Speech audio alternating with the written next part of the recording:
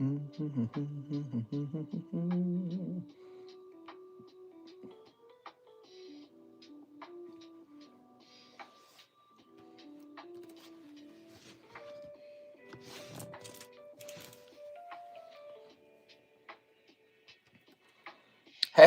what's up, guys? Welcome to the Saturday nighttime stream. How's it going, everybody? So, tonight's title should be buying. Let's see. How about spending all my money on Pokemon cards before AI takes all the jobs? Live card shop. Whew, AI is crazy, man. Every time I talk with those AI softwares, I am just genuinely shocked at how smart they are. They say exactly the right thing all the time. Let's see, we're gonna jump over here. It's so crazy because I feel like they haven't even fully been released. Like, I'm betting they're holding back some of their inventions, but also they really restrict what the AIs are allowed to talk about or what they are allowed to work on. So I am genuinely shocked. AI is way too good. All right, let's see. Let's get started. You can just start taking pictures of things in your life and showing AI, and it'll like have an opinion on it. It's crazy. All right, so we're just gonna move this over here. We got a CASHAPP order. Romaldo sent for 2 Pokemon Go's. Awesome. How's Pokemon Go doing? I haven't priced Pokemon Go in a while. Pokemon Go ETB. We're at the start of the stream. I just want to take a quick look. Let's see. We want the cheapest one, right? Hey, what's up, guys? We remember back when there was no AI. Right. Well, we talk about the release of the internet. We talk about AOL, right? We talk about, the iPod and how it became the iPhone. So now we're living through the invention of AI, and it's a big deal. It's not a small thing. It's a really big deal. It continues to be the most impressive thing.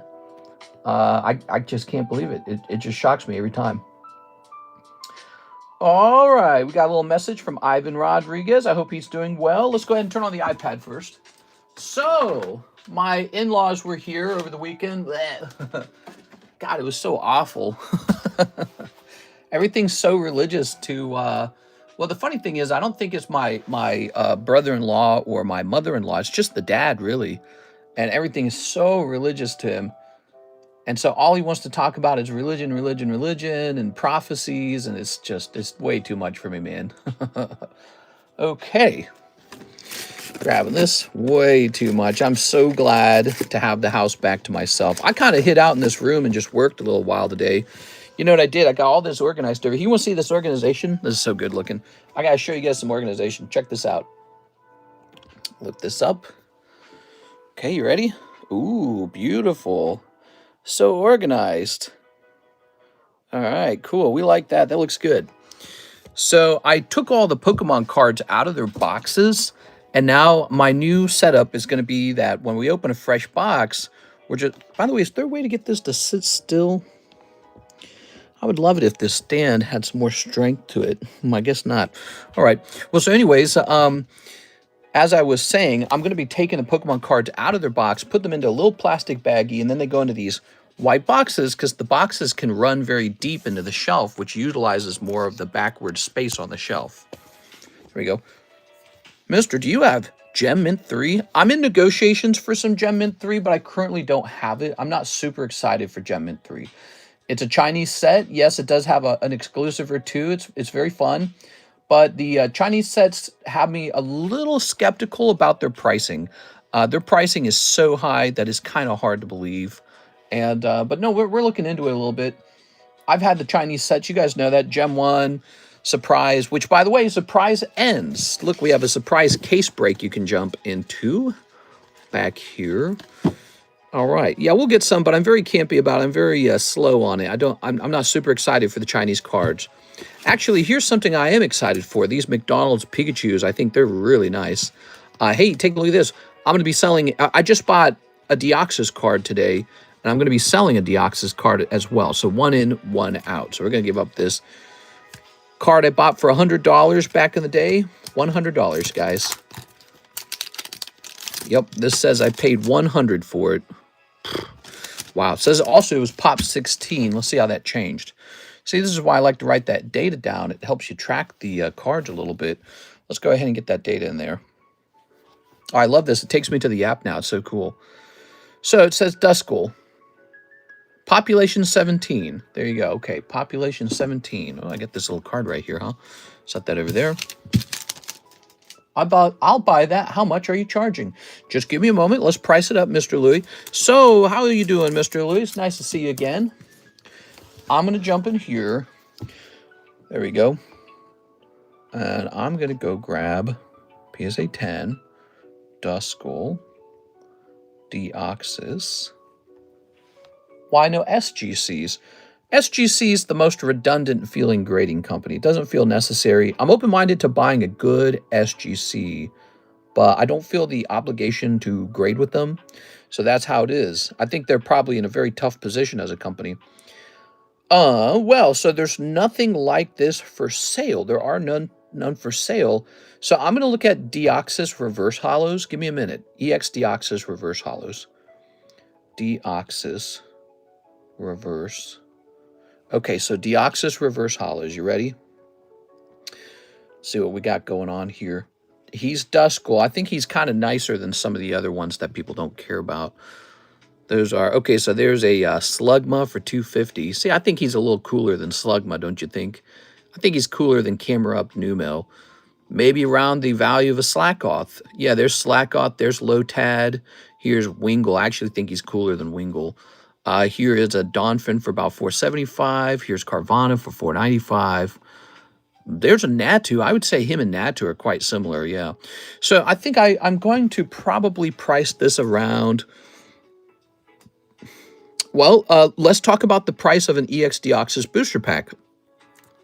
An EX Deoxys booster pack is about $1,400 these days. Yep, 1.4 thousand. So I'm going to grab this sticker. I'm going to start him around $500 and just leave it around there. We'll see what happens. Thing is, if nobody buys him and I have to put him back in my personal collection, I actually do not care. He's a great card. He's gone up. He's basically only gone up for me.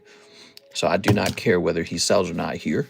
He just go back in. But I bought a card today, and so I'm supposed to sell a card. That's kind of how we do it. Okay, so this can go here now. We got this cool Wobbuffet. Did my tag card come in? Thanks. Hey, what's up, Jared? No, because this tag submission was only my cards this time. The next one, I believe, does carry some of your guys' cards, okay? No problems with that. The next one should carry some of your cards. But, you know, I had submitted a round for myself. The moment I got the contract with Tag, I did that to get the ball rolling because I knew I needed to start making sales if I was going to start, you know, grading like 500 slabs with them every month, which is a big order. I actually have to... I don't think you guys are a big enough audience to absorb 500 tag slabs a month. So we have to start selling these on eBay, or we got to start getting more people in here who are new, one or the other. So last night we beat the stream goals. We beat it. So last night we beat the stream goals of 100. So the new stream goal views is 110. And what that also means is the likes have to be half of that number. So 55 likes. Shouldn't be too hard, actually. The likes are easy. It's actually the views that are hard. So we're going to work our way up to 110 views. We, of course, smashed that number out of the park last night. But so, you know, it's just a little fun thing to work on. Show that off. Hey, what's up, Glow 9K? Do you think they'll release any more Phantasmal Flames pre-orders on Pokemon Center? I think they sold out in the first 5 hours. I hope they do, for your guys' sake. I like to hear you guys getting the set at retail. You know, a lot of people are not managing to get it at retail, so that's too bad. Let's read all your comments for a second.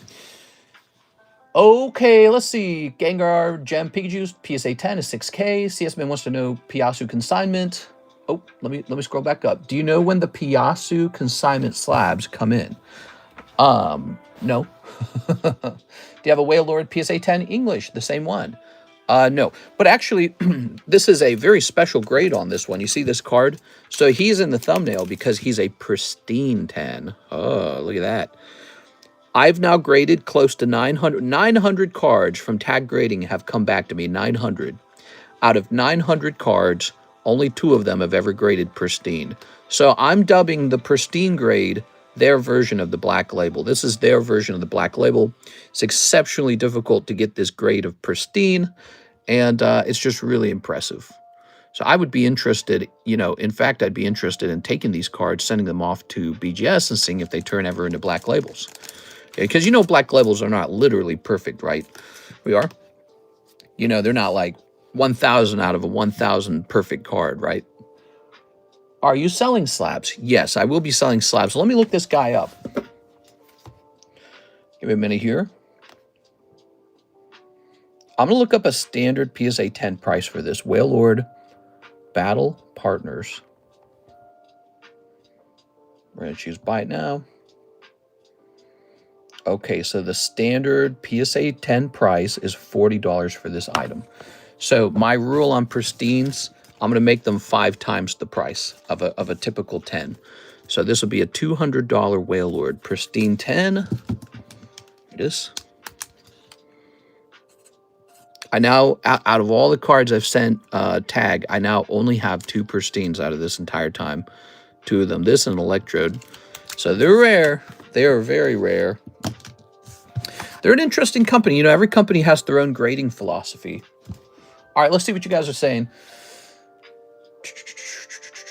All right, last sold on Mew EX Chinese promo, 1100 ungraded. I'll buy that. How much you charging? Are you selling slabs? Yes, I am. Louis said, bought it already. Lol. Are you saying you bought this one right here? You want this beautiful Dust Skull? He's really nice. There's only 17 of them, and there's none listed on fee-base, so that makes him a good card. Now, the very first order today, I want to help out our friend, Mr. Ivan Rodriguez.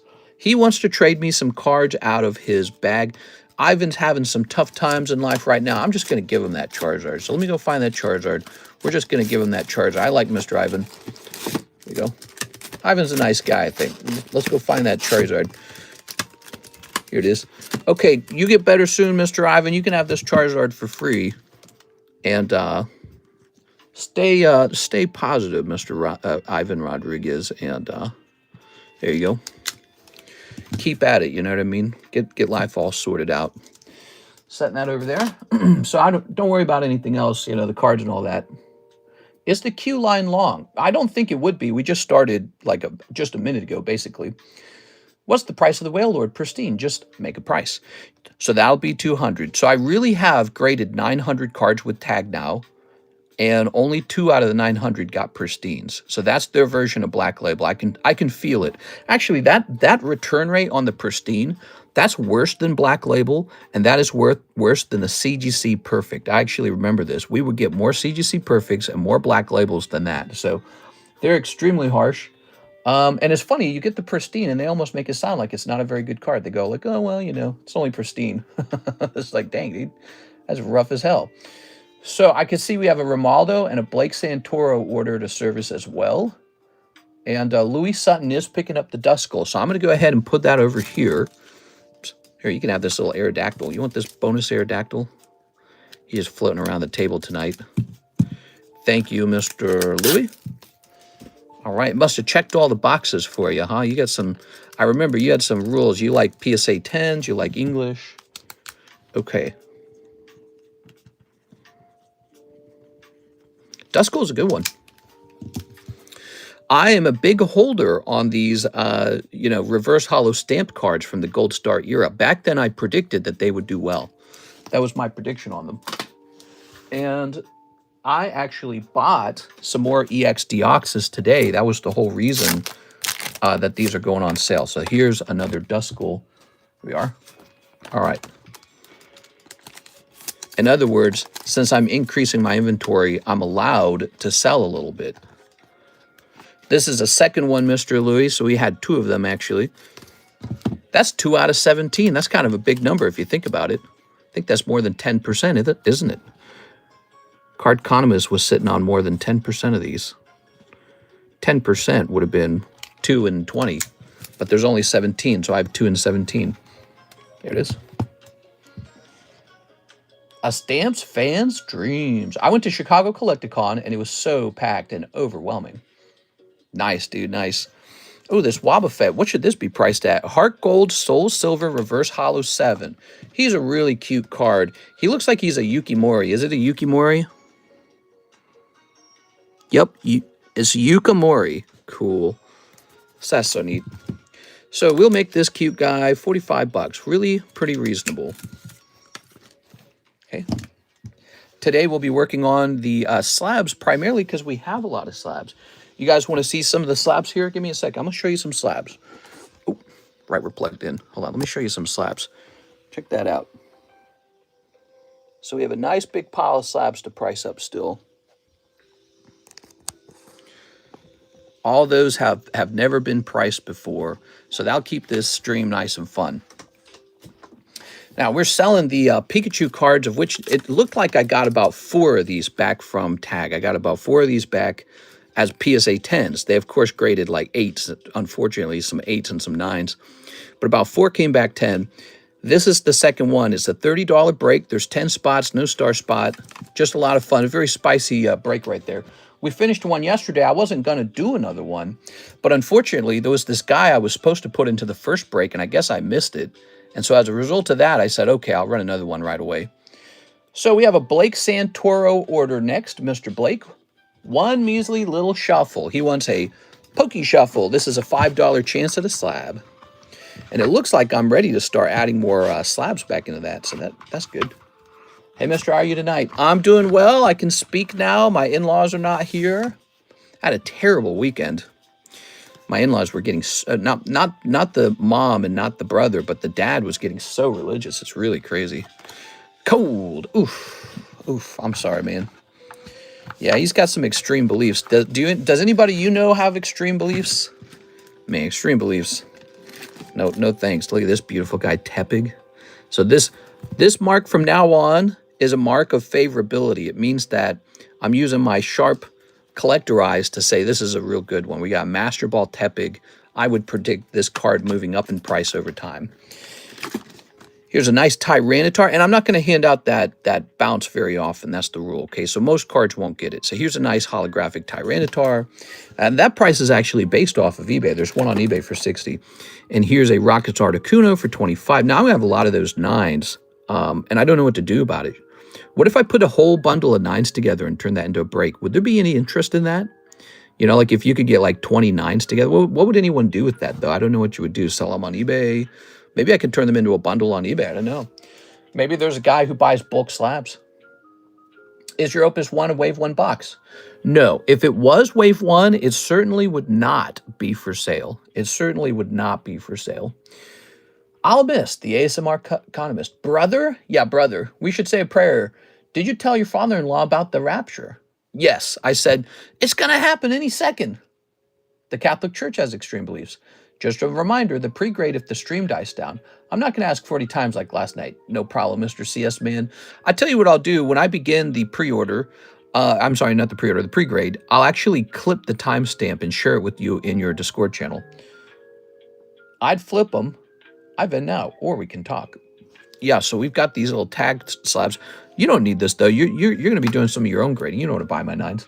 We are sell a 6 and a 9 together. Could always trade them locally. I think they'll be of interest in a 9s break.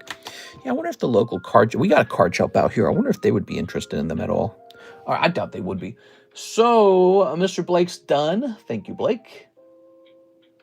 Okay, we have a Mr. Romaldo. He wants 2 Pokemon Go's. Oh, yeah. This is a great set to be opening, in my opinion. In my humble opinion. This set right here, real good.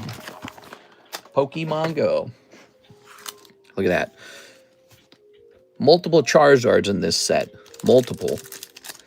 The Peel Ditto, of which it's a very low pop card. The Peel Ditto. Altart Mewtwo. Rainbow Dragonite. Good stuff. Ready? So we got Raticate, Golisopod in pack number 1. This is for Romaldo. There we have it. That's precious. Look at that. That should be like a really short clip. Double Charizards. Pokemon Go's on the rise. People are paying more money for this, and they're realizing, wow, the cards in this set have beautiful stamps on it. Not only can you pick up a Holo Charizard, there's a reverse Holo Charizard as well. It's a great set. We are. But you also get a chance for Radiant Charizard, which has suddenly jumped in price to be like whatever it is, like 250 or 300 or something now, isn't it? I don't know. Someone correct me if I'm wrong about that. Look at that. In no time at all, these cards are going to get even more expensive because guess what? There's not enough of it being opened and not enough of it being graded. All right, congratulations to Romaldo. I'm going to give that to Mike's side as a potential clip. Who cares about a stamp? A lot of people do. I care about stamps. They're one of my favorite things to collect. I love it when a card has like the stamped name of the set it came out of on it. It's so clever. So clever looking. All right. We're going to jump up here to the Stream Clips channel. There it goes.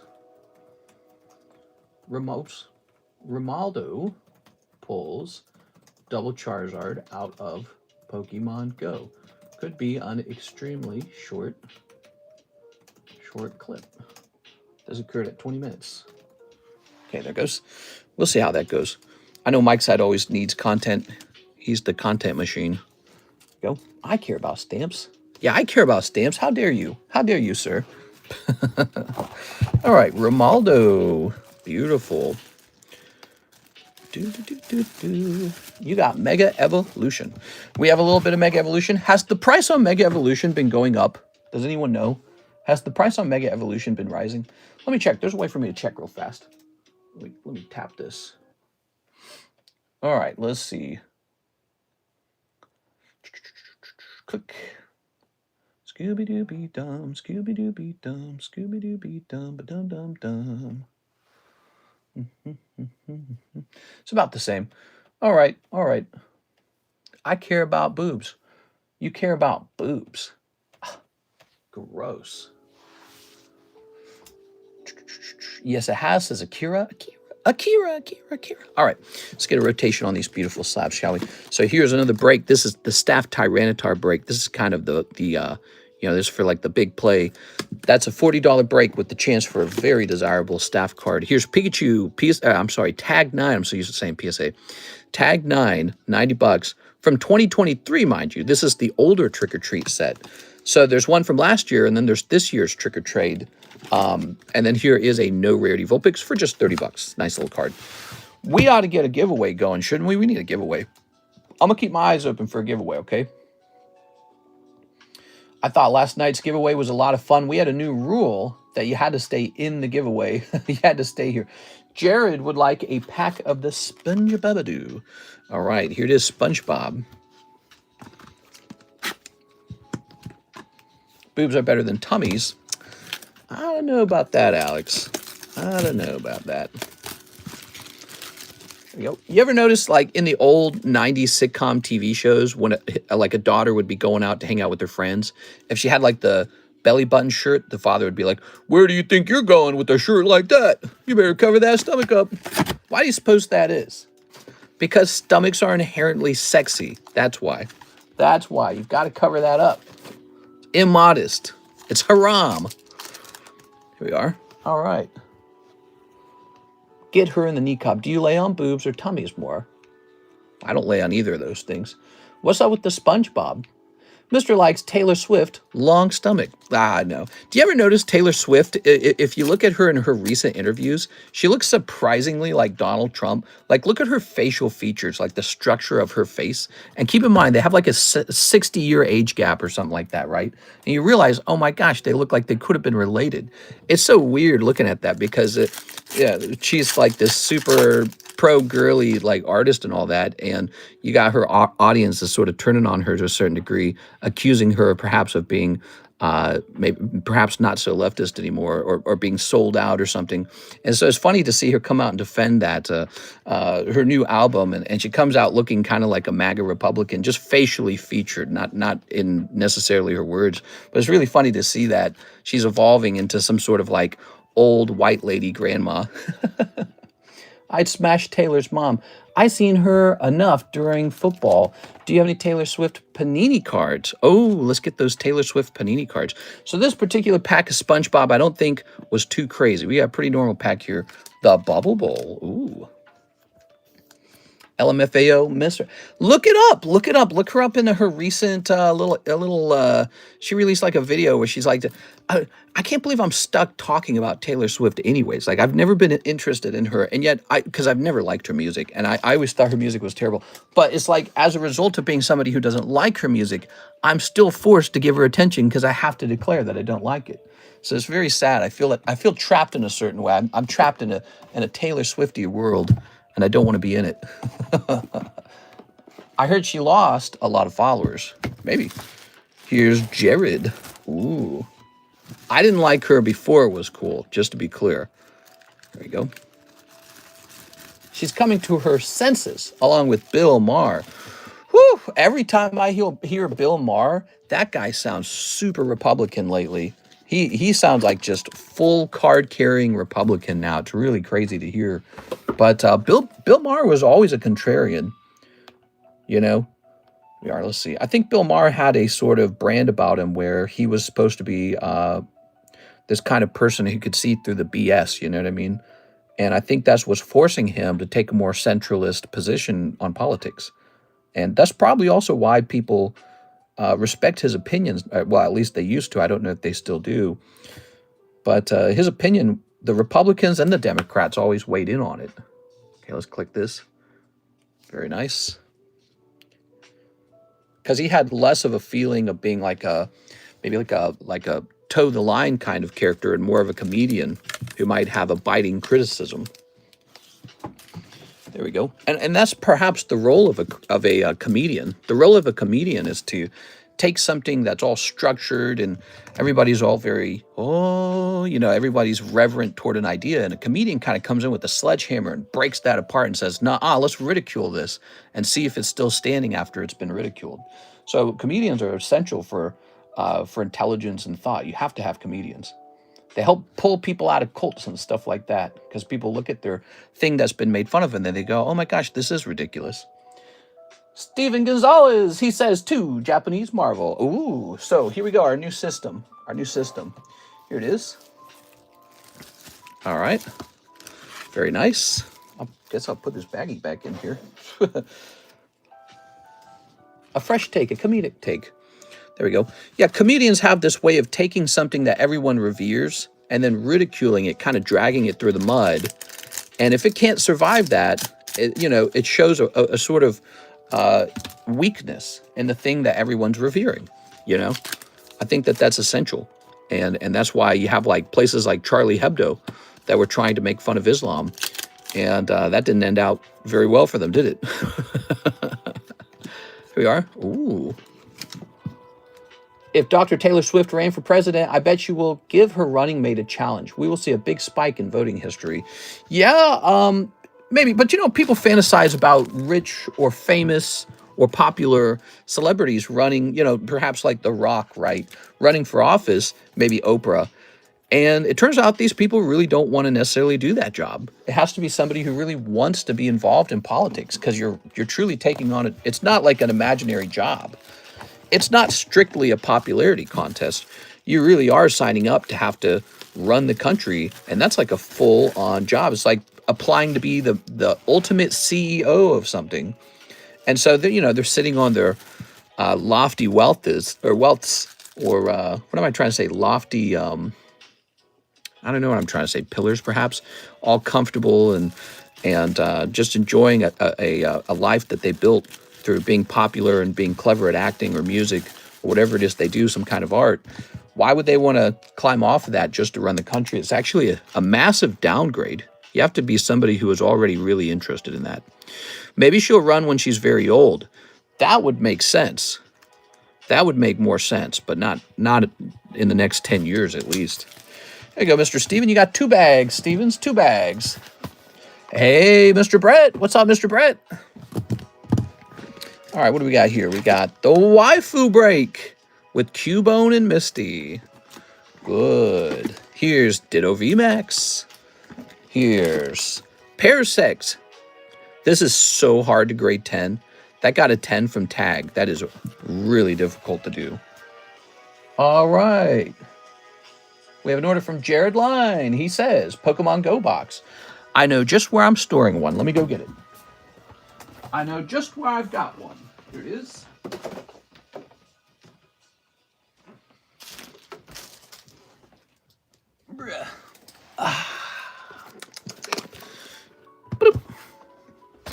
Yeah, imagine having a celebrity lifestyle and then having to turn into this thing that half the country hates. That's no fun. Smash that like button, guys.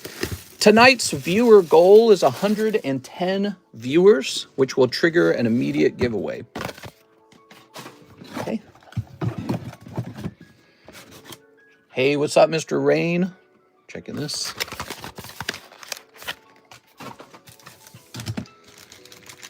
There we go. You actually also get this.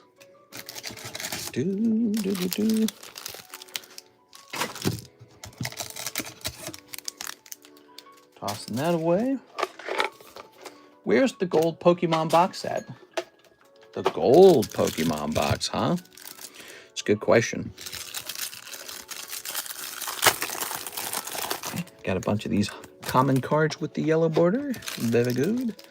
Tossing that. So, all this for our good friend, Mr. Jared. Jared likes to go deep. Remember Hannity and Combs? Hannity, the Republican, always looks normal. Combs, the Democrat, looks like a geeky liberal. Oh, no, not a geeky liberal. Everybody in this group can't stand geeks. Geeks, not us. Now, open those Pokemon cards. Hannity's still running all these years later, man. That guy's been in business for a long time. He must be like a multi-millionaire. How much you think Sean Hannity has? You think he's got 100 million? I'm curious what Sean Hannity's net worth is. Let's see. What's Sean Hannity's net worth?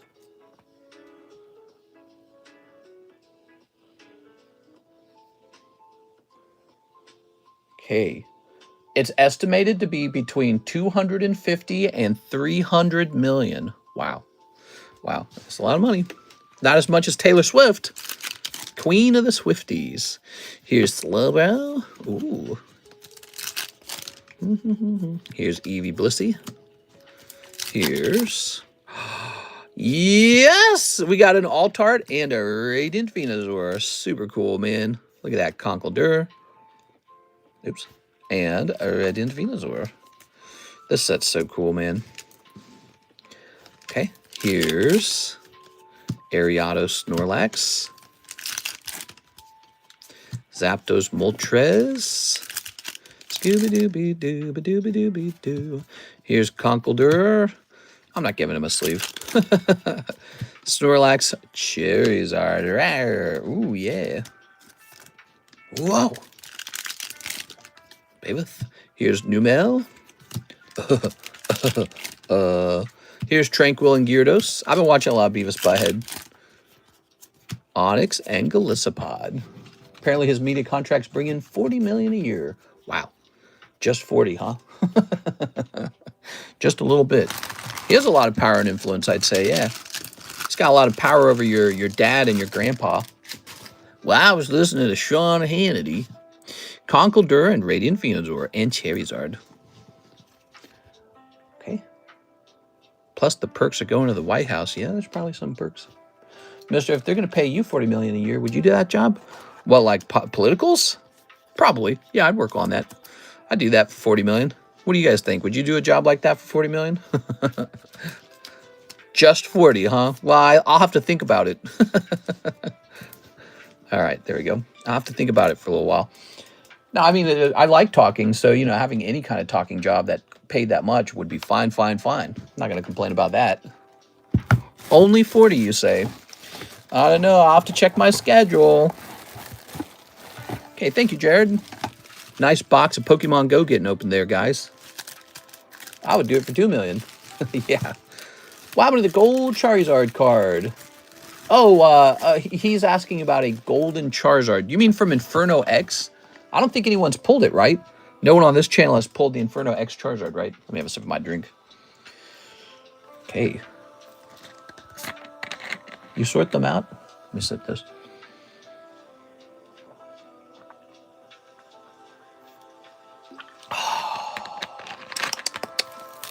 So good. All right.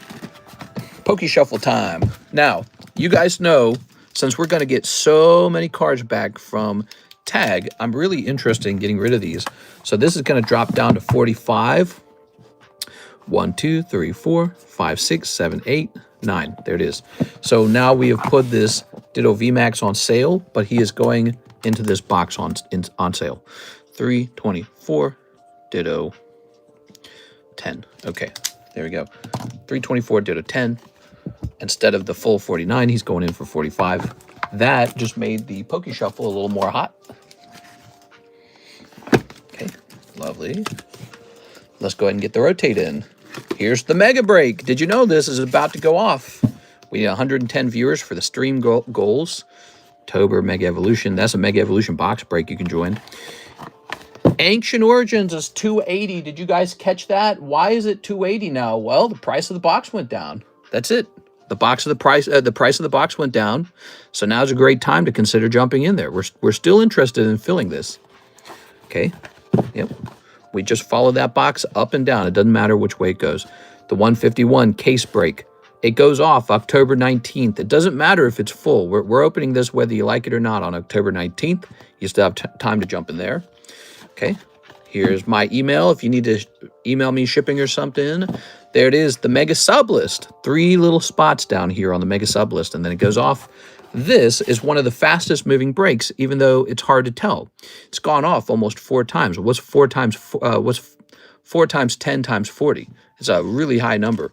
It's because it's 10 times every time it goes off. So it's like 40 times 40, right? What is that, 1,600 or something like that? It's about 1,600.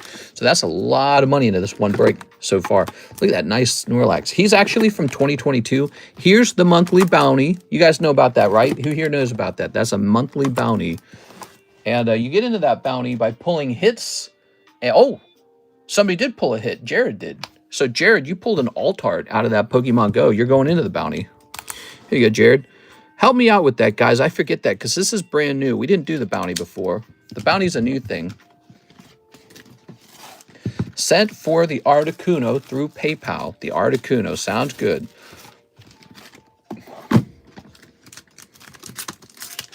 Oops. That's English Articuno.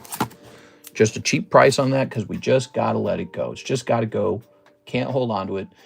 Here's CS Man. Would you consider a tag 10 Burger Chew for some trades in raw cards and maybe a slab? I'm definitely open-minded to that. So Mr. CS Man, I would say that as long as I felt I could get about $300 worth of raw cards out of there. So, and that's tough because you've got a whole bunch of ungraded cards and then you got some hit cards. And so it depends on what you want to give me. But I'm actually open-minded to a trade because I need a constant supply of cards. Ugh. CS Men's offering me a trade for 1 Burger Chew. So what you got? You got some Chrome SpongeBob. You got some Cyndaquil. You got your hollows in here. So the hollows aren't worth too much to me, but they're worth a little bit. Your SpongeBobs are worth a little bit to me. They are. Most of those SpongeBobs won't grade well. And very few hits, right? Tornadus, Simisear. See, this bag is just kind of like junky cards here. But this is worth a little bit to me. These are like the cards you probably wouldn't even bother grading because you're just going to have to work so hard and use so much capital just to risk for a small profit margin unless it's like some kind of big hit, right? So that's okay to me. You got some stuff in here too. Looks like you mostly got promos in here. Let's see. Got a little Kyurem, promo Snivy, but it's way off center. So these are off center cards. We're just taking a quick look. Looks like we did some pre-grades on these, in fact. Hey, you got a little Alakazam in there. He's kind of cute. Got a Golett and a Landorus. It's a little Zamazenta. I like this Tyranitar. Too bad he's probably not going to grade 10, but I like him. Would you not consider another slab? Oh, you mean like a slab that you already own over here? What do you mean? You are? And then you got another baggie of hollows in here. There's another baggie of hollows. There we go. So that's your 2 boxes there. You also have this box over here. Okay, you got your little mermaid band. And then you got these have been graded, and these are ungraded.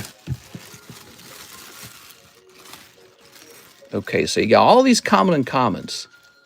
They are. I really would be interested in these, but it's up to you if you want to trade them. Here it is. All right. The other box I'm also interested in if you do an uneven trade with me, basically.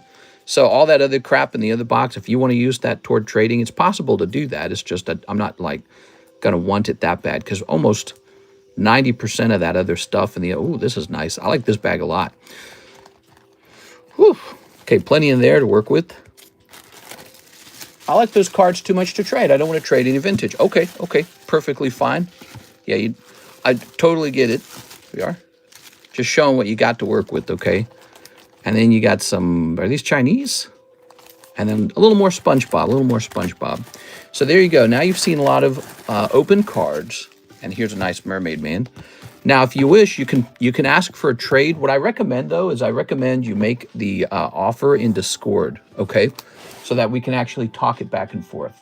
So, Louis Sutton says he'll take the Whale Lord Pristine. Ooh, you know, I thought that there was going to be a different guy in our group would buy that, and you snatched it before he could even react. You want to see another one? Check this out. So, you probably haven't seen this, Louis, if you're still here. Here's another one that got my approval. It's got the mark on it. Ooh, look, so it's this Persian right here. Persian 10 from Shrouded Fable. Pretty neat. That's in English. So that one's set to 260. Now, where did that whale go? He's really neat. I didn't take him down, did I? Oh, here it is. That is only the second pristine I've ever gotten from tag grading. All right, he's all yours. Open another pack of cards, says Jarrett.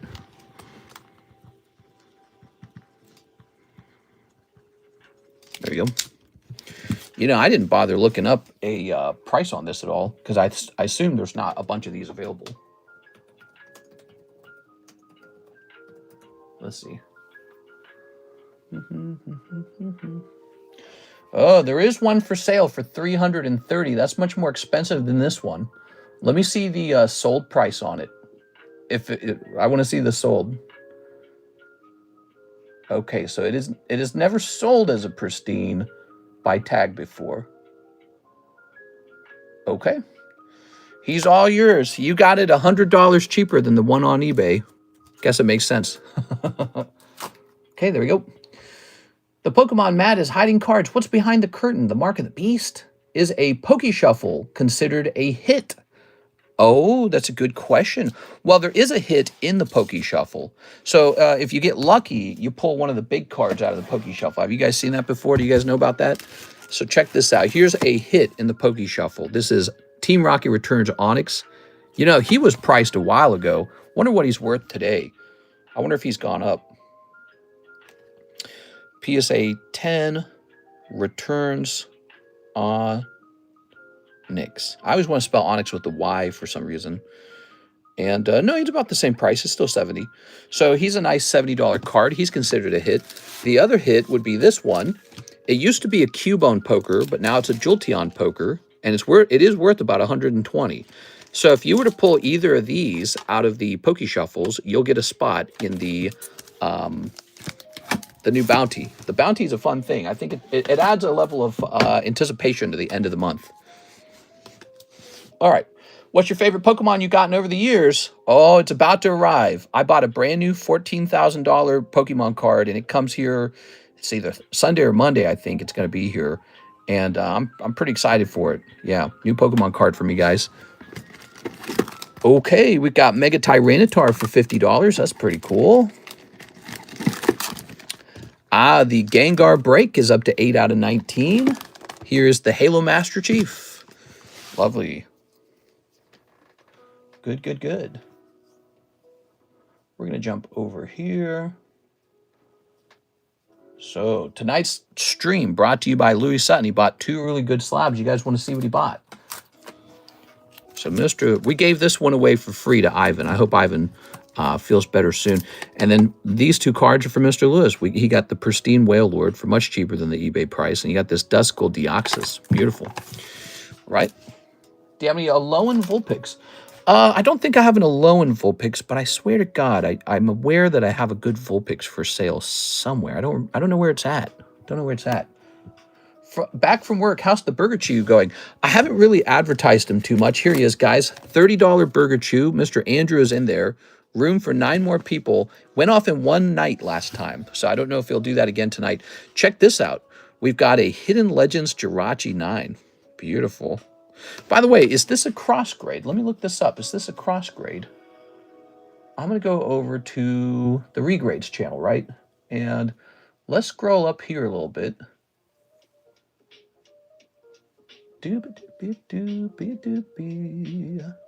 He is. So this Jirachi was a regrade. He graded 9 with PSA, and he graded 9 with tag. Darn. Okay. So technically, I think it would have been better to have just left it in the PSA slab, because when you regrade it, you lose some money from the cost of the regrading. Well, at least we know it's a 9. Boy, I should have sent this to CGC or something. There we go. I think I had to send more of the borderline cards, not to tag, but to CGC.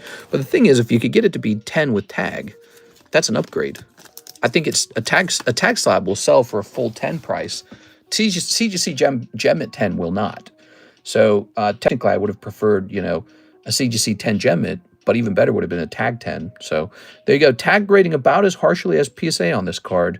That's good news for those who are still wondering about this brand and whether it's worth it.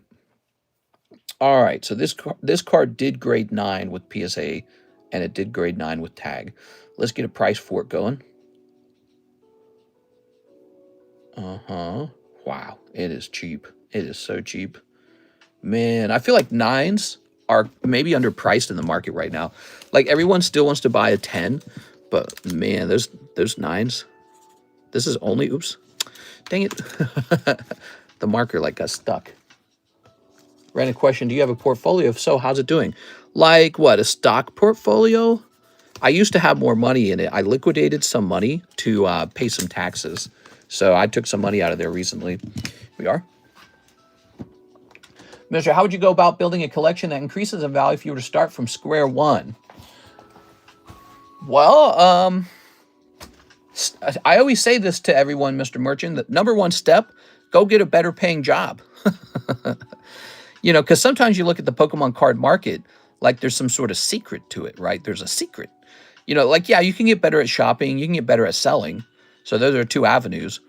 But the truth is, if you already have a great job that pays like $100,000 a year, you're going to get a lot of Pokemon cards. So, like, who's going to win? The guy who got lucky one time, he works at Walmart. He bought a box of Destined Rivals, and he got lucky one time opening a booster box. Who's going to get a better collection, that guy or the guy who has a $100,000 a year career and then he just opens up a bunch of boxes because he can afford them all day long? It's going to be the second guy. So I would say you really want to collect a lot of good cards. You can either do it with RNG products. You can do it by buying slabs outright if you think they're underpriced at the moment. You could do it all kinds of ways. You could buy singles and send them out to grade. Whatever you do, if you have a small income, you're going to be bad at it. If you have a big income, you could do it all day long. So you just need a better income to have a better card collection. Gabriel Gallegos, maybe that's not what you want to hear me say, but it's the truth. So box of Eevee Heroes Korean. Ooh, we haven't opened one of those in a while. Let me go get it. All right, you ready?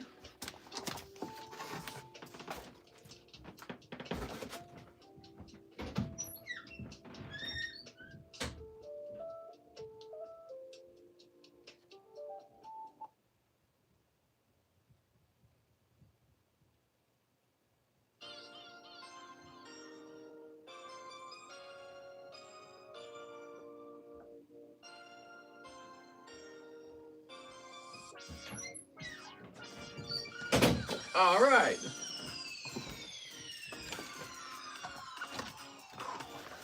Ooh. Cool, man. How are these doing? You think these went up in price? Let's see.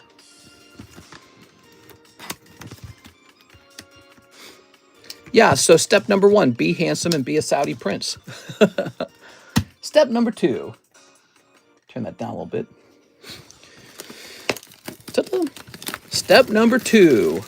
You can just kind of listen to what people talk about is good to open. if you like RNG products, like recently I've been saying that I think Prismatic's pretty good. It's cheaper than it's ever been. The cards in the set have gone up in price, and yet the packs are also cheaper at the same time. So I think Prismatic's pretty good. Pretty good. So you could open that because perhaps it's a better gamble, right? Like you could write like a theory about how at any one point there is one set that is technically the highest possible, profit outcomes. Like think of it like this. There's a most profitable set to open at any time. But what is it? I don't know. Because the market changes all the time. Some people might say something like, why even open product? Why not just do nothing but buy slabs? Maybe you should just buy slabs. I don't know about that. We are. All right. Sometimes slabs feel really good. Sometimes they feel like, wait, why didn't I just acquire this card and grade it? Like during 2019, it definitely felt like that. Like, wait a second. These slabs are so overpriced and it's so easy to open cards and grade them. So it fluctuates, kind of swings back and forth. We're at 104 viewers. Looks like we're going to surpass our 110 viewer goal pretty quickly. Ready? What we got? Shrouded Fable is the next big hype. Shrouded Fable, that's a cool one. That's a cool one. I like Shrouded Fable. Nothing wrong with Shrouded Fable. Let's see. Yeah, that's something that happens. Like the popular sets get their prices pushed higher and higher and higher. And then the unpopular sets kind of stay the same price. And after a while, people start to look at those other sets and go, maybe these are underpriced now. So the market just kind of fluctuates. So at any one time, there's one set that is technically the most profitable set to be opening. But what is that? And again, no one really knows. That's just a guess. You can go off the data. You can try to take the best technical look at it. And then once you know, you probably don't share that information with anyone. Like, why would you share that? Why would you share that? Ooh, Vaporeon. Why would you share that? Everyone and their grandma's just going to copy you now. So, it's a type of information that just you almost have to study it the way Warren Buffett looks at a company's finances. You got to read the financial statement. Well, you got to read some numbers. Okay, that's for RNG products. That's if you open those at all. If you don't want to do RNG products, then you're probably just buying slabs. And it gets really tough to determine what the best slab to buy is. Who amongst us can right now pick out which slab's about to jump the highest? And is it even fun to buy slabs that way? Like, I definitely don't shop that way. I've been doing this 6 years and I don't shop that way. I just see something I like and I buy it. That's it. If I like it, I buy it. That's it. Here's Jolteon. And guess what? That's worked pretty damn well for me too. I also don't do auction. Did you know that? I buy probably less than 10% of all my slabs in auction. Here we are. Very rare for me to use auction. I buy probably like 95% of all my slabs. Actually, it's higher than 95. It's got to be like 98. I think about 98% of all my slabs, 98%, were all purchased at a flat, full price because I didn't care to bother with the auctions. I just don't want to waste my time. I mean, I've gotten a deal in auction before. I just don't waste my time on it. Ooh, Eldegoss. The way I see it, if I push the price on a card I really want up higher anyways, well, that just sets a new price for my own card. So who cares, right? So let's say I'm going after a Tyranitar, and if I work really hard at auctions, I might be able to buy it for $800 rather than $1,000. Oh, I saved $200. Yeah, but I don't mind paying $1,000 because that's the price of it now. It's $1,000 now because I made it that price when I bought it. So I pushed the market up, and the other buyer's happy. He gets the price he wants. So it's a good thing. It's not a bad thing, and it's never really bothered me at all. It's never hurt me. Here we are. So almost my entire collection was purchased directly. Here we are. Ooh. Some of my most important purchases were purchased directly, not in auction. Like if I sat around waiting for them to come to auction, I might not have ever bought them. See, these three guys, these were all buy it nows. These weren't auction at all. So some of my best purchases were all just straight up buy it nows. Mr. Gabriel, 116. All right, you guys did it. Great job, guys. So tonight's view goal was met. Thank you very much, everybody. Ooh, but we need about 4 more likes, though. We're four likes short of the giveaway. It'll be a second giveaway, by the way. We need a first giveaway and a second giveaway. There we go. Okay, so Gabriel, let's find your bag. What do you guys think about that? I hear some people talk about auctions. They like swear by them. And I think it's definitely true. You can sometimes get a great deal in auction. But I also feel like auctions don't really get you what you want on the spot at the right moment. And so I feel like you can spend all your time going to auction and then you buy something you didn't even intend to buy in the first place because you have to buy whatever's there. There you are. You get outbid at the last second. You're like, why did I waste all my time watching this stupid thing? Oh, another problem with the auction is you end up pushing up the value of the item that way. So, if some auctions actually, if you and another guy come around, you are the ones who push the price up together. So, yeah, there's all kinds of arguments you can make back and forth. So, for the 110 viewership giveaway, we're giving away a spot in the bounty. That's what it's going to be. And how did we do it last time? Oh, this is fun. I remember how we did it. Okay, you ready?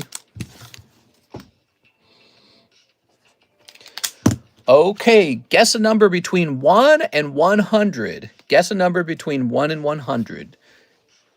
We play by Price is Right rules, so if you guess too high, you miss. Guess a number between 1 and 100. You guys have about 2 minutes to do it, okay? Hey, what's up, Aovic? What's the Evolving Skies of Scarlet Violet, excluding special sets? Well, I mean, you can make an argument for Prismatic for sure, but the problem is Prismatic's already expensive. So Prismatic, and we don't know how much of it's going to be printed. But after that, I'd say I like Destined Rivals a lot and Paldea Evolved. So it's not as clear as last time, but yeah, I like those sets. Paldea Evolved, Destined Rivals. There's also 151, and then there's the other one, the what's it called? It's called the should have it right here. Of course, I don't have it here. The one with the Bubble Mew in it, right? Paldean Fates. Paldean Fates. All right, by the way, you get one guess. Anyone who guessed multiple times, you're out. If you guessed more than one time, you're out, okay? All right, it is over now. You can stop guessing now. Let's just see. I'm looking around. All right, no more guesses. Oops. No more guesses after Jay Oliver. I won, says Joey. All right, so we're looking for anyone with the number 2. Let's see. And it does look like somebody has it. It is Airborne 83. The number was 2. Wow. It's a pretty fun number. Airborne 83.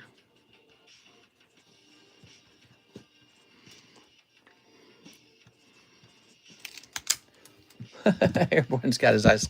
All right, see that? So let's grab this bag. This is the bounty bag. Your name's going in there, which means you might get that Tentacruel. It's like a $400 card, and you might just pull that for free, completely free. Now we're gonna have another giveaway tonight. It's gonna be a slab giveaway. I got to pick the slab, but I haven't picked one out yet. So stick around for that. We got this Murkrow, we have Gengar, and we have Beyond That Gaze. Ooh, let's make it this Murkrow. Murkrow, not a super expensive giveaway. Last night we had a $110 slab. This time it'll be a cute $16 slab. Part of the reason for that is because it's really expensive if you try to hand out $110 slabs every night. That sort of adds up really fast, as you might imagine. So we're going to make the keyword 100K. Here is the trick to this giveaway. You actually have to be here to collect the giveaway. So if you're not here, it goes to the next guy. So let me set up the actual keyword here. It's just a simple card, but if you're going to hang out all night, you might as well try to win a free card, okay? All right, so it's set to 100K and free.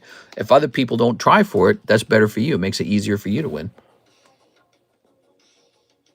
So let's check out the line now. Let's check out the queue. We have an order, Garrett Wixom, who says 2 packs of Pokemon Black and 2 packs of Destined Rivals. Ooh, big order. Okay, Pokemon Black. It's actually kind of pricey to open that stuff nowadays. There it is. And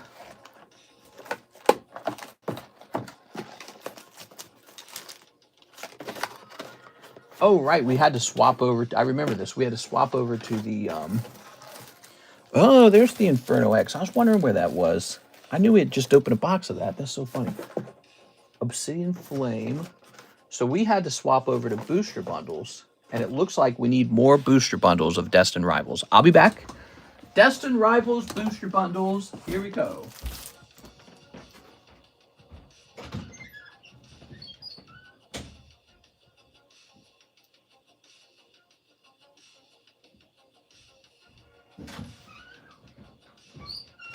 There we are.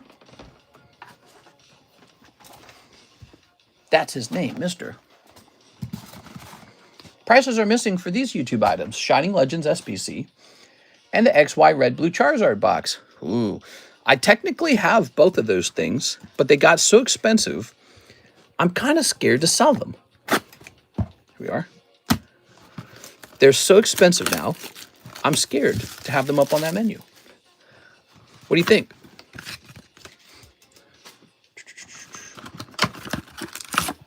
There we go. 1, 2. Let's just put this back in here. We'll store these in the booster bundles. It's good enough. Hey, what's up, Giovanni? Who is Mr.? Is that an inside joke? A little bit, yeah. Here we are. My original name, of course, is TheCardconomist. That's a derivative of my other YouTube channel, which has 130,000 subscribers, but it's a dead channel because I don't work on it anymore. But the other channel, TheCardconomist, that's my other YouTube channel. All right, we got Carablast Fungus Volcarona. We are. And Mr. came about when a kid in Discord kept bothering me in DM. He kept coming back, and I wasn't talking to him because I felt like he was too, he was too young. He was trying to like talk to me, and I was like, you're like a toddler, dude. He was probably like 6 or 7, maybe like 6. And he just kept trying to talk to me. He'd just go, Mr., Mr., Mr., Mr. And I wouldn't respond. So I had like these DMs where it just said, Mr., Mr., Mr., Mr., Mr., Mr. And then his very last message to me was, Mr., do you like Charizards? He didn't say Charizards. He said, do you like Charizard? And so a long time ago, I would kind of tease a little bit about that. Mr. Oh, Mr. Mr., you like Charizards? And that's where a lot of that comes from. That was way back in 2019, and I guess that kind of stuck because people started calling me Mr. because they thought that was funny. The funny part is, if that kid was 6 or 8 years old, today he's got to be like 14, maybe older. I just don't know his age, but he's getting older. We've been around that long. We've been around. This is the beginning of year 7. This is the beginning of year 7 for us. And so, yeah, it's been a F ton of time, dude. I'm getting old. I got like gray hair on both sides of my head now. I got a receding hairline. My hairline's not as good as it used to be. I can see wrinkles on my face. I'm feeling effing old, dude. So, yeah, old man selling Pokemon cards coming through. Let me hit play on this. Okay, Garrett Wixom. Oh, a bunch of adults playing with Pokemon cards, huh? You know how much hate I've gotten for this for so many years? There we go. I can't really participate in any like online chat rooms, maybe like a comment section, because if I ever say something that somebody disagrees with, they'll come back with oh, you're some kind of loser who sells Pokemon cards, huh? I was like, I guess I am. What? Guilty as charged. Guilty as charged. We are. It's funny now in hindsight because, it doesn't feel so bad when you're like a Pokemon card millionaire at some point. You go, yeah, actually, I do have a lot of Pokemon cards. It's not so bad at all, actually. Oh, darn, I held on to the thing that went up in price faster than any asset in the world. Ooh. It's devastating to be me. Horrible, in fact. I cry at night. I take my Charizards and wipe the tears away. There you are. They say he's a scalper. Professor Oak status. Respond to his message. Dude, I don't know his name. That would be funny though if I that'd be funny if years later I dug up that Discord message and I responded to it. Hey, Charizard is my favorite. Here's, speaking of which, Charizard. Our promo is a good investment. Yeah, so the subject of investing in Pokemon cards is so interesting. You know, it's hard to just pick one card out of everything and assume it's going to do well. Promos are fun because they're very rare. They can also be harder to sell, like they can take longer to sell. Like, for example, if you buy like this, I don't know, Black White Era promo, and it's like pop 10 and it costs $6,000. And now you want to make like a 50% margin on it. Well, that means you got to sell it at $9,000. So you got to take your promo that you paid $6,000 for, and you got to try and sell it for $9,000. Who's going to buy that? Right? Who's going to look at it and be like, yeah, that's worth $9,000. Now, let me give you a different scenario. You buy a nice PSA 10, costs you $60, and you sell it later for $90. You could do that all day long. It's easy. So you tell me, what's the better investment? It's very tricky to know that. And, you know, as you sell cards back and forth, you gain some perspective. Like, look at this one. See this card? I like this card. It's Master Ball Tepig. And he's currently priced at $130. And it's not that hard to imagine that he sells later for like $190. It's really not that hard to imagine that one day. Could take a year or two, but maybe 2 years from now he sells for $190. Well, you buy this $6,000 promo 2 years from now, you definitely selling it for $9,000. It's still tricky. It's tricky to find a buyer, and you're stuck missing $6,000 of capital on one card, right? One card. So it's either a colossal mistake that you can't get back out of, or it's a big win. You know, it's a big one transaction win. So I would say if you're very rich, you could speculate on cards like some kind of overpriced promo. If you're not very rich, you don't have the playing money to mess around with that stuff. But see, that scenario can be, you don't have to speak in terms of promos. You can speak in terms of any niche rare Pokemon card. If you don't have the capital to play with it and fail, then don't play with it. So how's that for an answer? All right, so here's Pokemon Japanese Double Rare. I think that's a large reason why people come over here to this stream is to talk about this kind of stuff, because I have a lot of experience with this and I have a lot to say about it if I wanted to. Actually, I think one day I had to write a book. I think I could write a fantastic book on card collecting and card trading and everything associated with it, like the philosophy behind collectibles and how they have value. All right, so you ready? This beautiful guy is going to be about $44. Ooh. Where are we at on the Ancient Origins of Break? Here goes, Mr. Brett. Are you ready? So it has not moved even one spot. However, it was at a really pricey $350. Now it's all the way down to $280. As the price of the box keeps going down. So as the price goes down, it's a better price. And I think people are going to consider it at $280. Don't forget, guys, you can put these into Slab Away for no fee. So you can put one of these spots into Slab Away right now, no fee. No $20 fee.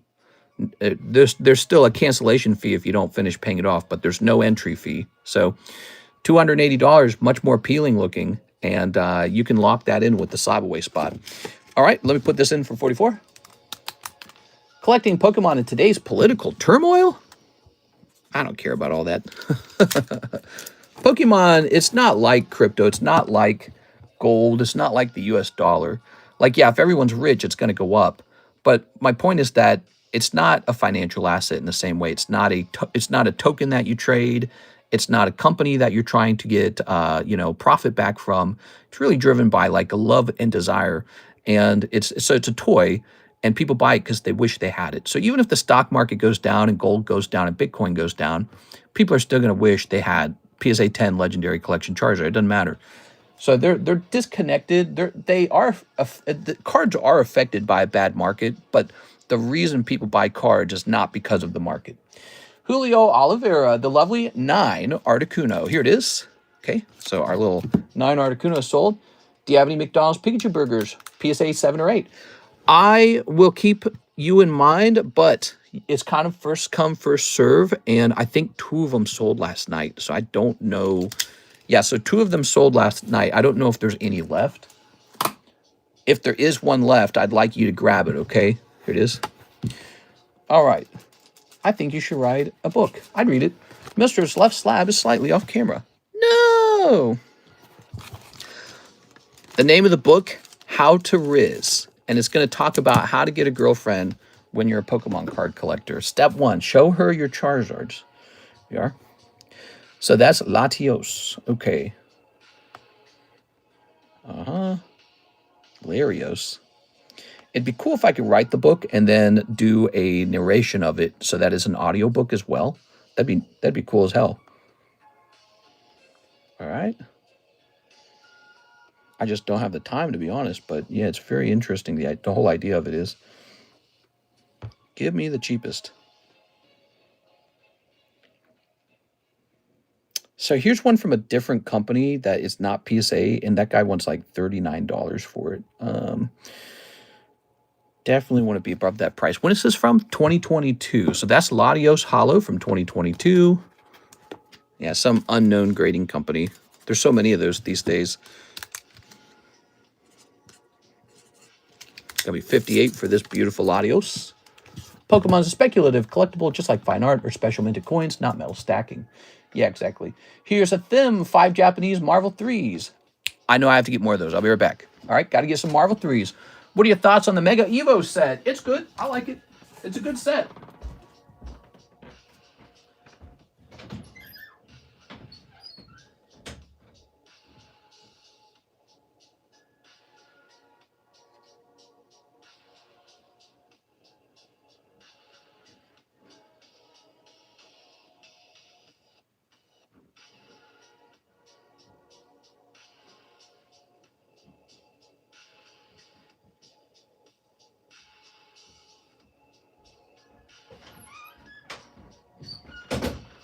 Oh, yeah.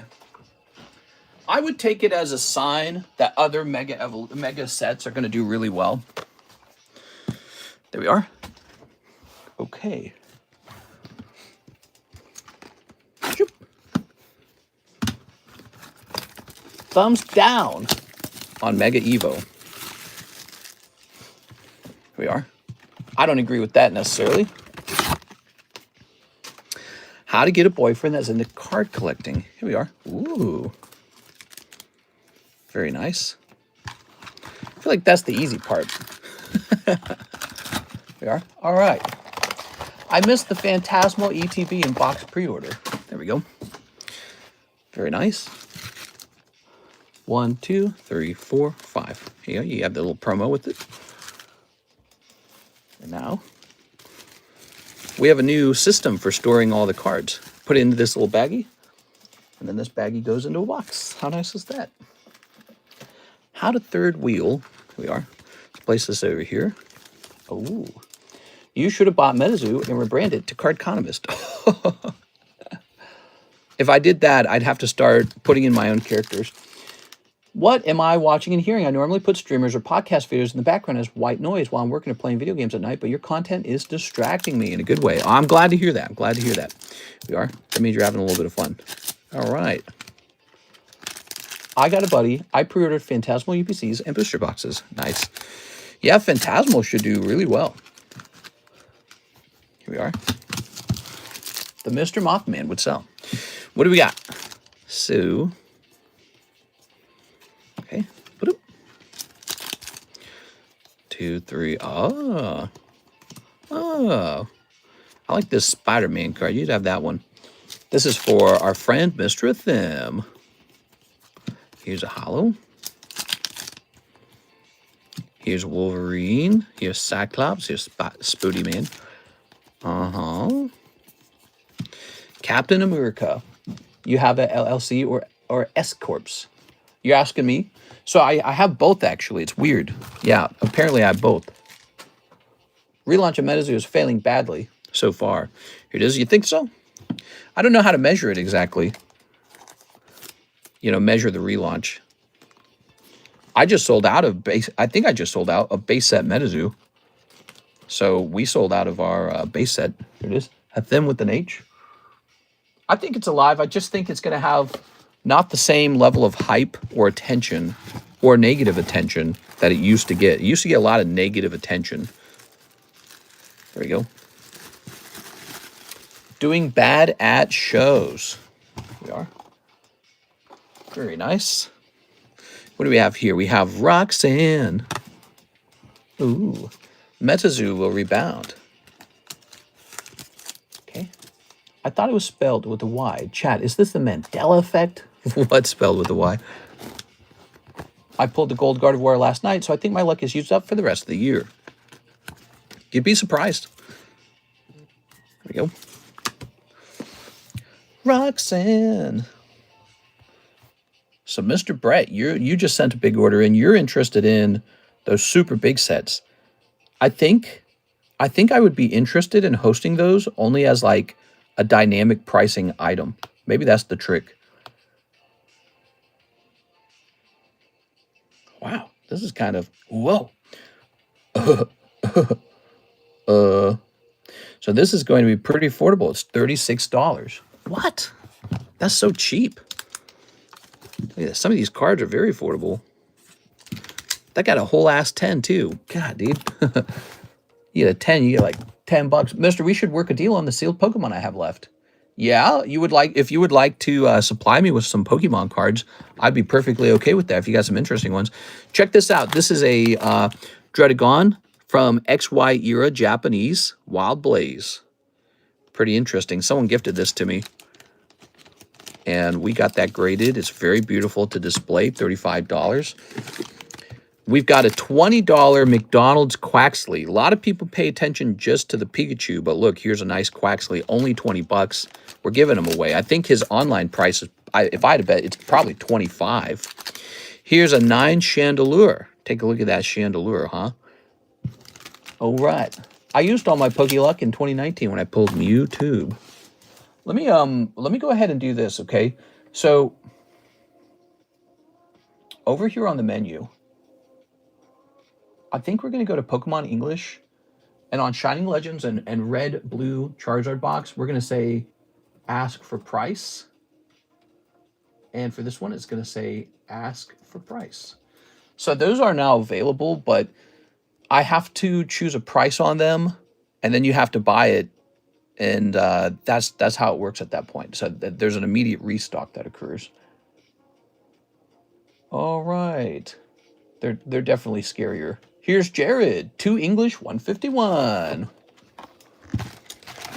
I got Pal Day and Evolved boxes and 151 stuff and celebrations. Ooh, all good stuff. Here's 151. It looks like to me I need to go get more 151. So I'll be right back. Let me think, 151, huh?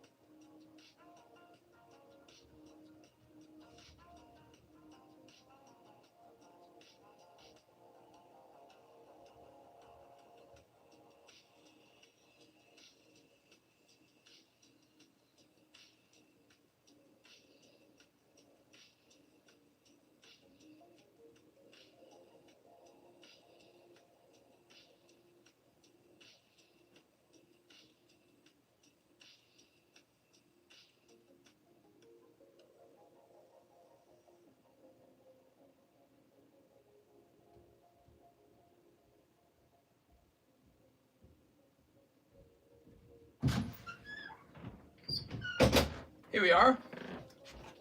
Just climb over here real careful. There we go. All right. 1, 2, that's 151. We're gonna store it in this box over here.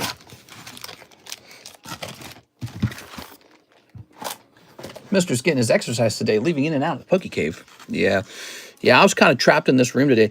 You know, so because my kind of crazy father-in-law was here, to be honest, I just kind of said, oh, I got work to do. And I hid out in here for most of the day. Then at some point, I was getting all kind of like super hungry and like, oh man, low blood sugar. You could feel it.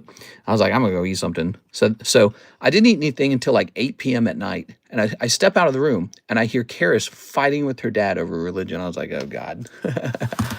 You are terrible, dude. Terrible. Here's Kingler, Victory Bell, Uma Star. Yo, you're a mod now. Nice. Mister would never make me mod. That's not true. Our Cloister Cadabra Dodrio. Oh. All right. Tossing this. Ooh. Look at that Cloister. All right. So that's for our friend, Mr. Jared. Thank you, Jared. Ooh. Mr. hates the in-laws.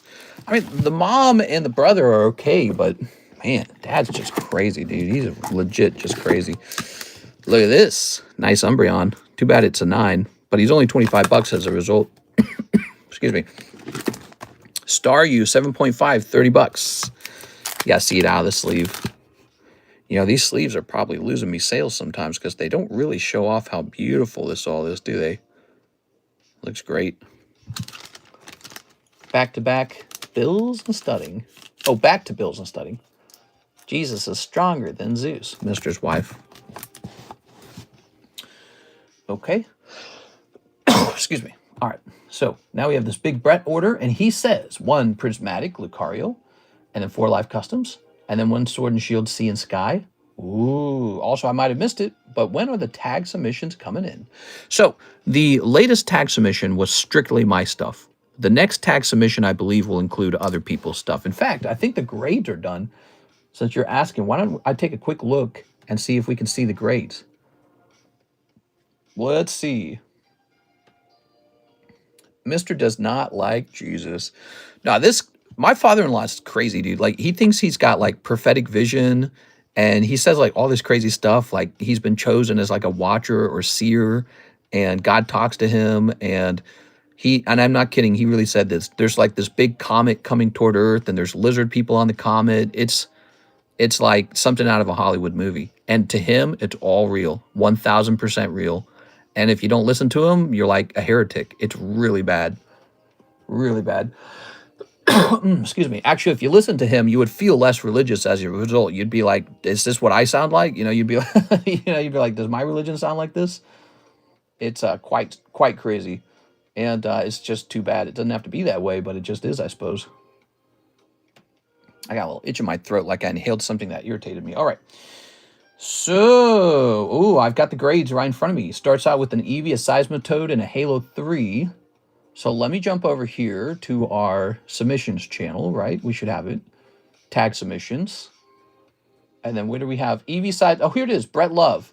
So, Brett, you're in this one. September tag submission. Eevee, Seismitoad, Topps Halo. So, and the Topps Halo belongs to Jared Line. So here it goes. We're going to get the grades in. You ready? So, Eevee, tag 9. Seismitoad, tag 8. Halo 3, tag 10. Very lucky, Mr. Jared. There's a Gundam card. Ineligible. They won't grade it. That's too bad. Greninja, 8.5. Kingdra, 9. Pikachu, 9 from Surging Sparks. Groudon, got a 10 from Raging Surf. Team Rocket. How big is this order, by the way? So let's see. So Lucas, Martin Ramirez has a Pikachu Ground. Nicholas Lloyd had a Groudon. Then Sarah Dusenberry has a Rocket Houndoom. Then Tammy Lowe has Final Fantasy Tifa. And then Tammy Lowe has Bulbasaur. So let me jump back to that. So it says here Tifa got a 9. Wow, the Final Fantasy card Tifa got a 9? That's unreal, man. Damn, dude. We are really wanting that to grade 10. We might have to try to regrade that because that's really rough. I'm telling you, Tag actually is a tough grader. They might be a tougher grader on average than PSA. They're very tough. So that's Final Fantasy Opus 11, Tag 9, Tifa. That's really too bad. And then Mega Brave Bulbasaur got an 8. I'm telling you, they grade it really tough, guys. All right, so the rest of these are mine then. So I can kind of tell they're mine because there's repeat cards in here. Gengar. And those all got 10, 10, 10, 9, 10, 10, 10. Then there's a V-Star Charizard. They got a 9. That's total shit. Lugia got a 7. Ancient Origins, Lugia got a 7. That's terrible. Gengar got a 9 from Trigger Trade. We got a Fates Collide. Tyranitar got an 8. Is it a promo? What is it? What Tyranitar is that? I don't remember submitting a Tyranitar. Oh yeah, it's just like a hollow or something. Got an 8. Doug Trio got a 9. Rotom got a 9. Umbreon got an 8. Their grading's harsh, man. I'm telling you, it's harsh. Oh yeah, 9, 9, 9, 9. Here's 110, a Raikou 10 from V-Star Universe. 8, 10, 9, 8, 8, 8, 7, 10, 9, 10, 9, 6, 9, 8, 8, 8, 8, 10, 9, 10. I'm just telling you the rate of 10s here. It's really terrible. Okay, 8, 8, 8, 9, 8, 9. Wow, dude, it's all 8s and 9s. Unbelievable. All right, so that's tag grading. If you see a nice tag 10, please appreciate it, because apparently you do not get them very easily. All right, so here we go. Mr. Brett, 4 live customs. What did my Halo card get? Your Halo card got a 10. Congratulations, man. I left before. Did you see my 2 orders? Yes, sir. Let me show them to you, Mr. Louis. They're pretty big, so let me take a second to show them to you. Oh, so you got the Whale Lord, and you got the Deoxys. Check that out. So these are your property of Mr. Louis Sutton now. Here it is. Okay. All right, lovely. I think he said it was a 10. Yeah, your Halo card got a 10, which apparently is pretty good, because I just rattled off a whole bunch of 9s and 8s, and they are not very nice over there. We got 1, 2, 3, and, oops, 4. Nah, no luck this time. I'm sorry, man. Hey, what's up, Miss Tammy? How's it going? All right, Mr. Brett, no luck on the live customs. We need a prismatic, and we need a sea and sky. Maybe your in-laws and my parents could get along. Oh, yeah? The pastor of my parents' church said Pokemon is the devil, and I had to rip it up and burn it. What? What? Crazy. Tommy Gunn says, can you show the Gyarados? You'll see this Gyarados right here. The very beautiful card. The iPhone automatically tints the whole video to be more red because the card is so blue. Sorry for that. I really hate that it does that. See, look. Ah, man, that's so dumb. I really don't like that about the iPhone, that it tries to change the colors. Shipping is $9. Yes, sir. Shipping's still $9, and that's what activates the shipping. That's how we know you want to ship. Let me go get this prismatic. Prismatic and sea and sky.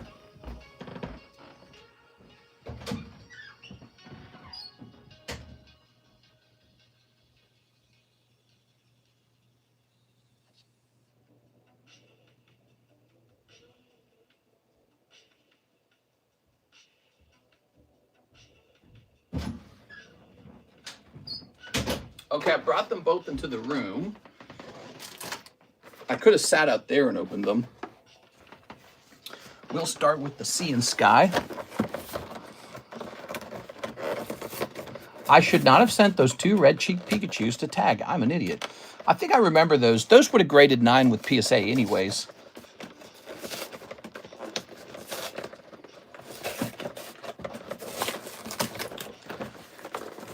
It's not bad to have a tough grading company. I mean, if your card gets a 10, it's going to be good. Like, this guy got a 10 on his Halo card.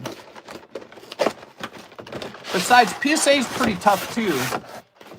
So it's maybe not fair to call tag tougher than PSA, because we're constantly surprised. We're constantly surprised how tough PSA is, you know? God, I hate opening these. They're so giant. They generate so much trash. Penny says, how much is shipping to Australia? Australia, mate! For most packages, it's $40 USD. Most packages are $40 USD. That's true for any international, though. Now, if you're only shipping 2 slabs out of Australia, that would actually be cheaper. It would only be $20.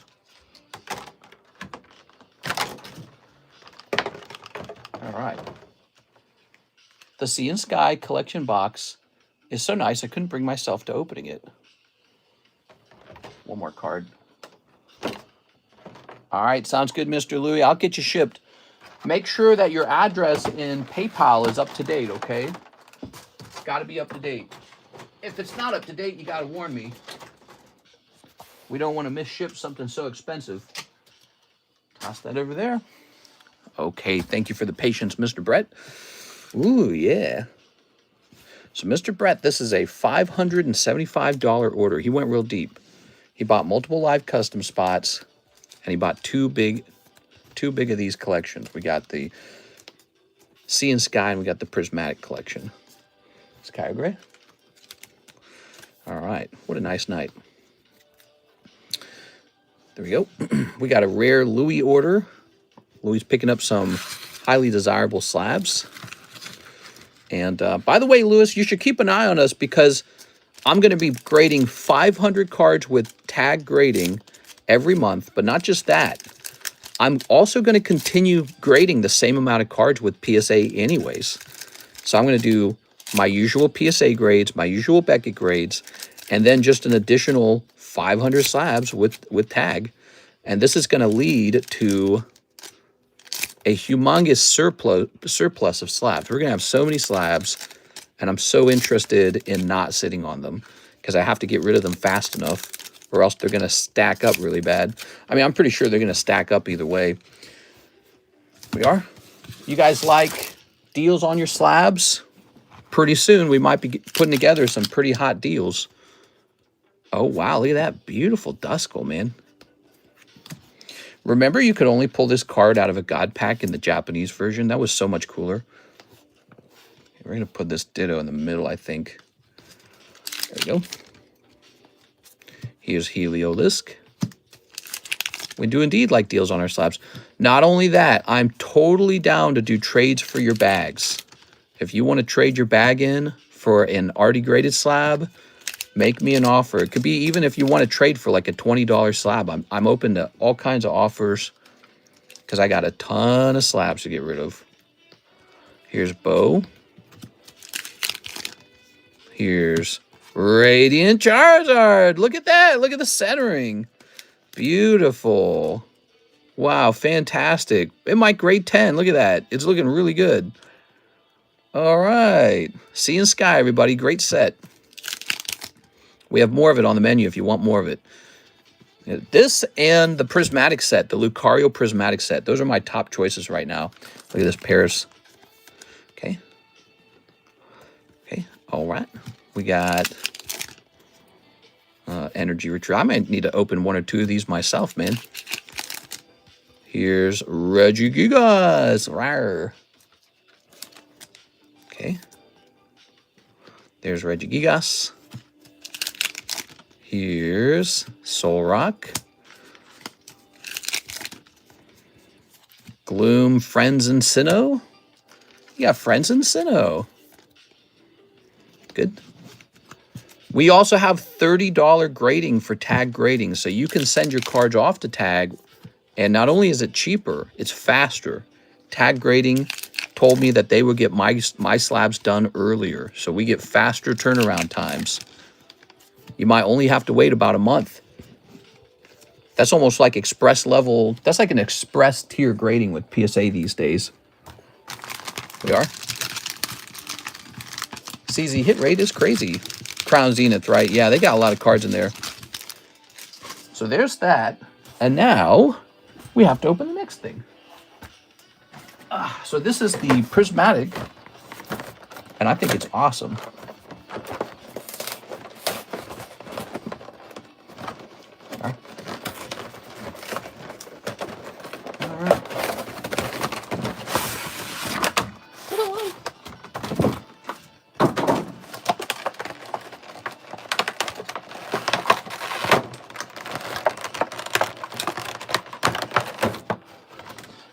There we go. I've been doing this out in my family room.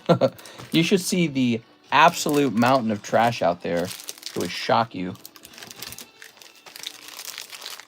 Like I did the 151 box out there. I've just been doing these two in here because there's two of them due. Just make sure tag lives up to their standards and doesn't rush your submissions to make themselves look good. I don't think that's what they said they were going to do. I don't think they do that. Actually, I think Tag's pretty aware that I'm a YouTuber. And so, you know, they're probably very not interested in making any mistakes on our orders, because whatever they do wrong is going to get shown off. So they're aware of that. There we go. I bet. All right. Tyranitar. Here's Lucario. Hey, the Lord of the Rings is the Topps Chrome. Yes, sir, it's Topps Chrome. Here's Tyranitar. Rawr. He's so scary. Here's Lucario. Rawr. Wow, this is a great artwork of this Lucario. Okay, that's great. That's what they should do. I like that they do these stamped reverse hollows in the sealed promo boxes. That's cool stuff. Snipping up these beautiful cards. Okay.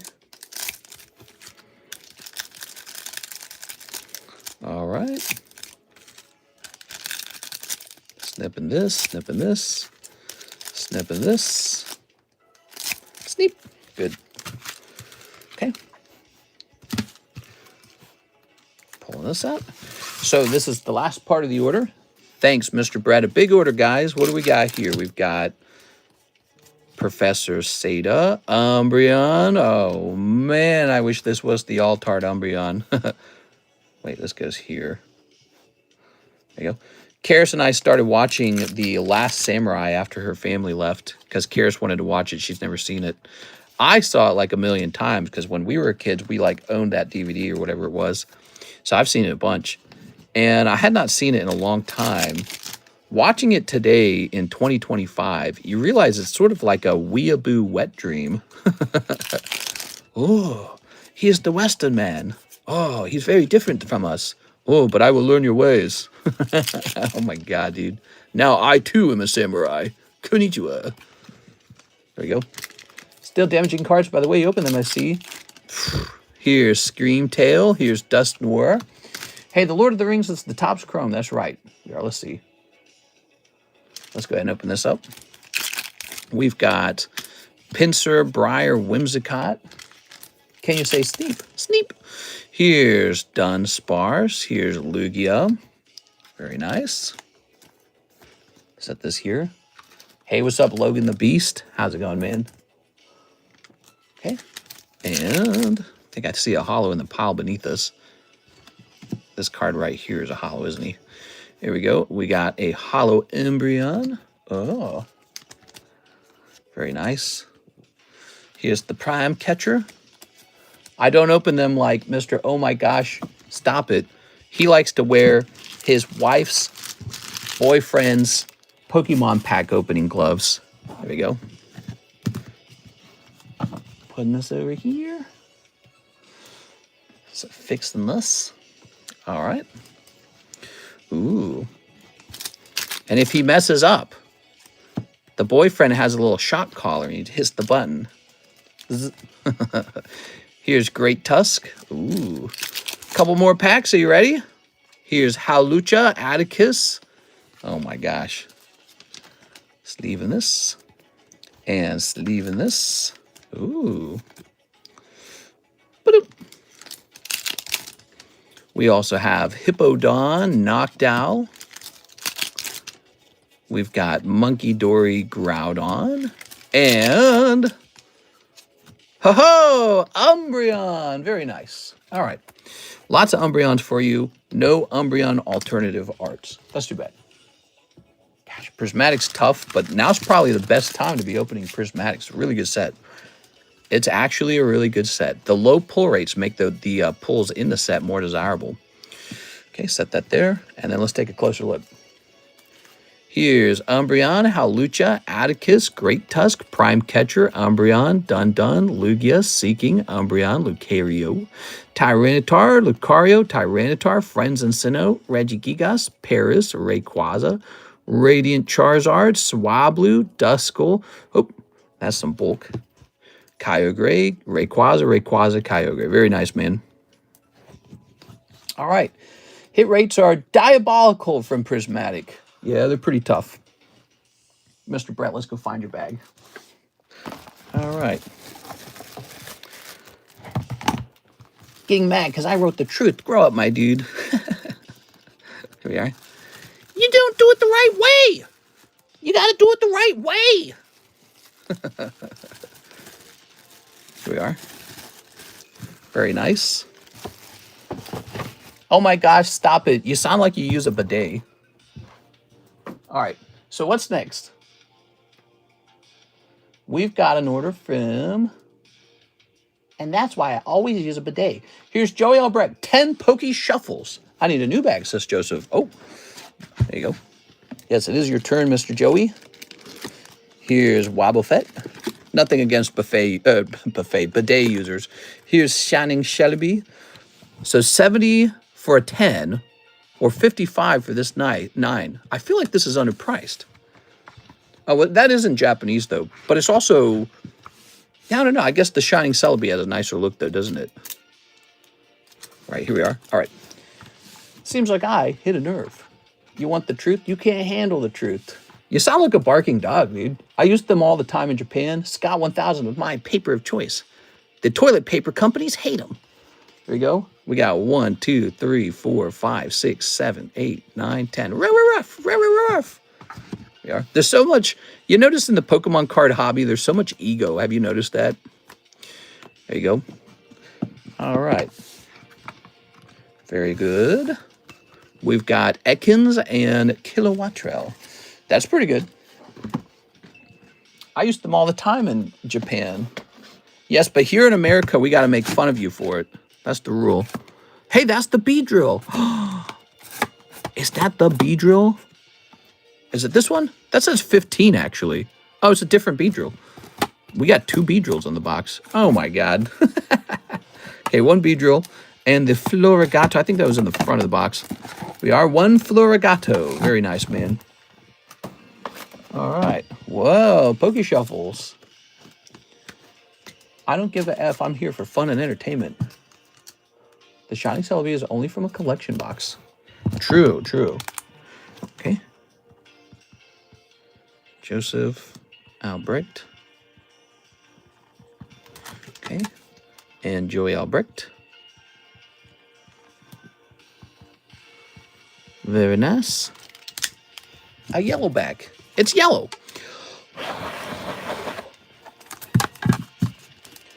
Thoughts on the Pokemon correction based on the stock market closes? Well, so the stock market crashed pretty heavily, primarily just because Donald Trump is saying he's going to raise tariffs on China. That's it. No other reason. And so I don't really think that most of the Pokemon card community is going, oh my God, set my Charizard collection on fire. Get me out of here. I mean, there's probably a nervous twinge, but, you know, and not the same as like, you know, the economy falling because the economy is a bad economy. It's slightly different. Mark says, hey, mister, sent in an order, but I'm not sure if it went through on your end. Ooh, the Mr. Mark order. Okay, let me take a quick look, Mr. Mark. How many spots in the Burger Chew? Burger Chew, we need 9 more people in there. You got time to join, apparently. All right, let me grab this.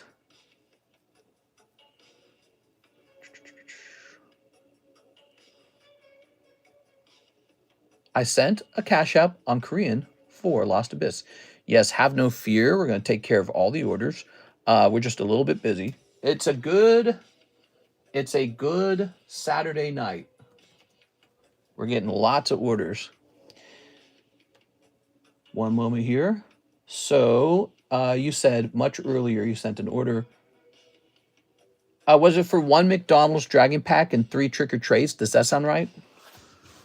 There we are. Good. Ta-da!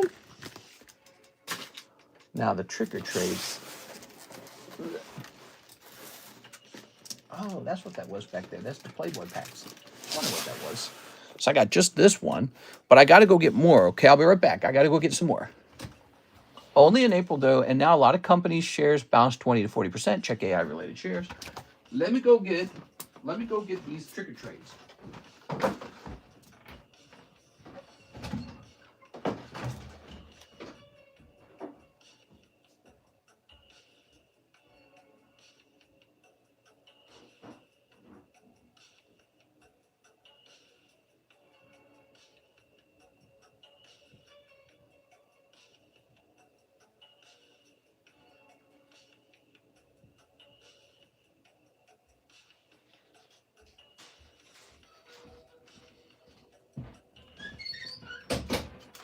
You know, I haven't looked into the trick or trades in a long time.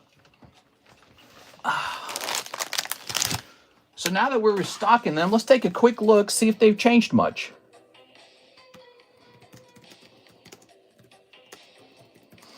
Trick or trade.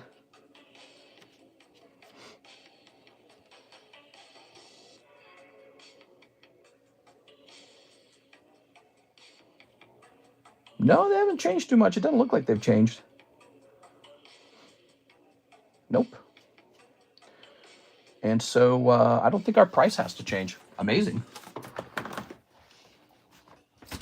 Trick or trades. Eventually these will dry up on the market. I really like them.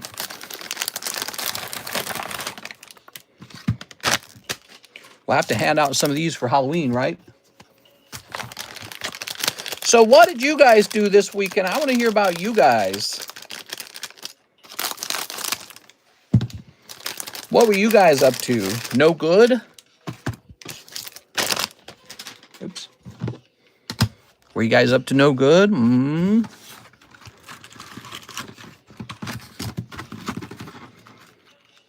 2, 3.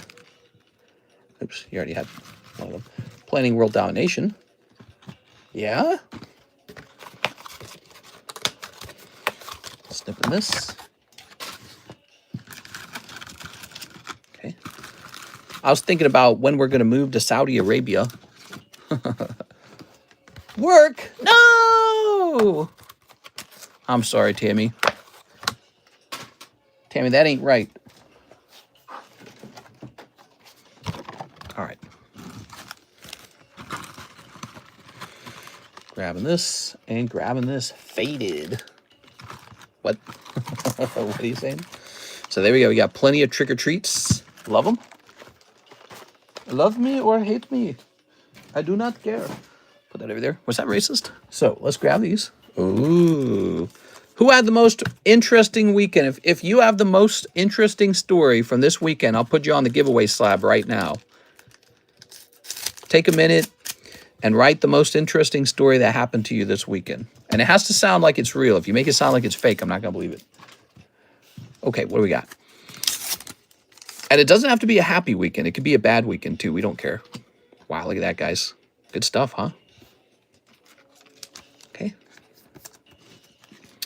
Here's Trick or Trade. Floodamain. The main with the Floodamain. Mimic You. Look at that Mimic You. I thought I saw someone that looked like Mister at work. I thought I saw a putty tat. Here's Sinistra. I farted by my coworker, and the coworker farted even louder than I did retaliation. What? That's gross. There we go. So that's for our friend Mark. Let's grab his bag. Mr. Mark. Thank you, Mark. Okay. I was cutting up and burning down a down to 80-foot tree. That could be fun, as long as you don't set your house on fire. Do you have a PSA 10 Expedition Typhlosion? Expedition Typhlosion. No, I don't have that. Once upon a time I did, and I sold it because I didn't like the artwork. This is funny that you said that you like it. So we could have sold one to you. Okay, you ready? So we got a couple cards here, guys. What do we got?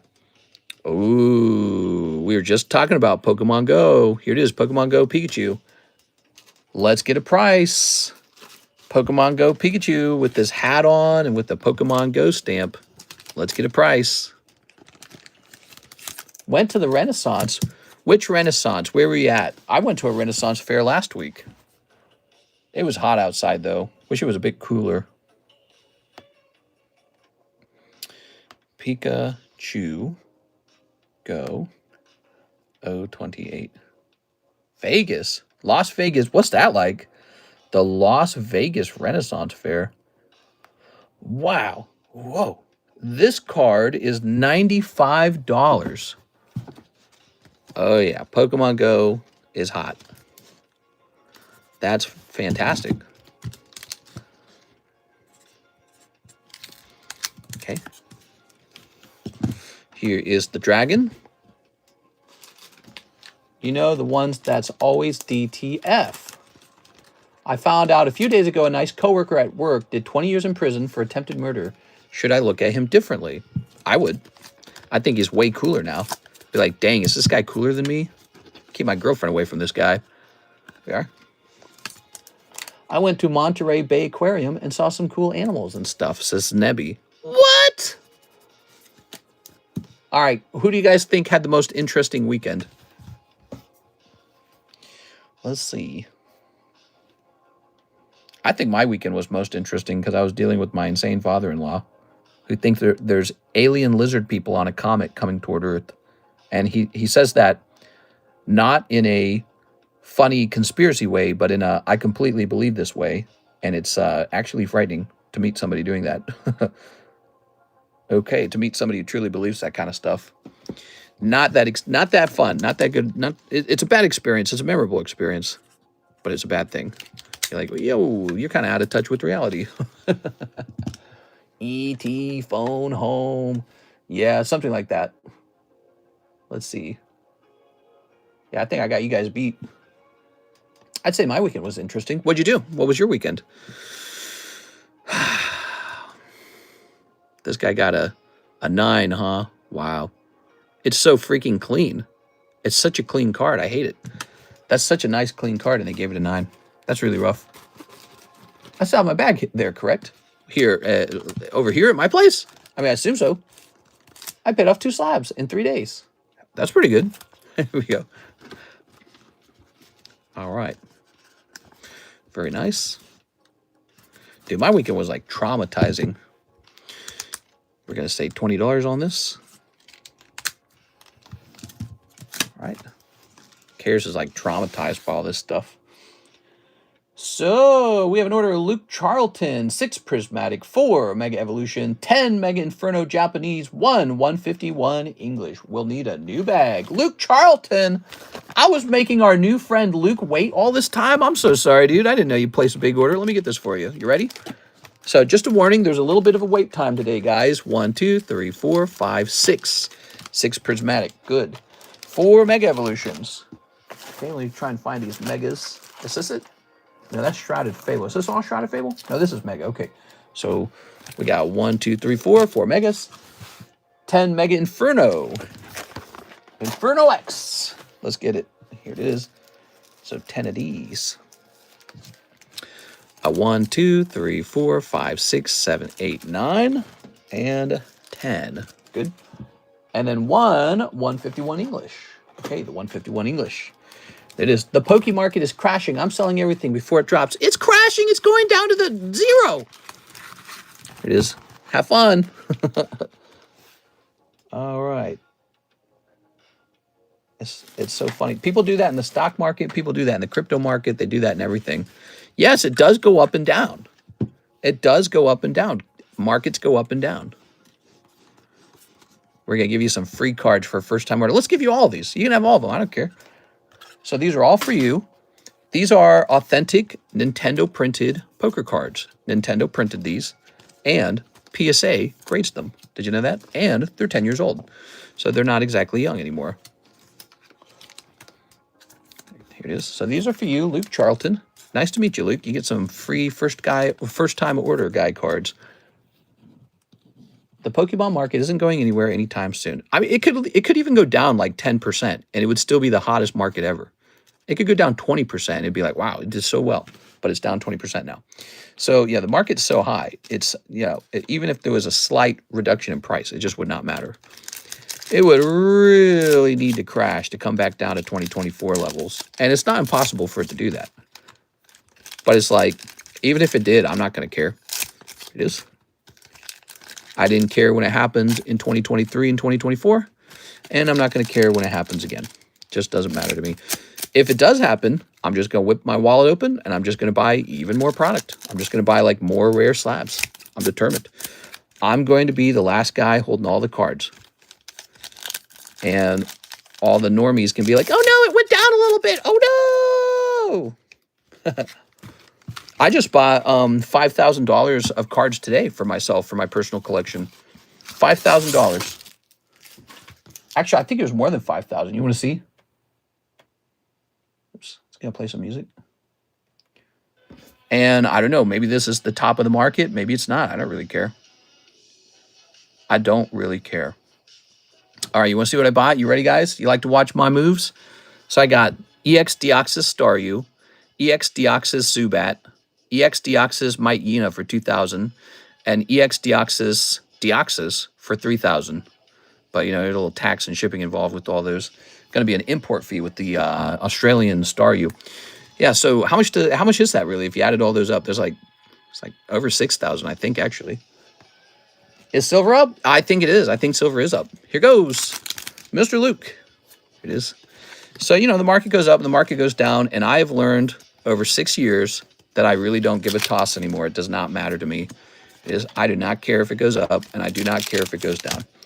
If it goes up really sharp, it's just going to cost me more when I buy stuff. And if it goes down really badly, it's going to cost less when I buy stuff. And I do not care otherwise. Here we are. I think what would scare me, here's what would scare me genuinely. You ready?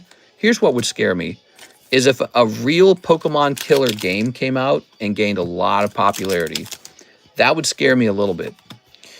Another thing that would scare me, if people stopped watching Pokemon TV show, video game, and card openings. Or a Curio. I'm sorry, Luke. Not going to be Charizard in this one. So if people stopped watching like card openings, and if they stopped caring about cool looking cards, that's pretty bad. That would make me nervous. But I think this month we're at like 650,000 views, aren't we? What are our analytics saying? So our analytics, let's see, you ready?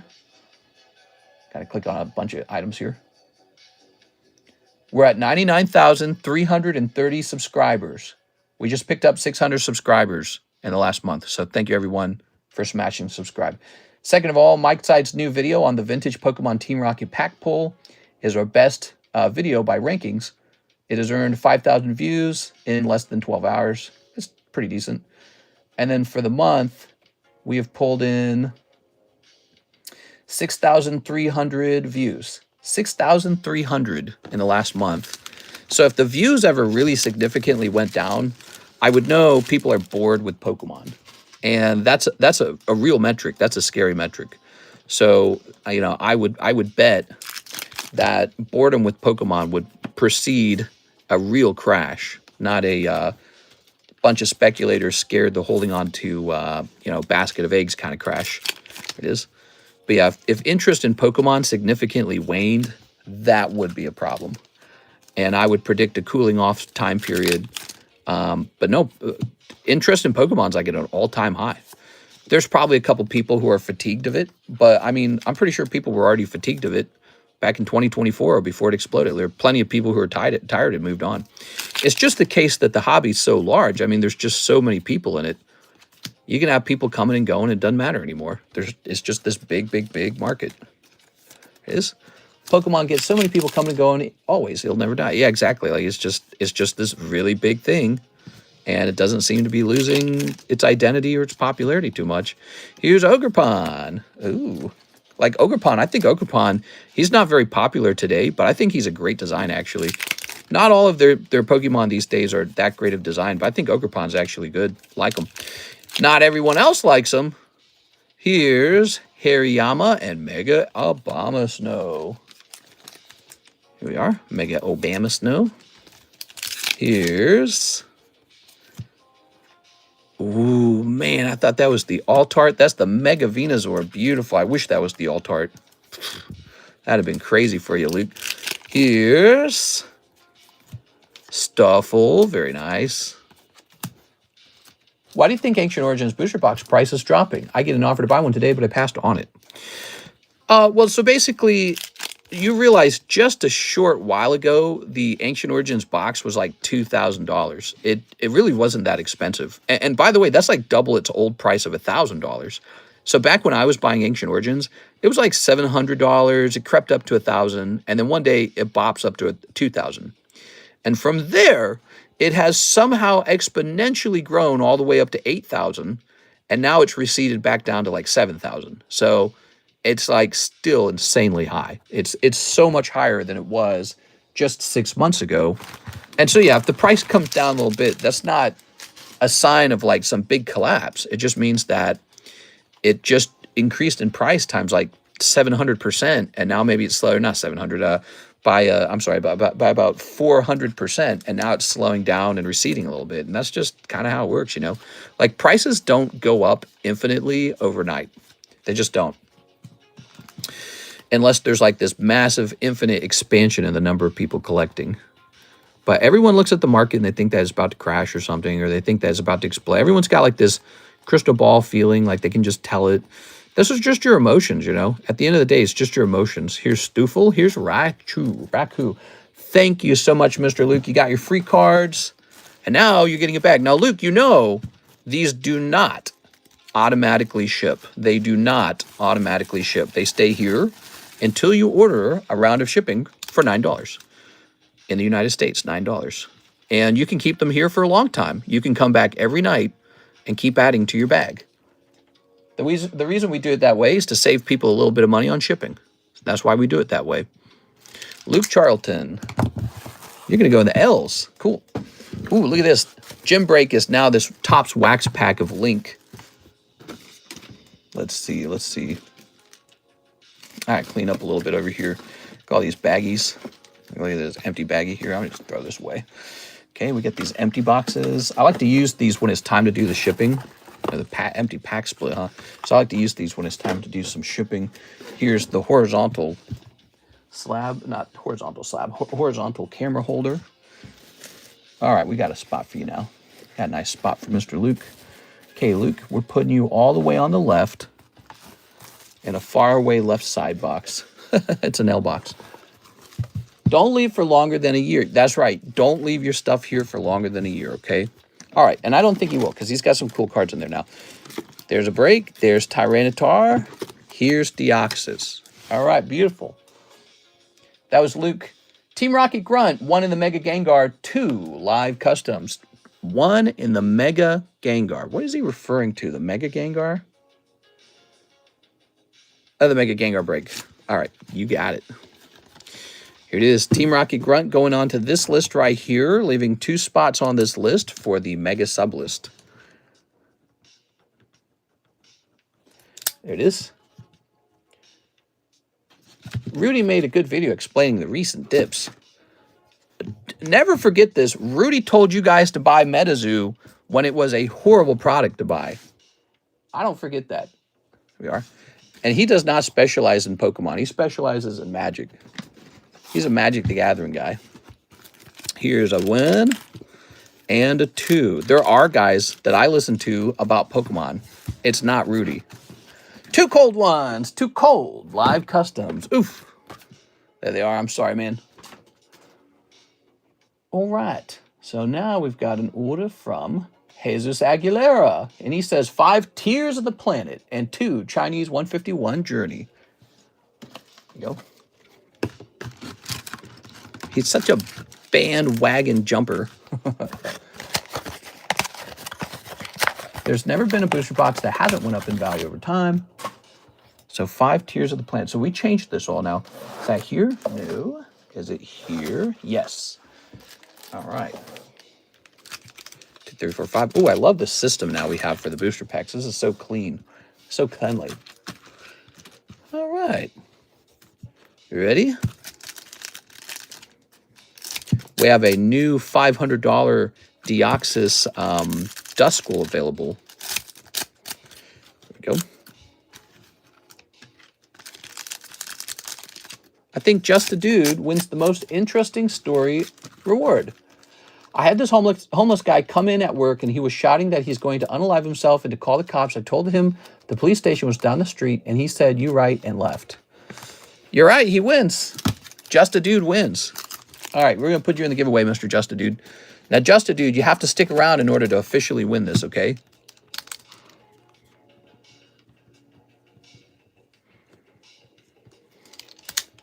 Okay, there it is. Just a Dude is in. Ooh, let's put Luke Charlton in, too. He's new, right? Here you go, Luke.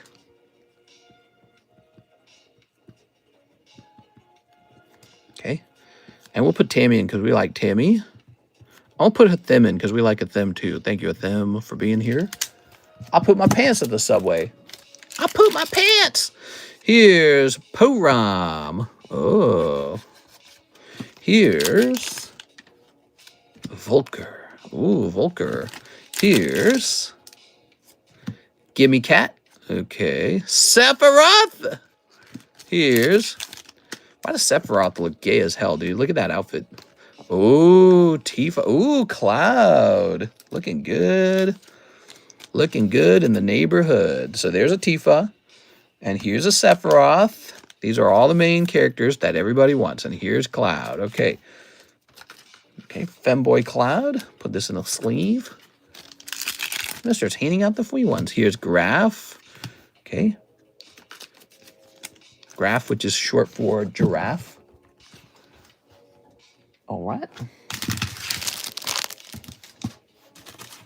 Now your 151 journeys. You got a cute little Oddish, and you've got a cute little Nidorina. A spicy Latina. Cool. Very good. Thank you, Mr. Jesus Aguilera.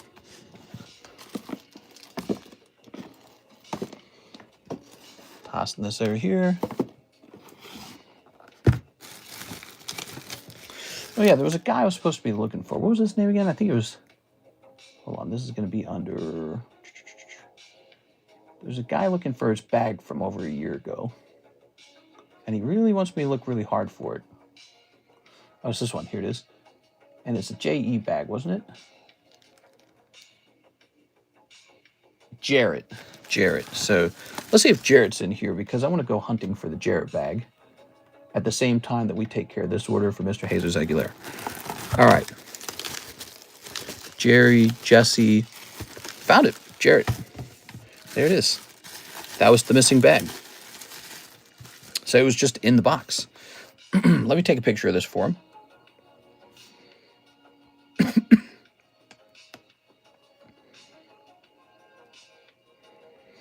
Okay.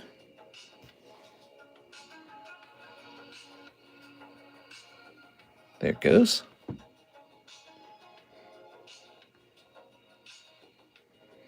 Can I get a shipping address and email? All right, there we go.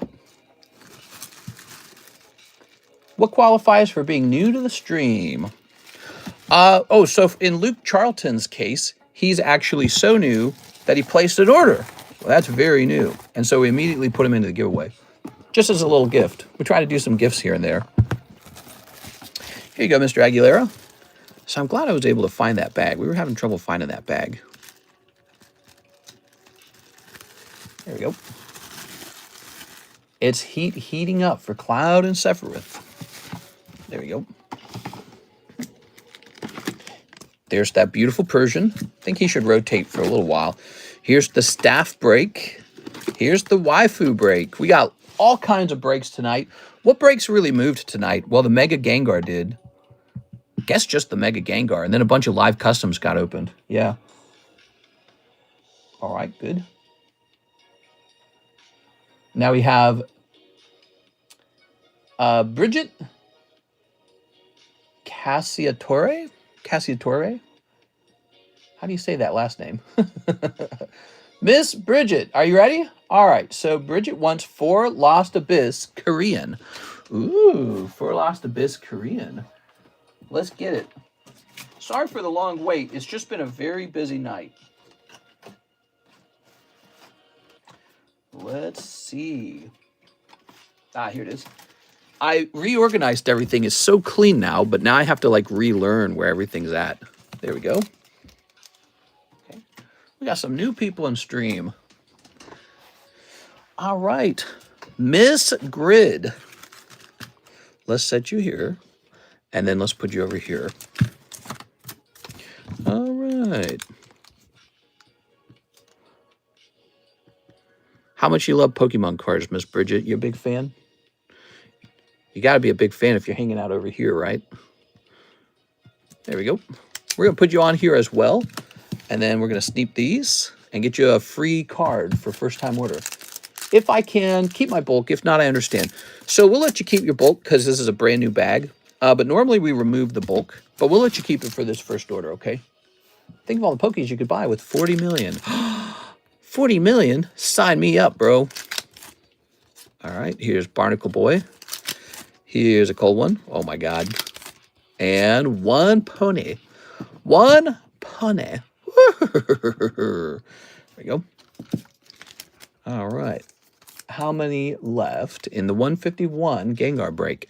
So somebody bought one spot in the Gengar break yesterday, and it's officially up to 8 out of 19. It was actually at 7 out of 19. Now it's officially 8 out of 19. All right. Now, wait a second. I said we get you a little bonus, huh? What are we getting for you? We're getting you some Zelda cards, huh? Let's see what we can get for you. A little fairy. All right. Da-da-da, da-da-da. Doop-doo, scooby-dooby-dum. These are all like items and stuff. I'm going to give you the heart. I'm going to give you this little medallion. All right. Remember yesterday? Oh, I remember. Sleeving this. And, oops. Sleeving this. Oops. Sleeving this. Ta-da! Good. Let's grab a bag. That was so awesome. OMG. Do you like it? It's fun opening cards over the internet. We have all kinds of ways you can participate in breaks, random shots at slabs, like a $5 slab chance. We have all these cool card sets. We actually have something called the extended menu, which has a lot more card sets on it. We have the jumbo pack break, which has a big mix of booster packs on it. Okay, now you have your own bag. Ta-da! All right. This will go in the B boxes. Yabba dabba deep bop. Beebity beep bop. There we go. Very nice. Thank you so much. 41 cents in fees. God, dude. They're strangling me. They're dry humping me. Here's Louis Sutton. Ship both slabs. So, Mr. Louis, I've been here a few times. I also had the Hello Kitty cards yesterday. Ooh. Meow. Hello Kitty. So wait a second. You said you also had the Hello Kitty cards. Do they need to be combined with the bag I just created? Can you please show the breaks for your boy, Team Rocky Grunt? I probably could do that. Give me a second here.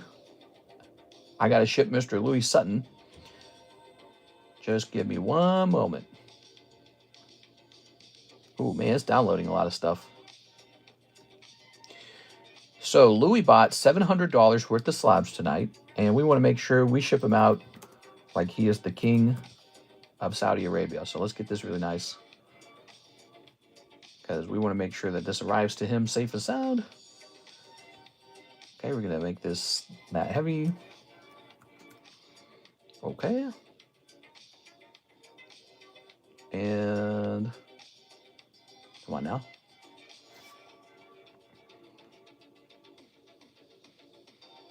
Wow, they raised the price of signature confirmation. That sucks. All right.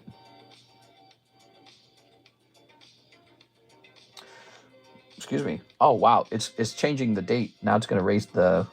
Now it's going to recalculate the price. So now that Bridget ordered first, you have the bag for a year and send all orders in that year. How much is shipping per bulk to California, let's say? So she has her own bag, and her stuff ships the moment that she actually buys a round of shipping. That's the brilliance of our setup. The brilliance of our setup, we act as a holding station as you add more stuff, and you can come back and shop month to month. So, like, you get paid on Friday, right? You come back next Friday, and you go, okay, I want to open more cards now. You just store it over here, and then when you're ready, you just ship it out. Now, we've been doing that for 6 years. We were the first rip and ship on YouTube. And so we're real OG. We've been doing this a long time, and our setup's really nice for saving money on shipping. I can help you in all kinds of ways. I can grade your cards for you. I can middleman them off to Tag or to PSA, all kinds of stuff. And yeah, so she can keep adding stuff to that bag and then ship when she wants it all to ship out. And it's always a flat fee. That's the trick. So it's always just $9. Really nice. Compare that to like if you bought off of eBay 10 different times, you pay shipping $6, $7 10 times. That's $70 already in shipping.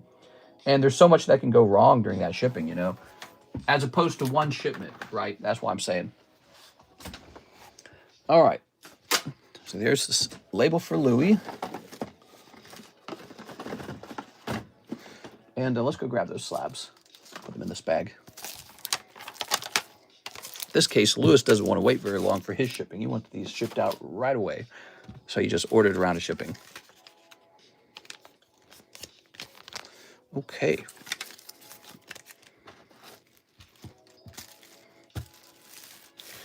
Mr. Louis. There we go. What is this music, dude? So now we've got an order from. Let's go ahead and run the giveaway a few times. So we're going to say CC is in. Okay, CC. Why don't we go ahead and run this right here, right now? CC. In order to win this, you actually have to be here. You have to be here right now. You can't be missing. You ready? Landing on 6 for CC. So we need CC to talk up, speak up. CC, you gotta be here. CC probably didn't expect to get in here. CC here. Congratulations to CC. She won.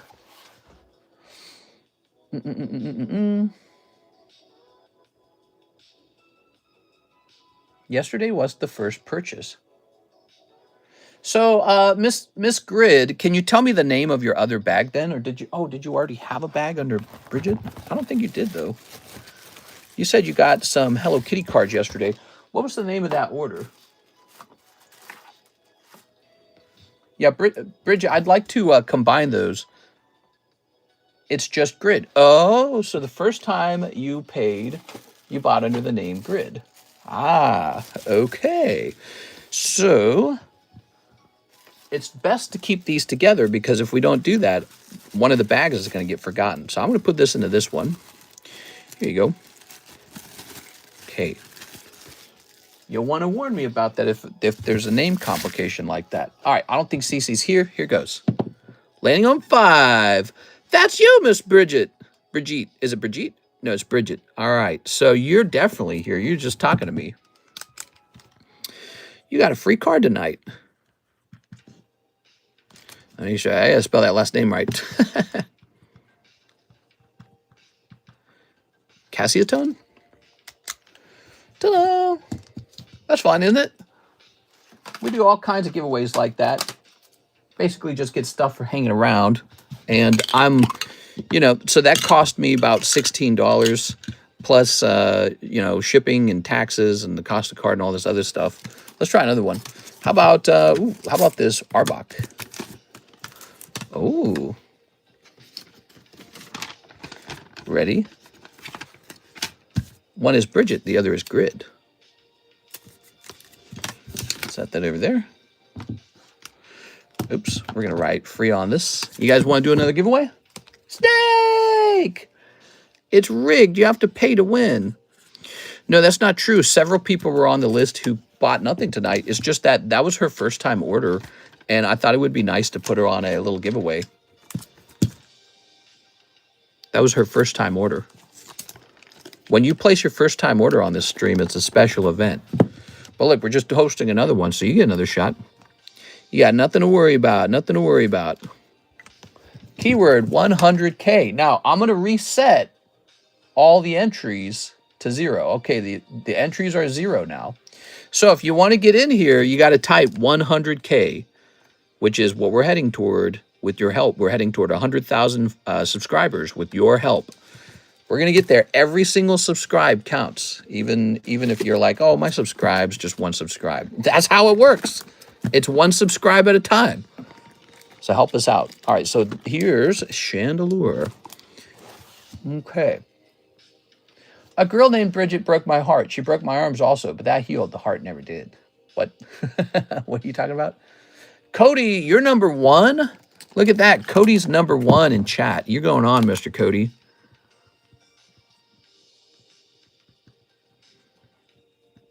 Good for you, Mr. Cody. You got to go on that giveaway if you're number 1. What else we got? Joshua Whipple, 4 spots in Burger Chew. Oh, my God. That's a big risk on Burger Chew, man. That's a big risk. 1, 2, 3, 4. Burger Chew. So Mr. Whipple's in Burger Chew. He's halfway done. If you're watching this, you've never seen this. This is a chance for the Burger Chew. That's what it is. $30 for a chance. What are your odds? The odds are written on the card. 1 in 10. $30, 1 in 10 odds. It's all very clean and clear. He is placed into a custom booster pack via a token. And then we open all the custom booster packs and somebody pulls them. It's interesting. Yes, that's actually one of the things we're most well known for. If you haven't spent a lot of time over here, we host a ridiculous number of very good breaks, and they go off pretty much every weekend. Yesterday, one of these already went off. But we host some ridiculously good, like Holy Grail kind of top-of-the-line breaks, all kinds of stuff. We used to have a clearance break. We ought to get back to that. You guys want a clearance break again? Clearance break would be like a slab that was like half off or something. But yeah, we host a lot of great breaks. We host box breaks like this. This is a unique break where you have 1 in 11 odds, and if you get pulled, you don't have to share the box with anyone. It's just your box. That's why it says 1. So the whole box goes to you. Your odds are 1 in 11, $40. That's battle styles. So and by default, we don't open it unless you tell us to. So you can keep it sealed and go put it in your closet. Very popular. People love that one. That's a break. We have a really fun kind of break called a gym break. Have you seen one of those? You probably haven't because one didn't go off tonight. A gym break is where it's only 2 people. $35, 2 people. And when you climb into a gym break, here's another gym break, 41 and 2. When you climb into a gym break, there's actually a Pokemon card battle that goes off to determine who gets the pull out of that break. And here it is. So we have a little automatic card battle, and you might be the one to pull it. But we get some really prestigious stuff. Look at this. Look at this item. That's a PSA 10 vintage Japanese base set booster pack. PSA 10. Now, you'll notice it's folded over. That's the old style booster holder. But I learned that you can actually send this back to PSA, and they'll put it into the regular tall holder, and it will still be a 10. They will convert it over. Your odds in this one are terrible. 41 and 25. That's tough. That's super tough. Despite that, 10 people in there. They really want it. This is a really good one. So, 40 times 25 is like $1,000. And I think the cost of one of these on the market is actually about $1,000. So this one has no premium on it to the price. So your odds are quite good in here in the sense that you're not overpaying for a premium. You're not having lower odds for a premium. But some cards do have a premium, like the Staff Tyranitar does, for example. But yeah, so you're learning a little bit. You're learning about our really fun breaks. This channel is very well known for that. We work very hard on this. You can't find these breaks at Walmart, Target, or online unless you have a host hosting it. You have to have a host. And I'm a fantastic host. I've been hosting for many years. So lots of experience, very professional, and just been doing it for so long. You said 4, right? Was it 4? Yeah, okay, so this is up to 5 now. This number here tells you how many people are in. So we're at 5 out of 10 so far. So this is halfway done. And if you've never seen a break, here they are. These are my custom booster packs. We're going to put the Pikachu into one of these. Just a token will go in there. It'll represent him. And then we'll open each pack. You might pull this for $40. This is what you'll get. You'll get this for $40. Yep, it's a booster pack with a common card in it for $40. But somebody will also pull this Pikachu, so it's very fun that way. Very fun. Another thing we're very, very well known for, we're just doing a little channel advertising here, guys. We're very, very well known for this. Look at this tremendous box right here. This box could be worth like, I don't know, like $10,000, $20,000. What you're looking at is a program called Slab Away. It's the same way as layaway or, pay over time. We offer that for Pokemon cards. We started offering that 4 years ago, and we helped so many people acquire cards that they didn't want to put on their credit card. So, and we don't make a lot of money from this. I don't have like exorbitant fees or anything. It's just a nice way for people to work on cards that they normally could not afford, or they can't afford it until their next paycheck, or they want to work on something over 6 months and they don't want to pay a bunch of interest on a 6-month loan. So it's called Slab Away, and I've been told this is one of the most unique things and nicest things that we offer. The ability for you to take a slab, a big one like this one, and pay it down over 6 months, no interest. No interest at all. Doesn't affect your credit. It's a very nice thing. Your credit card remains empty. Yeah, see, like if you bought that card $800 on your credit card, now you got a spiral to make sure you don't mess up your credit card. Now, if you have an emergency, your credit card's full already with $800 on it. So that's the beauty of it. A lot of people are very good at spending money on, like, you know, small impulse purchases that are like $10 here, $20 there. Now, you can put one nice card into Slab Away, and when you want to spend 20 bucks, go put it on your Slab Away. And one day your Slab Away will be done like a side quest in a video game. So we really like them. We've been hosting that for, I think, it's more like 5 years. I think in the second year is when I came up with it. So it was very popular. Do losers get a second prize so I'm not losing if I don't hit the first prize? You're talking about in the break. Yeah, so primarily, everyone will just get this. This is the second prize. You will get one card for $40. It's quite dangerous. The breaks are dangerous. You will lose $40. You will lose $40 because you'll get that one little card for 40 bucks. So that is your pull. Everyone gets a card. Everyone gets a card out of their booster. But one person gets the whole damn slab, which is pretty remarkable. There's about a $750 slab right here, right? And instead of paying $750 for it, you get it for $40 in a break. How's that possible? Well, everyone else got killed. That's how. So it's high risk, high reward. You have to see it that way. And it's interesting, though, because we've done the mathematics behind it, and it's really not bad math at all. When you compare this to actually like opening the booster packs, I mean, the booster packs are really expensive. Think about how much it costs to open like 2 boxes of 151 or something like that. So to actually hit a Gengar, to actually pull one is quite difficult. There's so many different cards in the set. And then also to have it already graded 10 is really difficult odds to get those two things together. So the irony is if you spend $40 in this break, you're more efficiently spending money toward the Gengar than if you went and opened up $40 of 151 booster packs. And we've shown the math on that using AI several times. We could do it again sometime. So next up, we got Blake. Hey, what's up, Blake? Looking for some store credit with my bag or cheaper slabs when it gets slow. So you would like to maybe trade in some stuff. Just a dude says they were massacred. Yeah, they do get massacred. So in here, about 17 people will get massacred. One person will pick up this thing called the star card, which is where you get moved over to a different break. So it's not over for you quite yet, but you'll get moved over to a different break. And then just one guy picks up the Gengar. He gets it for 40 bucks. It's absolutely shocking. I mean, it's like a $750 item that you got for 40 bucks. It's really shocking. Yeah. And we've been hosting that for so many years. We've helped people acquire so many slabs that way. It's crazy to think all those slabs have like doubled or tripled in price now. So, you know, you go from spending 40 bucks one night, pulling a big hit, and then it doubles in price in a year or two. And I've had so many people come back and talk to me about that, how crazy it is. So he wants some store credit. I could use the loss on my taxes.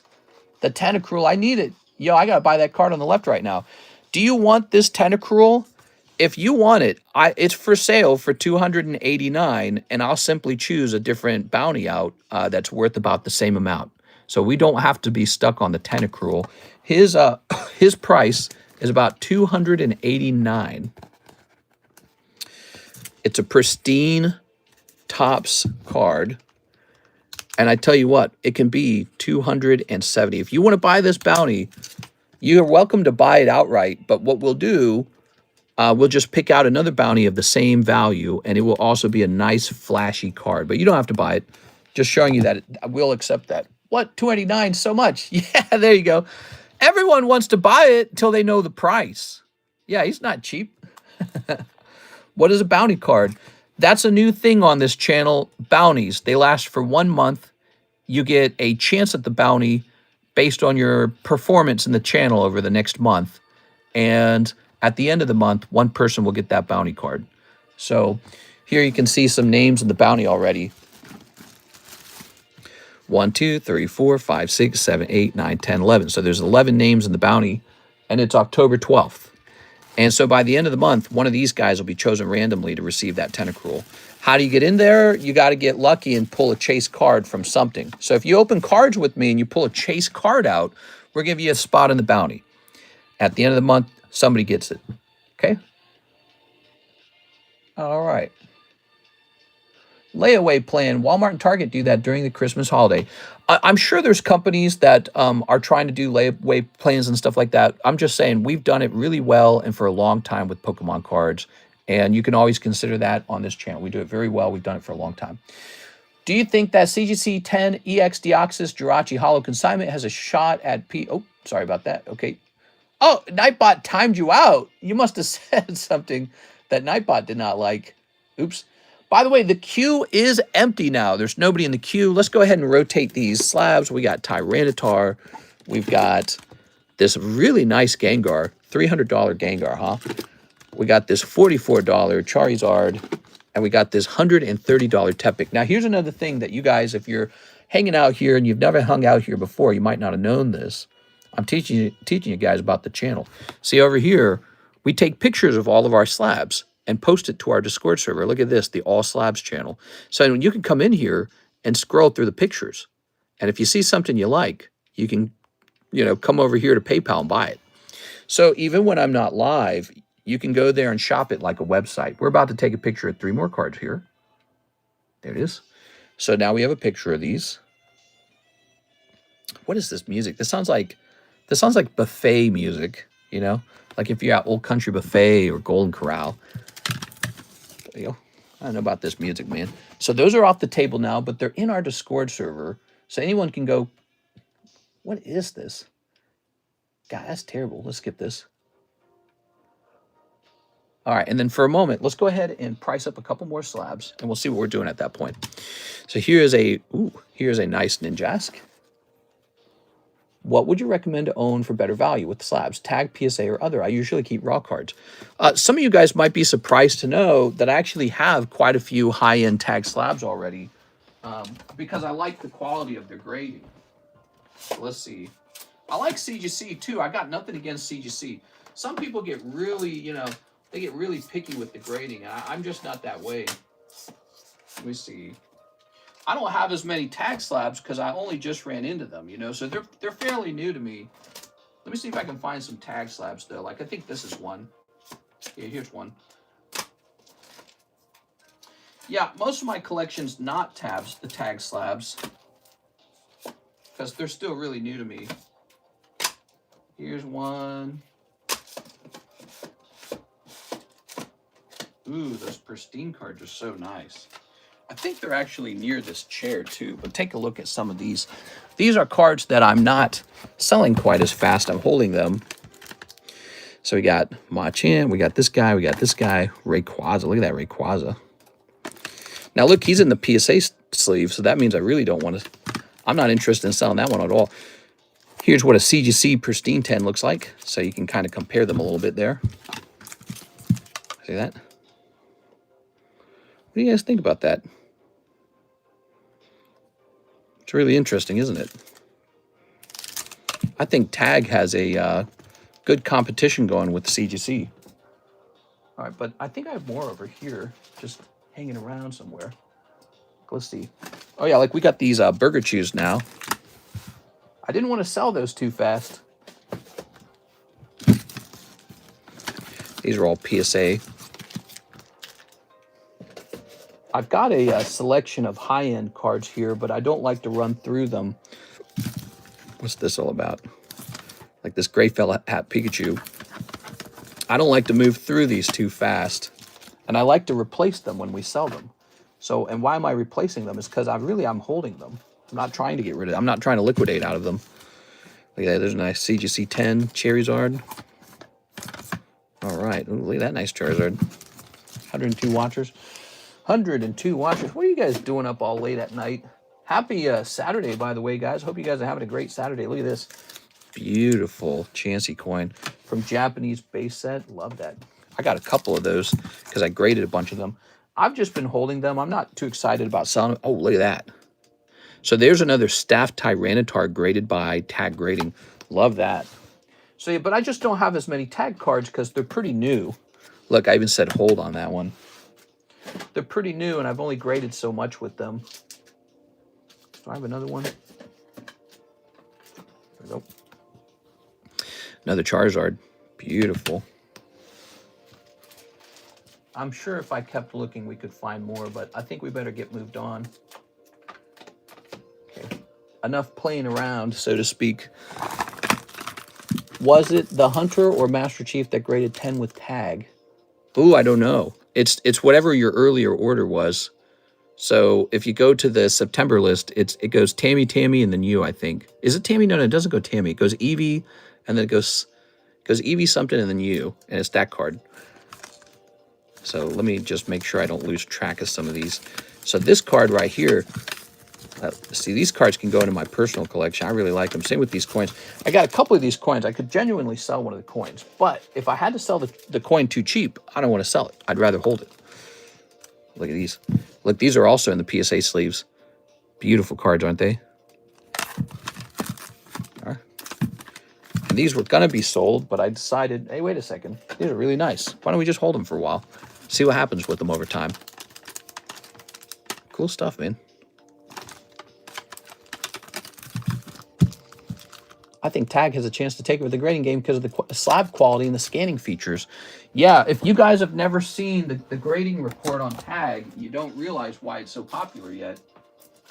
If you guys have never properly scanned a Tag slab, this is where their big competitive advantage is. Go ahead and let's zoom in. Try scanning this, okay? So screenshot it and scan it and play around on that website for a minute, okay? They have something called a grading report, and it's way better than anything any of the other companies have done. So they have like a technology advantage. So you layer that on top of the fact that they actually look nice, and they're a real competitor. They are. They are. Okay. How much was the Giovanni Machamp? I could sell them. I could sell them. I could always get them back, but you know, we kind of graded that ourselves. I'm tempted to keep them because you know you get proud of the ones you grade yourself. But technically, I could sell them if you really badly want them. Hey, what's up, Six? Now we got to do the Six dance. Hey, here's Lunala. The Lunala gets a 9. This freaking Luya gets a F. No, this guy gets a 10. This guy gets a 9. Ah, kill me, dude. It looks so clean. Here, this is fun. Why don't we scan this and find out what was wrong with the Lugia? Any high-quality slabs for sale today? We did add a new high-end slab to the table. We actually added 2, and somebody already bought one of them. And then, well, he bought 2 of them. Louis Sutton bought 2 of the brand new ones. So wait a second. Let me see what it says is wrong with it. It doesn't like the edges, the back edges. Edge wear on the back top, it claims. Okay.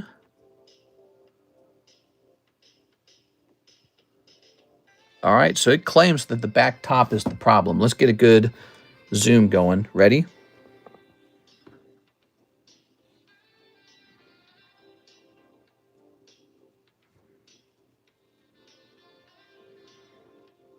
Really? Let me see that picture again.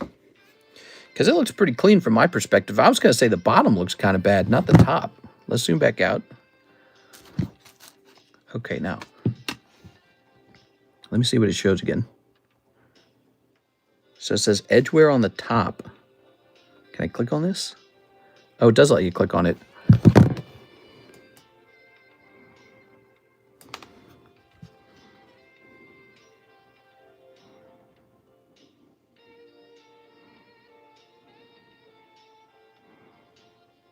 I wonder if they mixed up the top and the bottom of the card.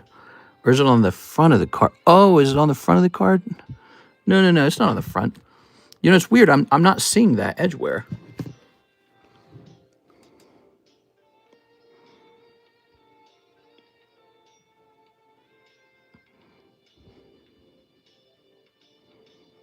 I don't know. I'm gonna have to play around with that one. Let's go ahead and sleeve that. You know, I think this card would be worth like $100 even as a 10. Because right now, Lugia is hot and 25th anniversary is hot. I'm going to play around with that one. Here we are. I always consider cracking cards, by the way, guys. If a card is ever too nice, it's too borderline. I got a couple cards. Look. So these went in as well. Cracked a PSA, cracked a PSA. We might crack this one too. So every now and then when I get a return in, I always send them off to another company, a couple of the borderlines. The reason for that is because I'm really testing to see how, you know, how consistent the grading companies are. This gives me a lot of knowledge around card grading because by consistently testing, you know, when you see something that looks pretty close, consistently testing it helps you understand it even more. And it allows you to kind of get a sense of how the companies compare to each other. And so I've been running that for a long time. I take a picture of the cards that I'm going to cross grade so I can compare them when they get back. Okay, Lunala. Lunala is so expensive. It's a whole $40. He's doing crack. I'm going to crack that slab. Here we go. Very nice. And let's see what you got, Miss Six. Sue, we're jumping over here. Miss Six says 2 gem 2s. Do we have the gem 2s over here? Look at this, Six. I'm keeping all the bags in a box now. How cool is that? Is that nice? Okay. Ta-da. See? Organized. Organized. So organized. All right. What we got? It was about time, man. We were, it was really, really hard to find boxes sometimes. We got boxes stacked on top of boxes on top of boxes. We got like a box on the front of the shelf, a box on the back of the shelf. 6. Here's a beautiful Eevee. Ooh. And why am I so tired? Being tired is a sign that you haven't had enough Pokemon cards. And there's Jolteon. Shoop. All right, 6. Nothing crazy this round. Tossing this up here. Slight edging. He said edging. All right. All right. So it looks like, you know what time it is, Mr. CS Man? It looks like it's time to do some CS Man grading. CS Man paid me $100 to grade all of his cards. I'm going to do that. And since you're here, I'm not going to timestamp this one, but you might want to timestamp it. I tell you what, I will timestamp it. You know why? You know why I'm going to timestamp this? Because I feel like if I don't, you're going to forget to timestamp it yourself. And then you're going to be like, you know what? I can't remember when you graded my cards. So here's how it works. We grab a copy of this. And then we, oh no, wait. Here's how it actually works.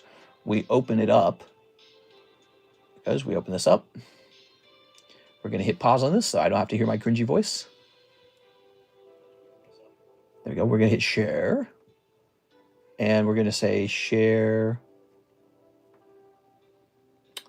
What happened to being able to share at a specific time? I thought you could do that. Share. Oh, it doesn't let you do that anymore, huh? Well, you used to be able to share at a really specific time. So I'll just copy this. I haven't slept since I was removed from the womb. You'd be very tired. Let's hope for a 10 in this bag. Let's hope for it. All right, so now we're going to go over to the CS Min channel. And I'm going to link it up here. Grading begins 163 minutes in. All right, there you go. So now you've got a timestamp in your channel. Did you guys know you could have a private channel in our Discord server? That's a thing. All right. It's not free, though. So I don't know if you would grade the Zekrom. What do you think? We can bust through this one bag real fast? Let's take a quick look. You ready? All right, Zekrom. He looks great, actually. So Zekrom might actually be a 10. It's always the card you don't want that look great. He might be a 10.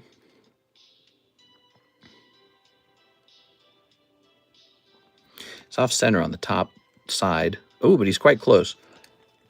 It's Sunfan! What's up, man? You know, he's got all these little bubbles on him. I'm going to be skeptical and say that the bubbles will likely lead to less than a 10. So I'm going to say 9.5 on this. Sunfan, you've been around, man. It's nice to see you. Oops. Now that you mention it, I'm quite tired. I'm going to give this guy, okay, a straight 10 on here.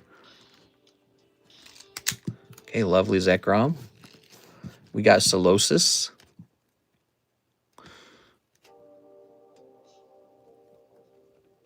Solosis has 2 half dots. Solosis, 9.5 plus. Okay. There you go. Sandile. It says Zekrom worth grading. Not really. I mean, you'll be tasked with like selling it, and it's going to sell for like 30 bucks, and the margins on it will be quite close. It is. You would have to grade it yourself too. You'd have to send it in yourself so that you can potentially flip it the hardest. So I would say it's not really worth grading. This Sandile is going to be $9. Not $9, I'm sorry. It's probably going to grade 9. Genesect, I'm not even going to bother with Genesect. He's not even a hit pull. No one's going to buy that. Simisage, looking great on the front. Problem on the back right up here.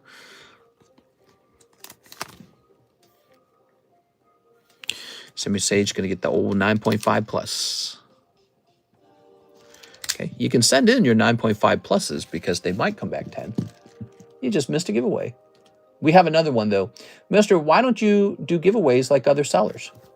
I don't know why you got that idea. It says so far this month that I've given away 355. And actually, I didn't even add tonight's giveaways up.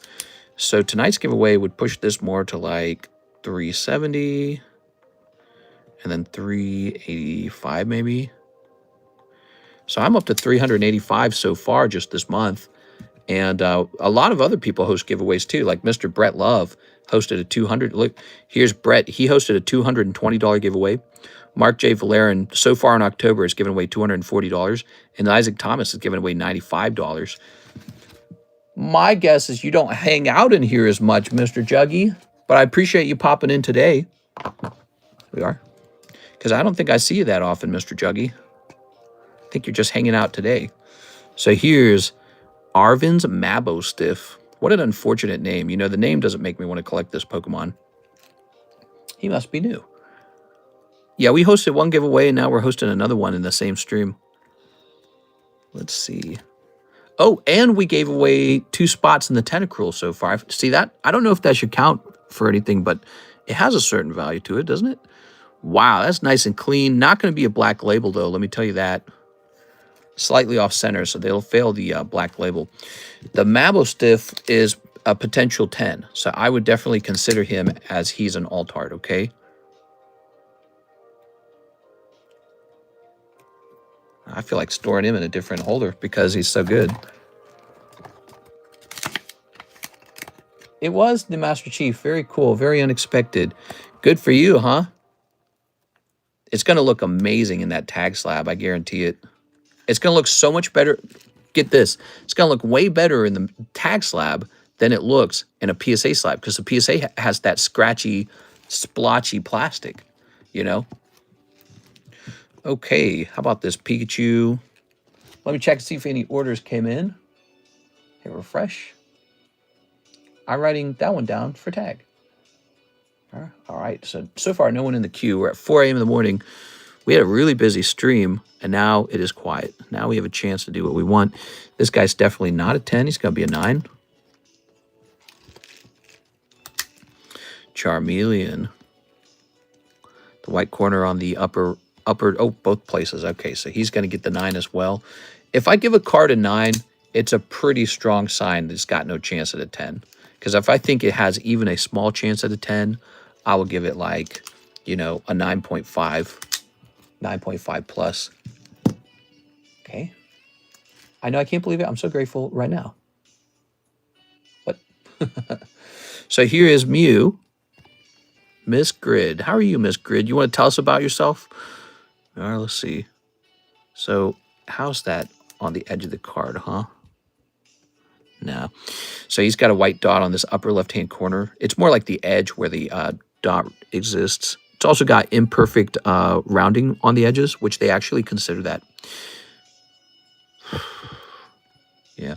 I would send this in just because it's a valuable card. So I would send it in to take the gamble on it. But it's gonna grade 9.5 with me, 9.5 plus. This is a borderline.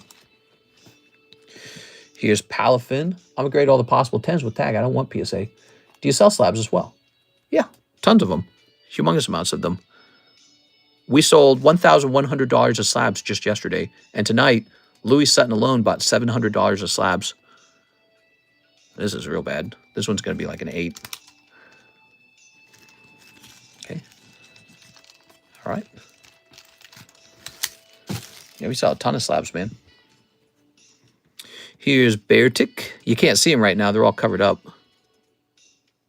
Beartic going to be a 9. I wonder if this is just the newest trend. Hope not. Tell me what you mean by that, Mr. Tarnished. What's the newest trend? There. Third wheeling. Here's...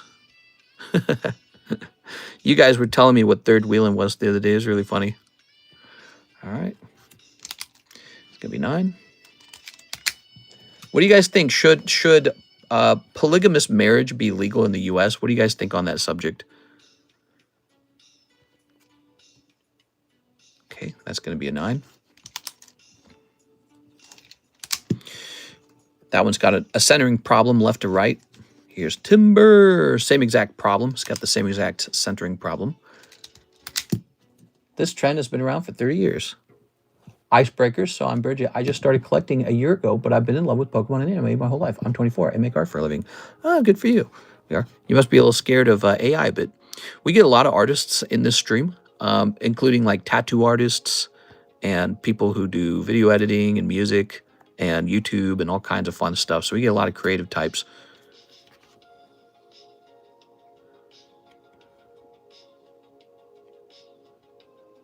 Oh, that's too bad. So is that an ink dot? It appears this is a white dot on the bottom is a kind of ink dot. That is too bad. Yeah. It's an unusual thing. It looks like it almost doesn't belong there, but when I touch it, it doesn't go anywhere. Such a new trend. Card collecting been around longer than some of the scalpers. What? I don't know. Was he talking about card collecting? Maybe he was talking about more like hanging out together in a YouTube live stream. Okay, dots up there, dot down here. That's going to be a 9. So far, only one strong 10. I don't think that should be legal. Just have an open marriage. Pokemon cards do trend and dip out too. I bought so many booster boxes for cheap a few years back. Yeah. Wow, this is so clean again. It's another Zekrom EX. Okay, so he's not ready for a black label though. Top left to right is slightly off center. Looking good though. I'm gonna actually hand this guy 10. Here we are. All right. I was looking it up. That's legal in Qatar, Saudi Arabia, and UAE. Some of the richest places in the Middle East. They don't give a F. They're like, yeah, we do that. But you know, you hear about terms like third wheeling or polyamory. And so in my mind, it's sort of like this thing we are doing in the West. We just don't like to call it what it is. All right, so my feeling on this, definitely a 9. You have a combination of off-centering and bad corners. There you are. All right. Ooh. This one has a surface problem right here and right here. So this one's no good. What is that? Axew Master Ball? That's too bad. I just write 9 on a lot of them, but the truth is some of these would definitely grade like 8. Because I'm betting you... Where do you sell? Well, Mr. Tarnished, we sell right here live. This is where we sell. If you go to the description of the YouTube live stream, you'll see that all the information you need to buy is over there. This is quite bad. This is going to be like an 8. With what you asked, I think AI is being misutilized. It's just so difficult to regulate. It has more cons than pros. I think in certain programs it's cool like planning or simulation, but nope. Aren't those surface problems like cleanable? You can try to clean it if you want. I'm not messing with that. I'm not going to try and clean it. No way. Ruin the card even further. Those guys often sell like a cleaning kit or a cleaning course. So they're a little incentivized to make it look easy and good. You ever notice that? Those cleaning guys, they always got like a $50 kit or something, you know? Yeah, you can clean your cards. All right. Here's Gengar. Ooh, we got an order now. Mr. Martin Ramirez. Upper left corner, bottom right corner. You want to see what I see? Watch this. There it is. Can you see it? So that is a half dot. I call it a half dot. And there it is up there as well. You don't think that that'll cause your card to miss a 10, but it will. But you know, this is a card worth risking it on. We can see slight off-centering left to right as well, but it's very slight. Top to bottom looks pretty close. So the centering's not bad, though. So, you know, here's what I do with a card like this, Mr. CS Man, 9.5 plus. In other words, if it were my card, I would send that one out just to risk it. And it might come back 9. But, you know, if it does come back 10, a card like this, a Gengar, is definitely worth that challenge, definitely worth risking it. And so you got a couple cards like these two right here where you just risk it for the biscuit, and it might come back 9, but if it comes back 10, it's really nice. All right, you know, I think I'm going to downgrade the Mew. I can see off centering top to bottom too. Yeah, man, I wish he was a little bit better. That Mew's leaning 9, okay? Just having a second opinion right there.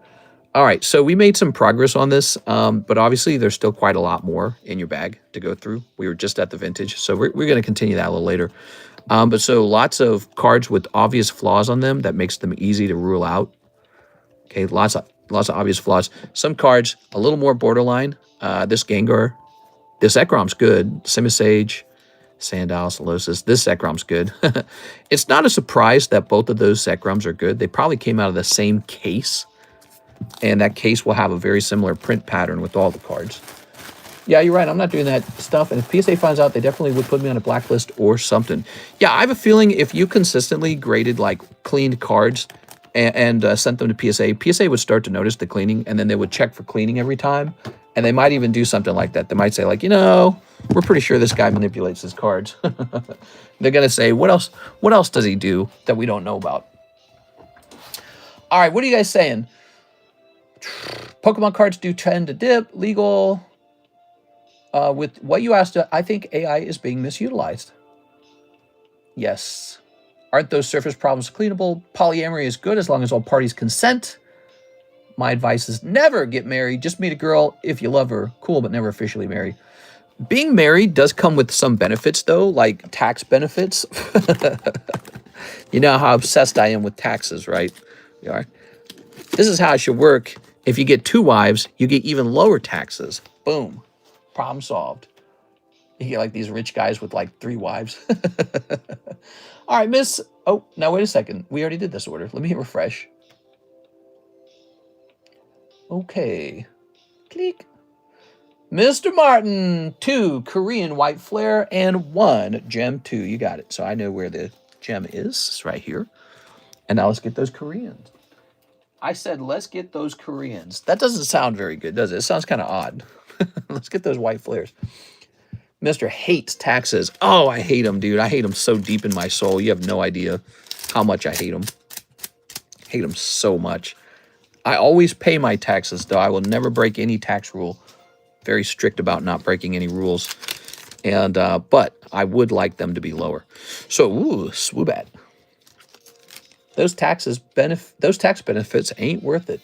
My money is mine. Hers is hers. Here it is. Well, I mean, step number 1, they got to open up plural marriages. Step number 2, just make divorce illegal. Boom. Could you even imagine? Here's Sylveon. Ooh, wee. All right, Sylveon. Very good.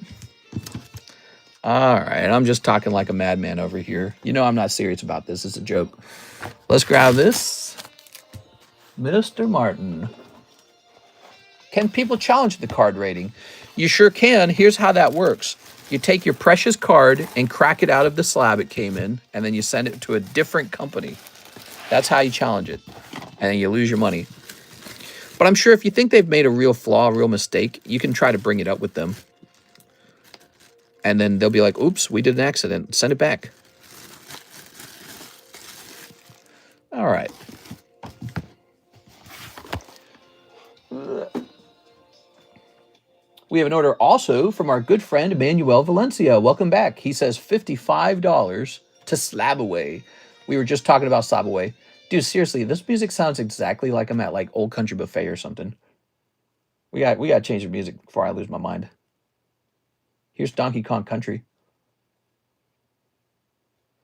How about would you have any Minecraft or anything like that? That'd be nice. No Minecraft? Dude, that sucks. Why are they giving us like the crappiest music possible? Super Metroid music? Let's try that. All right, we'll just leave that alone now. So, Emmanuel, $55. With an E. E for everyone. Here's your card, and it has 255 on it. Now it has 200 on it. Boom. All right. Updated. Thank you so much. Here's a fun fact. Sometimes we open less cards because so many of our followers, so many people in our community have a Slab Away. And so instead of opening cards, they just pay down the Slab Away. And so that's very unique from other ribbon shippers is the fact that so many of the payments go toward big slabs. But we really do help people. Look at this. This got a 9, dude. God. How'd this get a 9? So I'm telling you, tag is rough as hell, man. Tag, you know what tag reminds me of? I bet you it's this invisible line in the back. They don't like it. But if this was PSA, PSA will ignore that line. I know that for a fact. PSA will ignore that line. Let's see. All right, let's just see. So this can inform how I grade a card next time. Let's see if it's that line. Yep, it says that there's a surface print line in the middle. And the reason this is a big deal is because PSA does not take a score down for that. So let me show you the line that they're talking about right here. It's right there. Do you see that line? That's the line right there. Runs inside of the graphic. PSA ignores that. I'm going to try and crack this slab. I'm betting it's going to be really tough to crack. It's so much harder to crack tag than any other slab. They're the hardest one. Wish me luck, everybody. This would be good practice, okay? All right. Don't try this at home.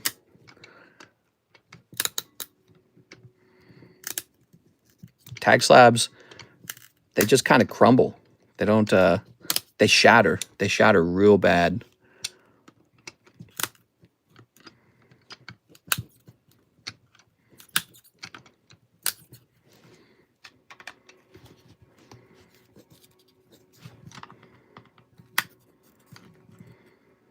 I believe one of the reasons why the slabs are so clear is because the materials are so dense, and this is why they shatter. They don't peel like some of the other companies. They shatter, which makes this part kind of a challenge. But I'm very aware of the nature of the slab, so I'm gonna try and do a good job. There it goes. Okay, I loosened that side. That's good. So this shall be sent. Oh, and before we begin, before we officially crack that out, let's get a quick picture in place. So I have a hidden Discord channel where I take a picture of all my regrades. Suppose it could be public. The reason I keep it private is because I don't want any of the grading companies seeing it. Okay, and we're going to say to PSA. You know what I'm saying? Like, I don't want any grading companies having too much information.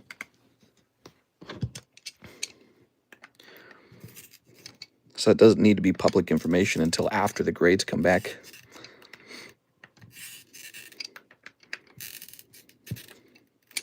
So this corner is a bit stronger, huh? There it goes. There it goes. It weakened. So I'm doing this a lot slower than usual because there it goes. There it goes. I don't want it to shatter. I just want it to open up. Like, I'm trying to imagine how hard this would be if I had like $1,000 card in there and I still had to crack it. Because that happens, you know. So let's try and peel it at this point. Let's see what happens, guys. Would be easier. Let's see.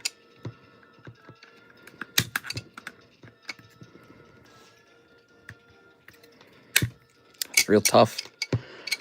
It's the design of the slab is just harder than the other slabs. I would like to maybe crack one corner off.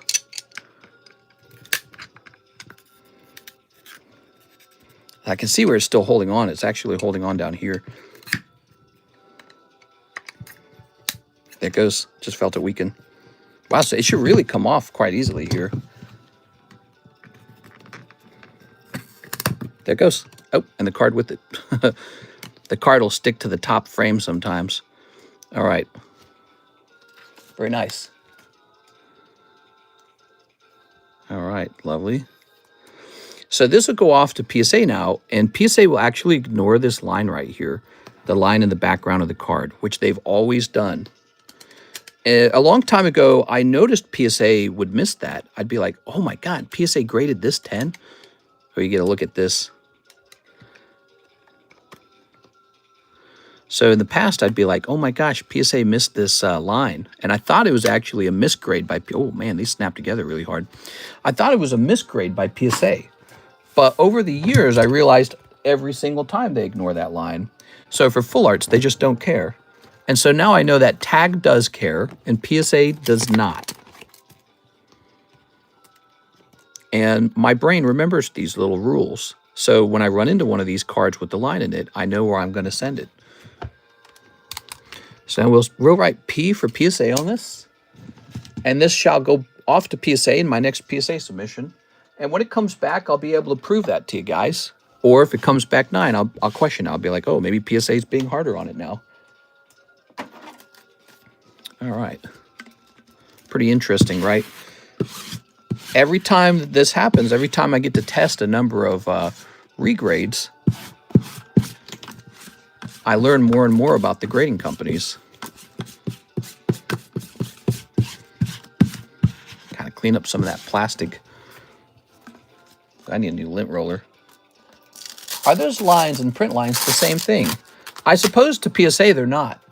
I think PSA counts them as a part of the design of the graphic rather than an actual manufacturing, rather than a manufacturing flaw.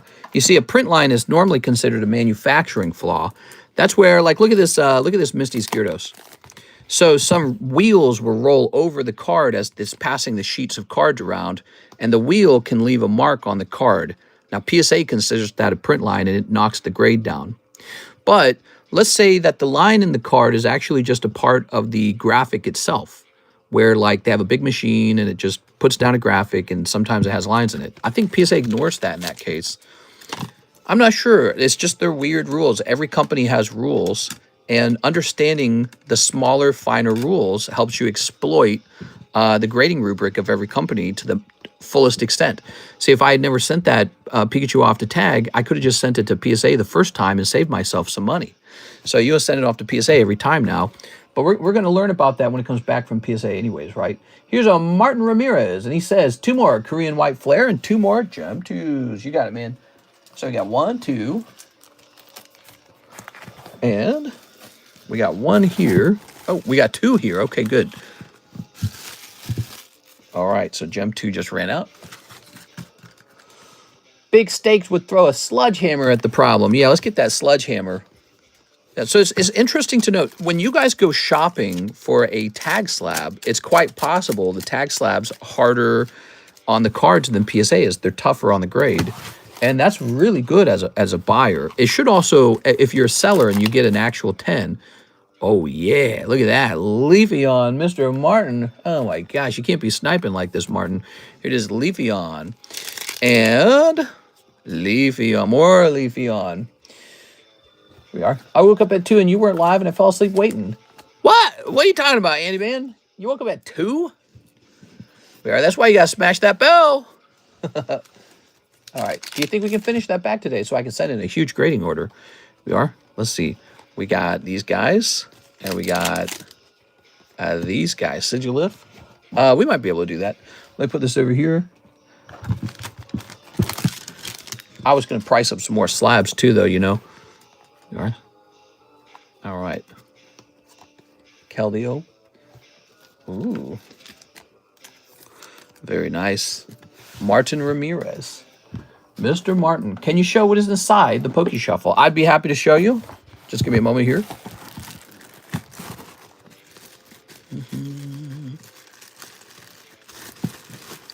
So the Pokey Shuffle is a $5 chance for a slab.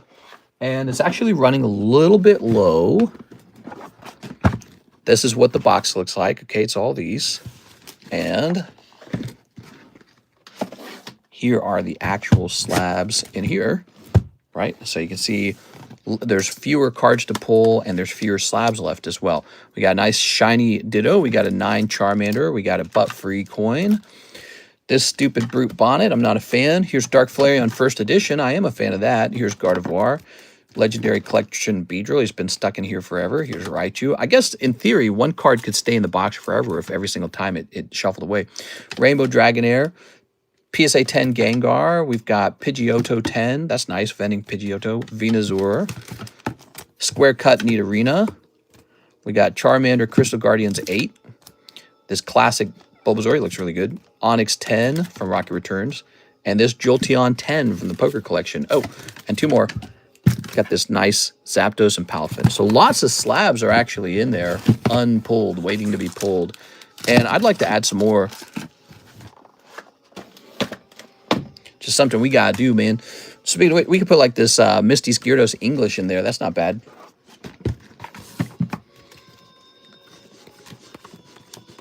Okay. I didn't see many 9s in there. I'm gonna put 1 9 in there. Okay, so this is gonna say 049 Gyarados 9 M Gyarados. Okay, so now you understand how the Pokey Shuffle gets loaded. 5 cards, $5 per card. That goes up there. Okay, that's good. What is this music? How did this music get made? A cappella? It sounds hilarious, dude. I'm going to let it play just because it sounds so different from everything else. What if I made an a cappella? Would that be funny? Here's Wobbuffet. Here's Celery. Here's Latios. All right, and then how about this? We've got Dust Noir VMAX Climax. Look at that. Ooh, very nice. Can we get some C418 today? We could. Maybe tomorrow. Actually, no, we're not going to be live tomorrow. You guys know that. There's no stream on Sundays anymore. Sundays is no longer a stream day. It's a day for me to think about working on the channel. So on Sundays, maybe I'll do some submissions. Maybe I'll just like talk to AI about how to make improvements. But AI told me as the owner of the channel, I need to spend more time not streaming and more time working on improvements. I was like, oh, AI has been a great business counselor. I write these huge prompts up, really big ones, and then I plug it into AI, and 3 different AIs, and they all give me different feedback. And when they all agree on something, I realize they're all seeing into something I really ought to work on, you know? Here, let's see. It says it's a $100 card. That, to me, seems kind of high. Let me check sold.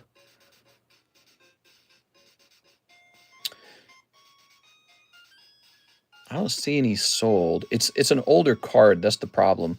So I don't think there's any left on the market, basically. I'm not going to ask for 100. I think that's too high. But this is from VMAX Climax, which is from 2021. That's 4 years old, actually. I get it. Okay, we're going to do 70. So this is a much older card now. It's actually 4 years old. Time for more organization and inventory check. Yes.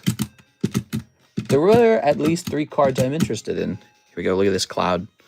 So if you look carefully, this is Opus 1 Cloud. See that? Final Fantasy Opus 1 Cloud from Final Fantasy. And, you know, it's just a really cool thing to have the very first Final Fantasy set and have it gradable. Yes. Where do go price range? See you, mister. Yeah, we'll be back on Monday, that means. And actually, Monday's a scary day. Karis is having surgery on Monday. And it's very scary. It's a surgery that she has to have to be able to have children. And it's a big deal. There we go. There's a chance it can go wrong. All right, let's see. And if it goes wrong, it's going to be very bad. I don't see any of these clouds. Let's see. Okay, I see that a Cloud and a Sephiroth sold on September 6th for $130.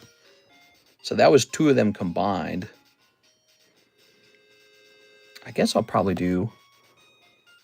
Go, Karis, let's go unplug the tubes. Yes. Well, it's like, yeah, she has some cyst-like stuff going on, and it's quite bad. Just let's see. So let's price this at 65, I guess.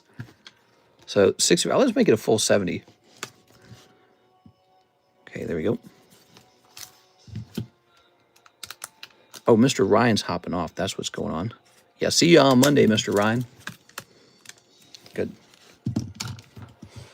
All right, let's see what's going on over here. Let my boy get steaming up in there. Sorry, phone spell check. Where do you go to see how much you can price your card? So this is a surgery she has to have to even have IVF. For my mystery slab. You just talked about them. For my... Oh, 4 mystery slab. Are you talking about the Poke Shuffles? Miss Bridget, are you talking about the Poke Shuffles? $5 chance for a slab?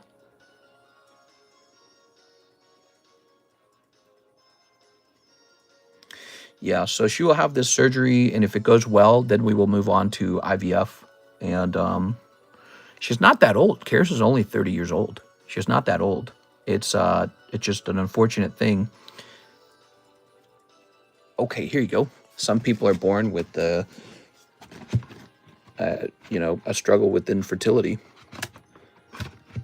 Okay, you ready? Ready? A 1, 2, 3. And you got 1 shot. It could be this card right here, is it? No. Thank you so much, Bridget. So that's what that feels like. Now, this is yours. You did it. Look at that. We could put it in your bag. Some people just donate it because it's just a common card. There you go. But you don't have to do that. You can keep it. That is your card. She's going to be fine. Piece of cake. I know I tell her that, but we both have researched it a ton and know it's not that simple. So there's like all kinds of complications and things that can go wrong. And this surgery is actually pretty brand new. It's like on the field of infertility, this is like some brand new stuff that they're still kind of learning about. So it's almost experimental. All right. So here is Mr. Luke. 1 Halo Upper Deck and shipping. You got it? We are. The doctor's doing a pretty brand new type of surgery that he helped invent. He contributed toward the study and design of it. There it goes. You sound like you're older, rocking the cradle. I'm 36. She's 30. So 30 is old enough to still have children as a girl. And guys can have kids pretty much at any point in life as long as they still got sperms, I guess. You are? I don't really know how it works for the guys. You are? Maybe there's a point where guys can't have kids anymore. Oops. If you injure your balls or something. If you get... Well, I guess if you had like ball cancer or something like that, yeah. Yeah, I guess as a guy, if you got like cancer, you're not going to be having any more kids at that point, are you? Because you're going to go through radiation. So you cannot get cancer. There we go. So if you're 80 with no cancer, maybe you can still have kids. Of course, who's going to want to have kids with you at 80? Maybe somebody. Maybe for a Charizard. There you go. Konnichiwa. Look at this lady. That's why your in-law brought up lizards in space. He's worried about his daughter. No, he doesn't even care if we have kids. It's really sad. It's like abuse. He doesn't even care because he thinks that it doesn't matter anyways. It's really sad. No, she's pretty upset. She talks about how she never got to have like a relationship with her family because of her dad. Here's Cortana. Ooh, because he was so extreme all the time. So he had all these really crazy beliefs. There we go. Yeah, she was never able to just be a normal person around them. It's always this really intense thing. Concussion rifle. All right. Yeah, he does not care if we have a kid because he thinks it's all coming to an end. Mr. Luke, I hope all goes well. We can't have kids. Pray for you. I'm 47. For me, I used to take hot showers. And I cooked off my eggs. Yeah. There we go. Mr. Luke. All right. Hot showers. I wonder if something like that. Karis likes to overheat in the water. Let's see. Not me. I like the cold. Mr. Luke's bag.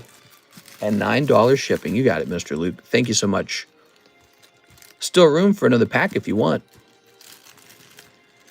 The worst part is how much it all costs. So, yeah, it's stinky. I'm lucky I got Pokemon cards, huh? There we go. All right. Pokemon cards have saved me. But you don't get to build as much wealth at the moment you got to start paying for medical stuff. That's when you start going backwards. Hot showers are bad for you? Let's see.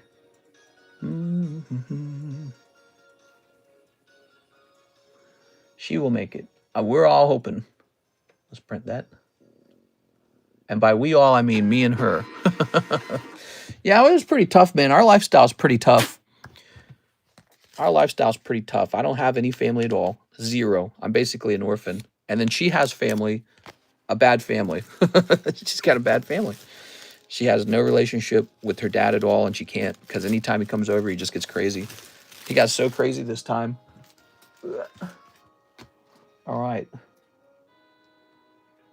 So, here's Alexandra. Hello, Alexandra. 11 tries for the Poke Shuffle. I hope I don't regret it. 11's my lucky number. Oh, yeah. All right, let's get it. Learn the hard way. Wanted kids. Oh, well. I'm sorry to hear that. Okay, you ready? Let's grab this. If it makes you feel better, Chicago 49er, someday the sun explodes and none of it matters. Nothing on Earth matters at that point. The sun explodes. Maybe we're on the next planet by then because we're so good at space travel. But guess what? That sun explodes too. So they all explode, and then the galaxy collides, by the way, if you didn't know that part. Milky Way collides with another universe. And and then eventually the universe dies because all the suns explode. Suns run on finite energy. So no matter what, the universe dies. So, maybe just have a good time and don't worry too much. It's pretty dark, right? But it's true. All of that is true. I didn't say anything that wasn't true right there. 1, 2, 3, 4, 5, 6, 7, 8, 9, 10, 11. We can observe all of these stars that have already exploded, and every year the sun gets 1 year older. Ready? All right. And we could, in theory, learn how to travel super far away from Earth and colonize another universe with another planet like Earth, but probably not. Ooh! Oh!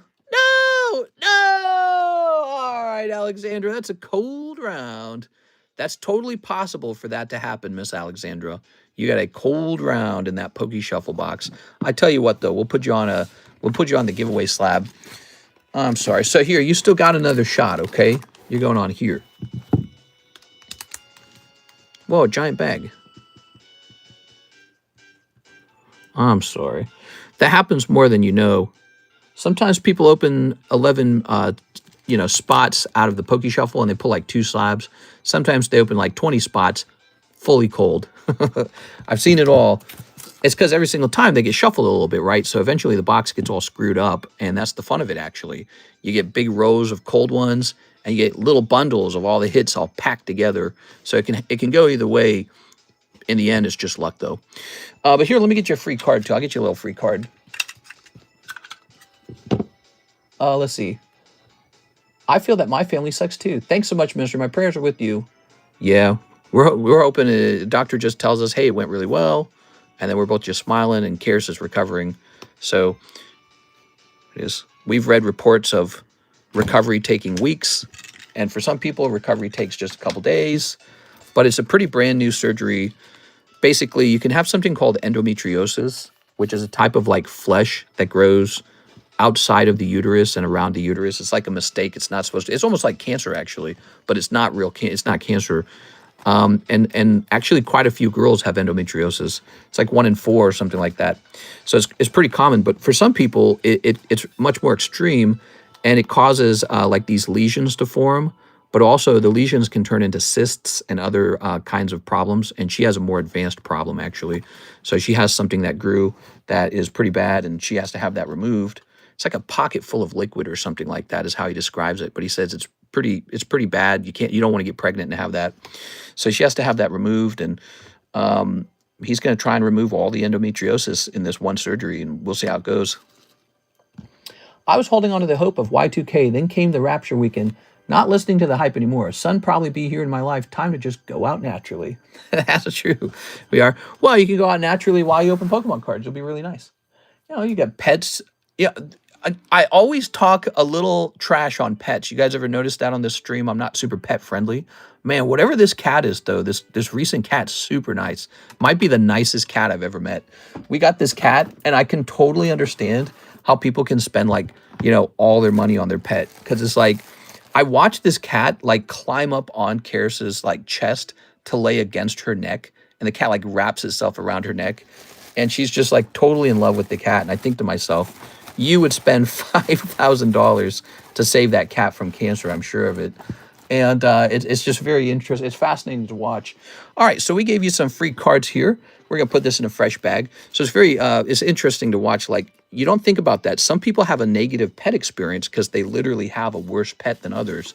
And then some people probably have, if you think about it, the top 1% of nicest, smartest pets. And they must think of that pet like the greatest thing in their life, you know? So you might have a varying degree of experiences with which pet you actually get. And then I think there's just people who are more pet friendly. Like Hassan, he loves his dog. Hassan's so nice to dogs. He just loves his dog. We are. Okay. I've seen so many memes of that now. Okay. There we go. Raptors, no. I'm so sorry, Star. That was pretty rough, huh? Hey, here's a fun fact. Your name's Alexandra. My middle name is Alexander. Ah, see, now we're name buddies. We got the similar name. We got to look out for each other. That's the rule. That's how it works. Okay, so we have another slow moment. I'm going to go ahead and get back to grading these cards for Mr. CS Man. Ready, Mr. CS Man? So let's go back to your channel. And we're going to tell you when we start up again. We start up again 206 minutes in. All right. My girl has too many animals, but they make her so happy, and I like to see that. Mister, you're talking about worrying about your wife hanging out with a friend. Where did that lead up to? Did she stop talking to her? Okay, so I don't know if her friend watches my show or not, so I always don't know what I can say and what I can't say. But it's really obvious the friend is super into her. So the friend made some really obvious moves on her. So we both kind of suspected it was kind of like a lesbian thing, like, you know, because she doesn't hang out with her very often, but they were childhood friends, and they get really, I guess she gets really flirty over the cell phone, right? They get really flirty. She says stuff like, I love you every single time. Love you, girl. And it's like, does she love you or does she love you? The thing about Karis is she's so lovable. So Karis is like this person you would fall in love with. It's very easy to fall in love with somebody like her because she's such a giving person, right? And that's just how she treats everybody, though, you know? She's not necessarily in love with you. She's just a very giving person. And so this girl's down here now in Lake of the Ozarks, and she was making a lot of passes on her, and Karis... It was kind of funny because Karis did not like it that much. She actually felt like, she's like, no, I belong to my husband or something like that. Let's see. So look at this. On this back of this card, we're going to have a issue right here. You can see that. So she felt very uncomfortable with it, actually. It's kind of funny. But, you know, we've talked about perhaps this concept of, you know, being able to date a third person or maybe like having another girl hang out with us. And I think that, you know, because I think it's 2025, everyone has that conversation for fun at this point, right? Everyone has that conversation for fun. And the problem was she doesn't feel like a match to Karis. That's the problem. She doesn't feel like that kind of person that she would want to become so intimate with or have that sort of maybe a little more of a relationship, a deeper relationship. So that's the problem now. And so, you know, this girl has made a bunch of passes on her. And Karis still does want to be friends with her, but she doesn't want it to be any deeper than just a friendship. Here we are, which I think is pretty normal. I think that's how real life really goes. You know, it's actually pretty strange, maybe a little bit extreme to be married and then like be playing around with another person. So this has lips at the top. I don't like the lips. It's got a half dot in the corner, upper corner, but it's pretty close. I'm going to give this one the 9.5 plus. Wait, let me check the front again. Yeah, I'm going to give this one the 9.5 plus, the Curlio. Nice try, almost. These Expedition cards are important.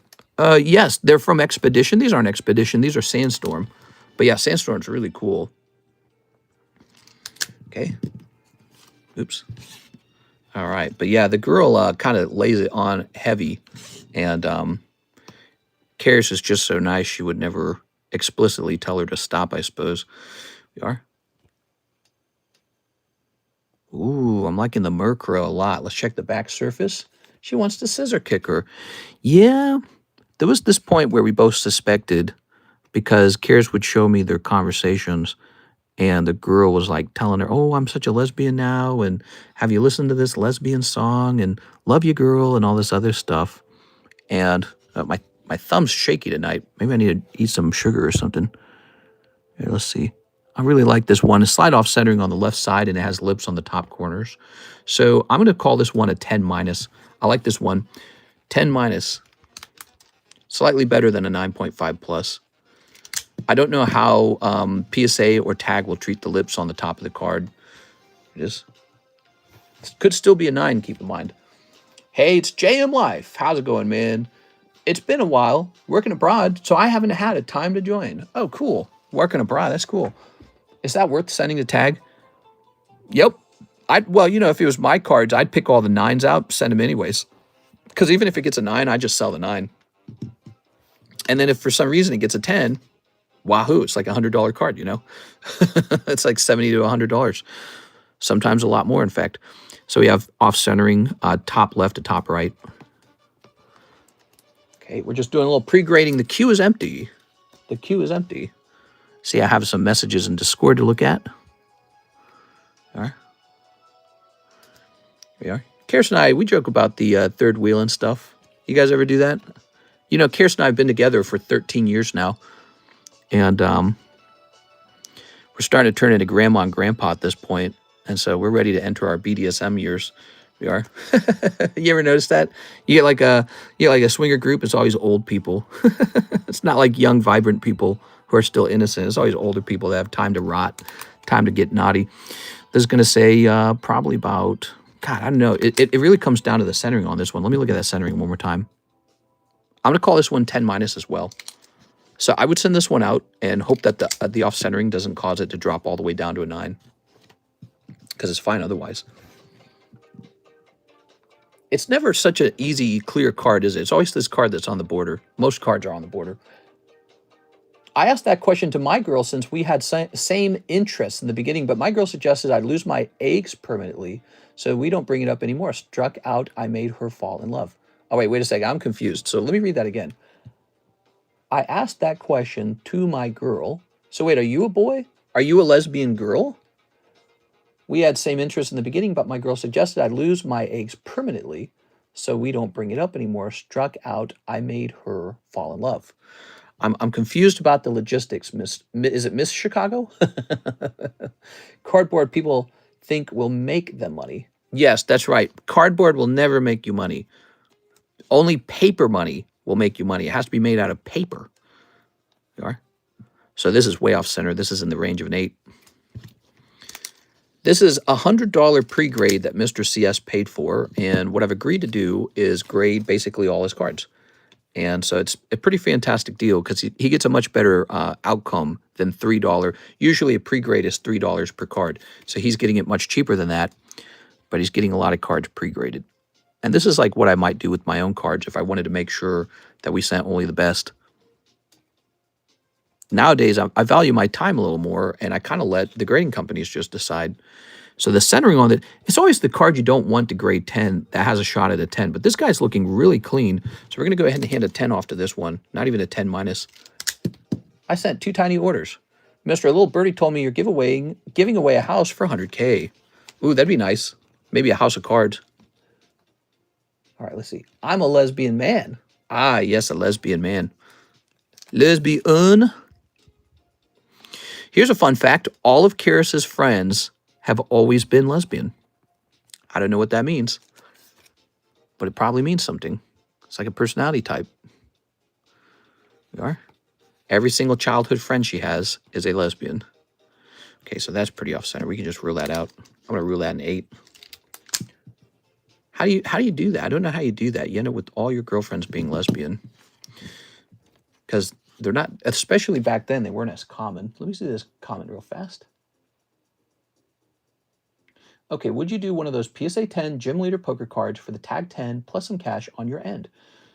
Oh, right. You bought 2 of the poker slabs, and now you want to trade one back to me plus some cash. I'm always open-minded to a potential trade. I can fix this. I asked about the threesome aspects. I'm a guy. She's a girl. Oh, that's funny because you always say, like, my eggs went bad. You mean like your spermies? She fell in love with me, so we don't speak about that subject anymore. She fell in love with me. You mean you don't talk about threesomes anymore because your wife loves you? Is that what you mean? So this is also going to be a 9. Terrible off-centering. Just let me know what you think. What are the consign October cards in Discord? Consignment cards are cards that people sent to me to help them sell it. So the card technically doesn't belong to me. I'm acting as a consigner, so it belongs to somebody else, and I help them sell it. I can help you sell your cards on this table too if you want. It can just be for fun. It doesn't have to be, you know, if you want to make the maximum amount of money from the sale of your card, the best thing to do is to sell it yourself. I don't like the top edge at all. So the top edge seems like it's got like an issue going on, just like a waviness about right there. But it's pretty subtle. And then I would say the front corner on the right has a bit of whiting right there. Slight whiting. I'm going to call this one 9.5. You are. I'd be a little scared that this one's going to turn into a 9.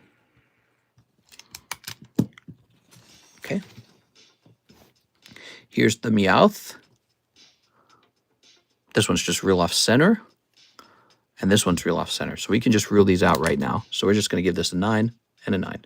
Now, once again, it might actually be worse than a 9, but for our purposes, we just say not worth grading, 9.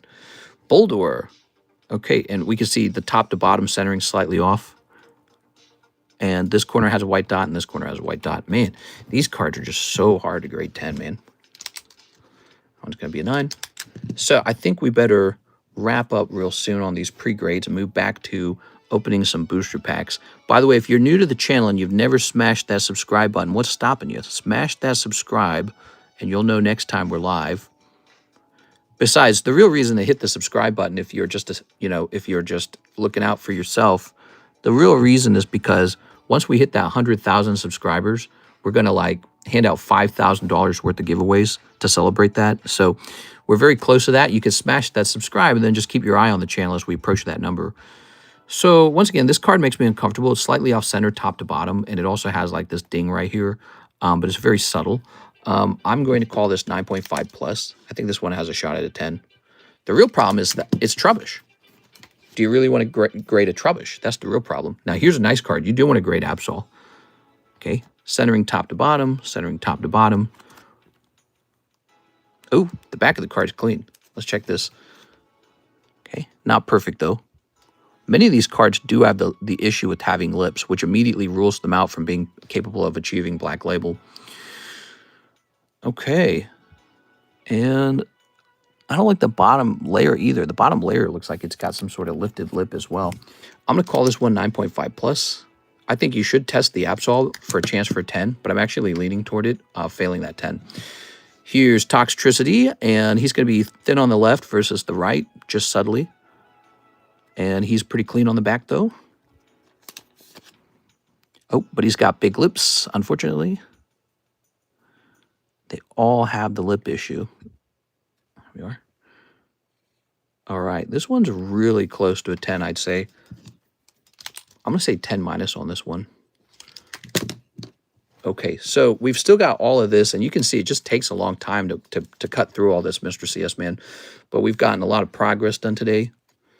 Okay, let's get back to that line now. Ooh, it's already 5 a.m. in the morning. Now, see, the cost of that, Mr. CS Man, the cost of that is I did not grade up my slabs. I didn't, or not grade them. I didn't price up my slabs tonight. I could have done that for 20 minutes, and we could have priced up like, I don't know, like 10 slabs or something like that. So there's a real cost to that. I gotta think about that. Yeah, you know, it'd be cool, CS Man, is if we had like a machine that we could take your cards and one by one feed them through the machine, and the machine just like highlighted all the issues, like we were an actual grading company. How cool would that be? I smashed the subscribe button, but now it says unsubscribed. No. All right. So we have a little order here, Mr. Joshua Whipple. Did you guys know that we have this beautiful McDonald's Burger Chew break, and it's at 5 out of 10 for 30 bucks? Did you guys know that? You might have just joined and not known that. Did you also know we have this giveaway and that you have to be present to actually win the giveaway now? So here's Vishal. Here you go, Vishal. So you can't pop in and then pop back out to win. You actually have to be here. Number 4. No popping in and out. Here's Jonathan Gonzalez. Whew, that's a long name. And Klululd. Here you go, Mr. Klululd. So we have room for one more person in there. We're going to take a look at these orders now. Joshua Whipple, 1 Japanese white, 1 electric breaker. Did you say Japanese white? Oh, he wants the Japanese white. Okay, hold on. Give me a second. So let's find that. We have this new system now. Here it is. We have this super organized system. Check this out. I was working on this to avoid my in-laws. That sounds kind of devious. But look, see, we got this now. Ah, doesn't that look nice? Ah, organized. Organized. Oh, yeah. So organized. That's great. That reduced a lot of loose boxes we had that were just, I had like their spots memorized, but it wasn't a very good system. Wow, wow, wow. There you go. I've been here 2 hours and I didn't win it. Wow, it's a good convo though. Yeah. Here we are. There we go. I think we started talking about threesomes. All right, there we go. Now the conversation is good. Let's go ahead and snip this. There we go. Very nice. Tossing this over here. All right. Did this die? Did my phone die? No, it's still alive. Okay, good. Oh, yeah. Here's Durant. Ooh. Okay, and Cottony. Oh. Ta-da! I think it'd be nice if Karis and I had like some closer friends. So Joshua Whipple, let's go find your bag. We currently don't have a lot of friends out here. It's Lake of the Ozarks. One of the reasons to move, actually. Lake of the Ozarks, kind of middle of nowhere. Not as many people around. One of the problems is we bought a lake house, right? So we were on this nice lake house. And it's only old people.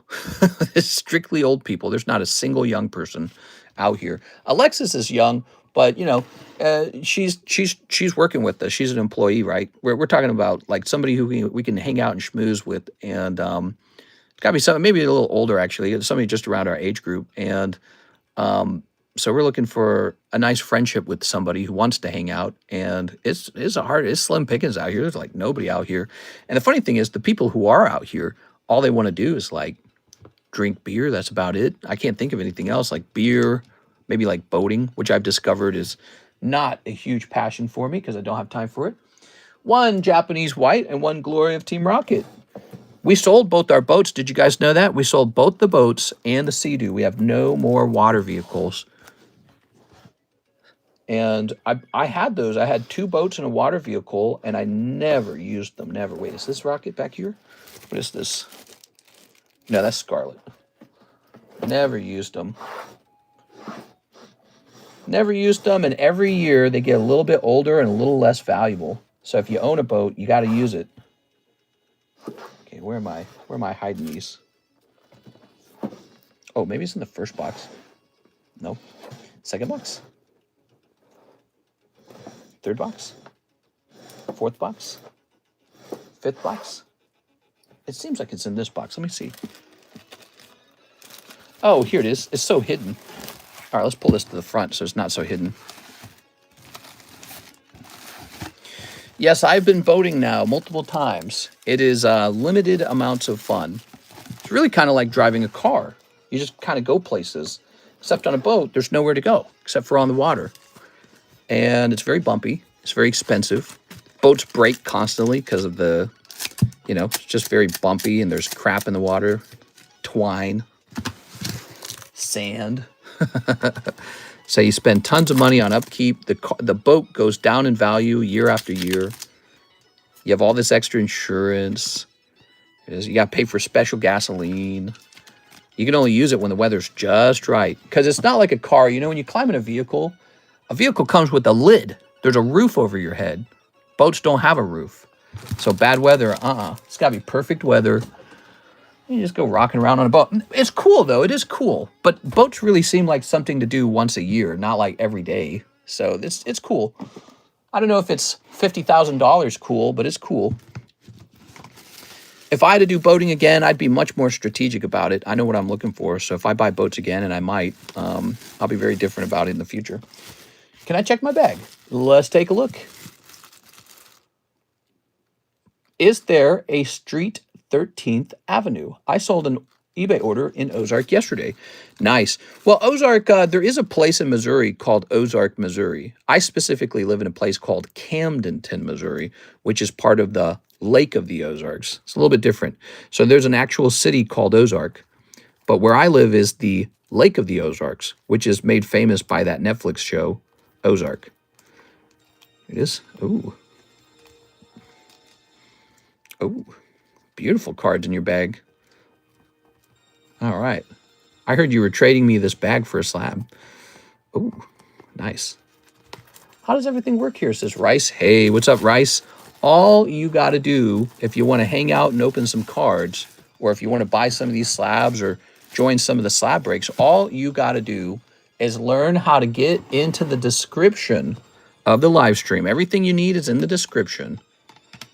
I saw packs being ripped and dropped in. Nice. Well, it's nice to meet you, Rice. Blank boats. Same thing for me when I loved on SML and VA, the year-around residents all old.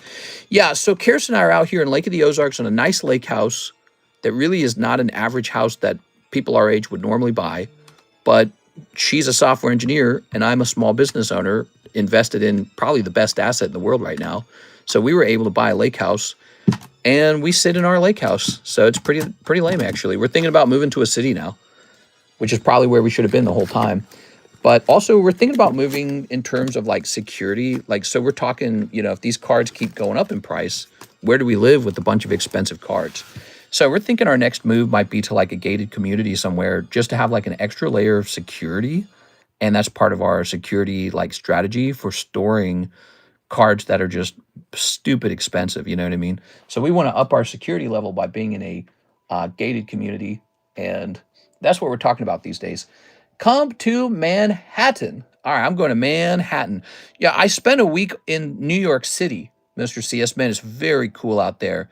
Massive bridges. I never forgot that. Tunnels and bridges, huge double-decker bridges all over the place.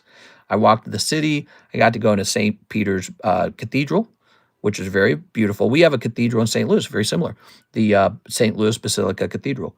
I got to see the Empire State Building. I got to see CNN, Fox News, the square thing, the cube thing. I got to see all kinds of stuff. Spent a whole week in New York. It was very cool. But would I live there? No, because the taxes make no sense. And in fact, Mr. CS Man, if you want to get pokey rich, I recommend having a strategy of moving to a good city that is in a no tax state. That's what I would do. That's what I should have already done. I didn't know I needed to do that, but you save so much money over your lifetime. Like, you're still young, right? You're going to college, you're collecting now. When you're ready to pick up a job and like maybe buy a home or be more permanent somewhere, pick a no tax state and just save tons of money. Tons. Like, enough money to eventually, like, if you get a job at 22, 24, right, 24 years old, you get a good career job. I don't know what you would do, but you get a good career job, $70,000 a year starting. If you're just living in the right state, you don't pay any state taxes. It's zero.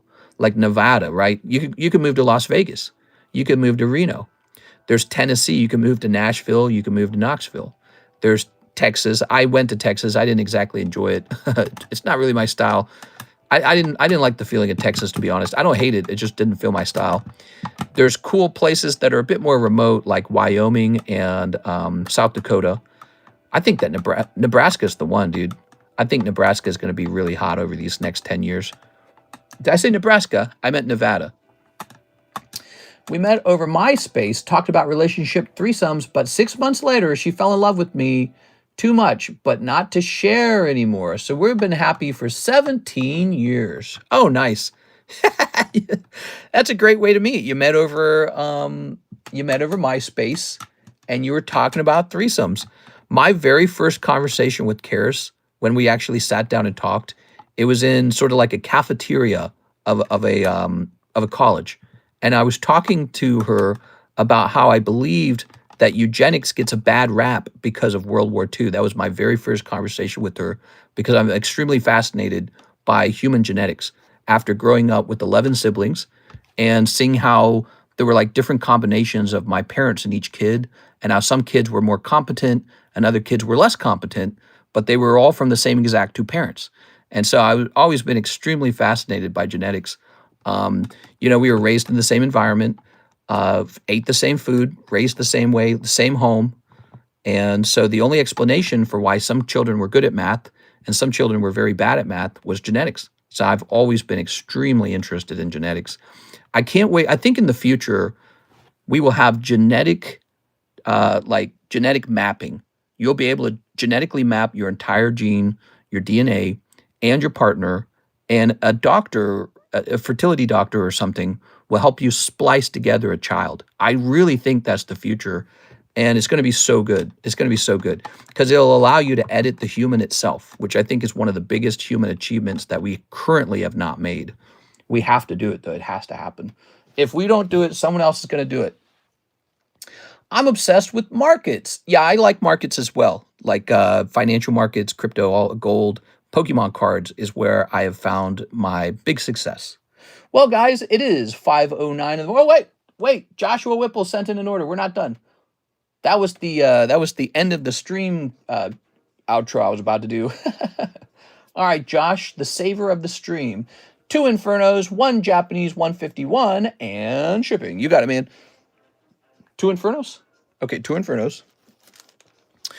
We're near the end because I've felt the momentum of the stream shift toward bedtime. A lot of people going to bed. But yeah, I have a great fascination with genetics. I think people are very afraid of it. They shouldn't be. They should realize that it's the future, and it's going to be a very good thing for everybody. We're going to find out how to map out genetics that help you live much longer.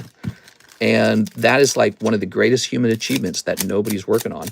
I don't know if nobody's working on it, but nobody's like implementing it like a product that you can go to the doctor for. Human gene editing. We are. I'm super fascinated with it. I wish I could be involved with it. Like, I like Pokemon cards, obviously, but sometimes I feel like, to a certain extent, I feel like my brain is wasted on Pokemon cards. We are. It's an ethics conundrum. Yes, and I think that holds everything back. Everyone's so scared of World War II. Everyone's so scared of racism and all the other problems. And yet we all inherently know from a logical perspective, one of the most powerful things a human could do is unlock the ability to gene splice, unlock the ability to make your child taller, smarter, healthier, right? All the things that are just fundamentally good, right? And so if you could do that, if you could edit your child to be smarter, healthier, more attractive, that would make such a humongous difference for humans. Basically, what you're truly talking about is evolution. We're able to actually evolve much faster, not through natural selection, but almost through artificial selection. Really fascinating. So I'm absolutely obsessed with it. It's all I think about. I used to think about it back then a lot, and now I'm older, and I don't have to worry about most things in life now. Like, I'm done with school. I am married. So I'm done with a lot of things in life, and now all of my attention seems to come back constantly to genetics. I can't stop thinking about it. Here you go, Mr. Joshua. I think a lot, actually. I spend a lot of time in my day not really talking to anybody. We are. We talk when we're live here together, right? But when I'm working, it's very quiet. I don't have a lot of coworkers or anything. And so I think all day long about philosophy and the world and all this other stuff. And my thoughts always swirl and come back to genetics at some point. It's like, that's the key to everything. The key to everything is the blueprint of the human being itself. Do you have problems with self-control? Not when you can control your DNA. When you can control your DNA, now you have perfect control. You can build a brain. And that's crazy just to think about, Everything changes when you can build your own brain. And so artificial selection will be the future at some point. I just need this label to print. Gattaca. I've seen Gattaca and I've seen Idiocracy. I've seen both of these things. We are. Great move. Gattaca's great, by the way. Idiocracy is a great idea, but it's kind of hard to watch, actually. There we are. Neuralink. Neuralink's cool. I like it. I like the fact that it could probably hook your brain up to AI. And AI is shockingly good. AI is shockingly good. We're in a new era for humanity. This is a new era, 100%. AI is like the release of the internet. And people, in my opinion, people are I don't know everyone's opinion on AI, but after using it for a while now, my opinion is we're all severely underestimating how much the world's about to change. This is the release of the internet all over again. It's that sophisticated because you're going to get all these autonomous machines very soon. You're tired of drones, boats. You're going to have autonomous cars. You're going to have autonomous robots in your house. You're going to have a Neuralink in your hand and your brain. And when you're thinking about something in real life, you're going to have like multiple AIs talk to you about it. You could say, hey, what should I be doing today that I'm not doing? What should I be working on that I'm not getting done? Hey, I have this feeling about this thing. What do you think about that? Imagine this computer in your brain. Imagine you're having like bad feelings and the computer in your brain can talk to you about those bad feelings if you want. But so we're on the human brain is a mechanical thing. A lot of people don't understand that. It's a mechanical organism. It's mechanical. It's you can break it down into into its very atoms. You can break it down into molecules and atoms. You can break it down into its materials and understand it the way you can understand physics, okay? And so it's a mechanical thing, very sophisticated. We don't understand it perfectly, but AI is going to help us understand it anyways because AI is so freaking intelligent. And it has the ability to work on this all day long, and we don't. So I think over the next couple of years, you're going to get all these autonomous machines. You're going to have all these medical problems are finally going to be solved. You're going to have a whole bunch of mathematical problems are finally going to be solved. And you're going to see the quality of life for humans expanding rapidly.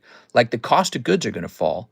A whole bunch of boring, useless work is going to go away. Work that was always meant to be done by a computer because it's so boring. I'm talking like putting cans of soup on the shelf at Walmart. Humans were never meant to do that. We're way too smart. Most people, I guess, are way too smart to be spending 8 hours a day putting cans of soup on the shelf at Walmart. It just doesn't make any sense. So the way humans make money and pay for goods and trade it's all gonna change. Money's gonna be different. Gold's gonna be different. Everything's gonna be different. And the AI is going to start to make, I think, political decisions for us. So you won't see it at first, but both sides, the Democrats and the Republicans, will be getting all of their political theories from AI because AI will actually be smarter than the think tanks. So you will now just have two versions of AI fighting with each other over, two different sides of a coin. And the Democrats will have their AI response and the Republicans will have their AI response. And you won't realize it, but it's really AI running the world.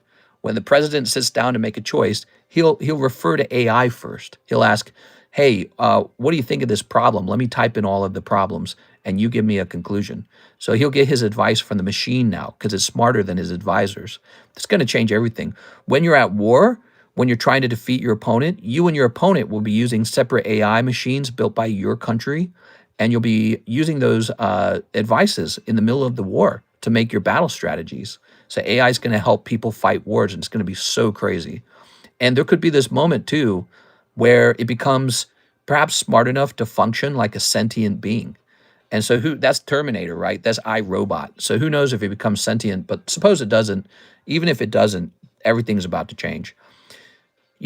Everyone's going to be fired from UPS, USPS, and FedEx. That'll be over. The robots will do that job. That job was meant for robots. Just pick up box from point A and put it in point B. That's a robot job for sure, dude.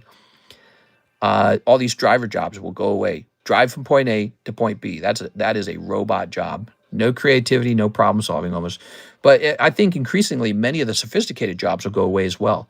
So now humans will have to find a totally different way to exist and trade with each other. I don't know what it'll look like. Who knows? Maybe we'll just frolic. Maybe it'll be utopia. Or maybe we'll own nothing and be happy. Maybe the government will grind us up in a war to get rid of all the useless people because that's how the government will see us. And who knows what happens? But we are at the beginning of it. Definitely a huge change, and the AIs are going to definitely sequence our DNAs. And the concept of DNA splicing is going to change. We're not even going to be the same animal anymore. Once we begin working on DNA, we're going to be a different animal. And I'm so ready for it. I can't wait for it. I'm very excited for all that stuff. All right, guys. So that is my little ending conversation. Let me just make sure there's not one more order in the queue. No, no, no. All right, perfect. Well, I'm going to hop off now. It is 5:18 a.m. in the morning. I hope you guys had a fun time. You know, if you ever want to talk about those kind of things midstream, just bring it up, okay? That's kind of how conversations work. I'll see you guys for the Monday stream. There is no Sunday stream, and hopefully Karis will be at home recovering from surgery and everything will have gone well, okay? So I'll see you guys then, all right? Have a nice weekend. Oh, wait. And also this giveaway. Hold on. Somebody mentioned the giveaway. Good catch. Andy Man, you ready? Landing on 5. Clue Ould. Is Clue Ould still here? I never remember Clue Ould's real name. Number 5. Mr. Clued.